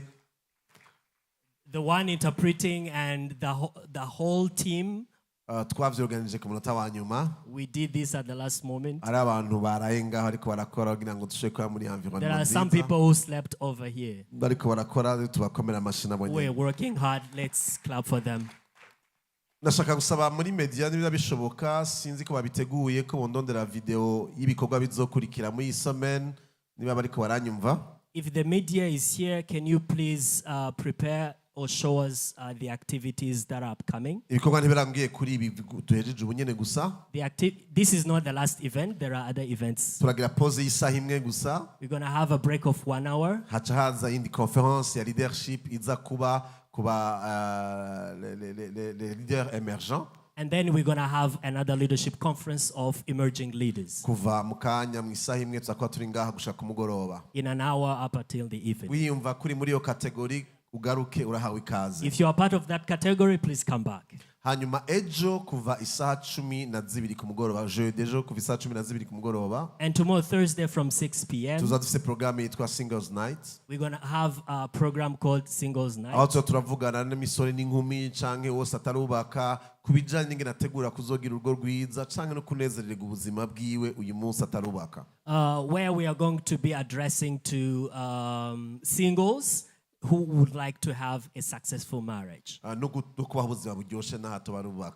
also living a life worthy even before marriage. Hanyuma ku munsi wa gatandatu isaha 12 on Saturday at 6 p.m. tuzaba turi kumwe n'amakouple muri couples night. We're going to have a couples night. Uzoba mugoroba mwiza tuzosangira naho nyene tuba dufise umwanya wo gusangira. We're going to have time of sharing. Kubw'ivyo rero birasabwe ko mubakanye bisaba amafaranga 50,000 gusa kugira ngo usorome ico dufungura tuteramane ku mugoroba samedi ku gatandatu kuva isaha 12.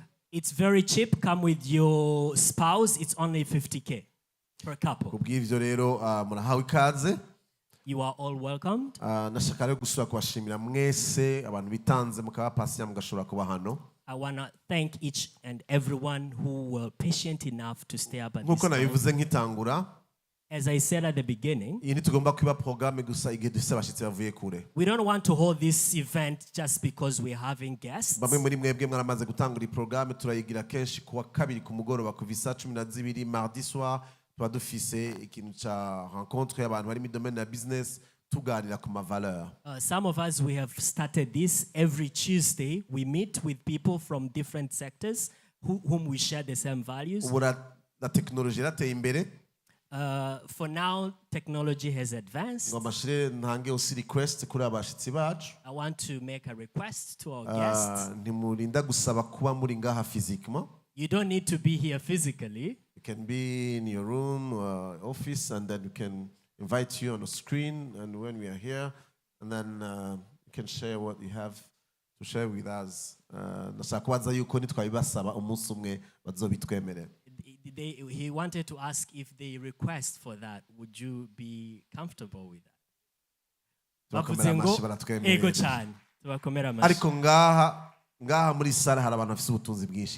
And in this room, there are people with great riches.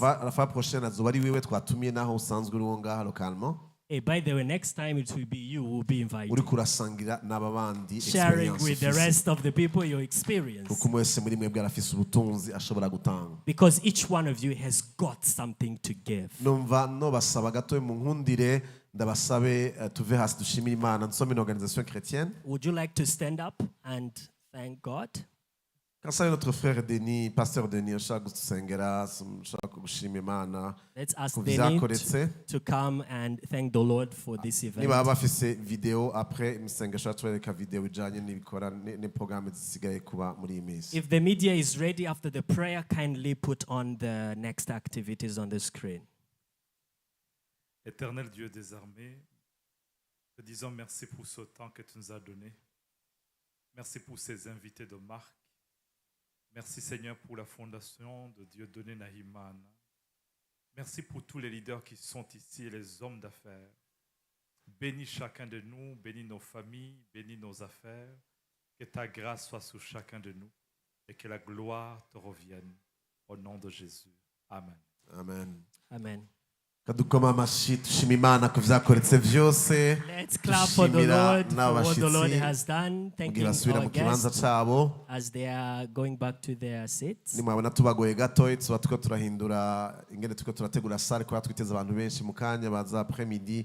Mudufashe mushobora kuba namutera inkuru muganira mugura ibitabo vya notre frère Hubert hariya inyuma mugerageze kuvugana nabo acajarya kuri desk hanyuma tuje dusubira muri programme izakurikira. You can use this time to network, to buy books as we are preparing.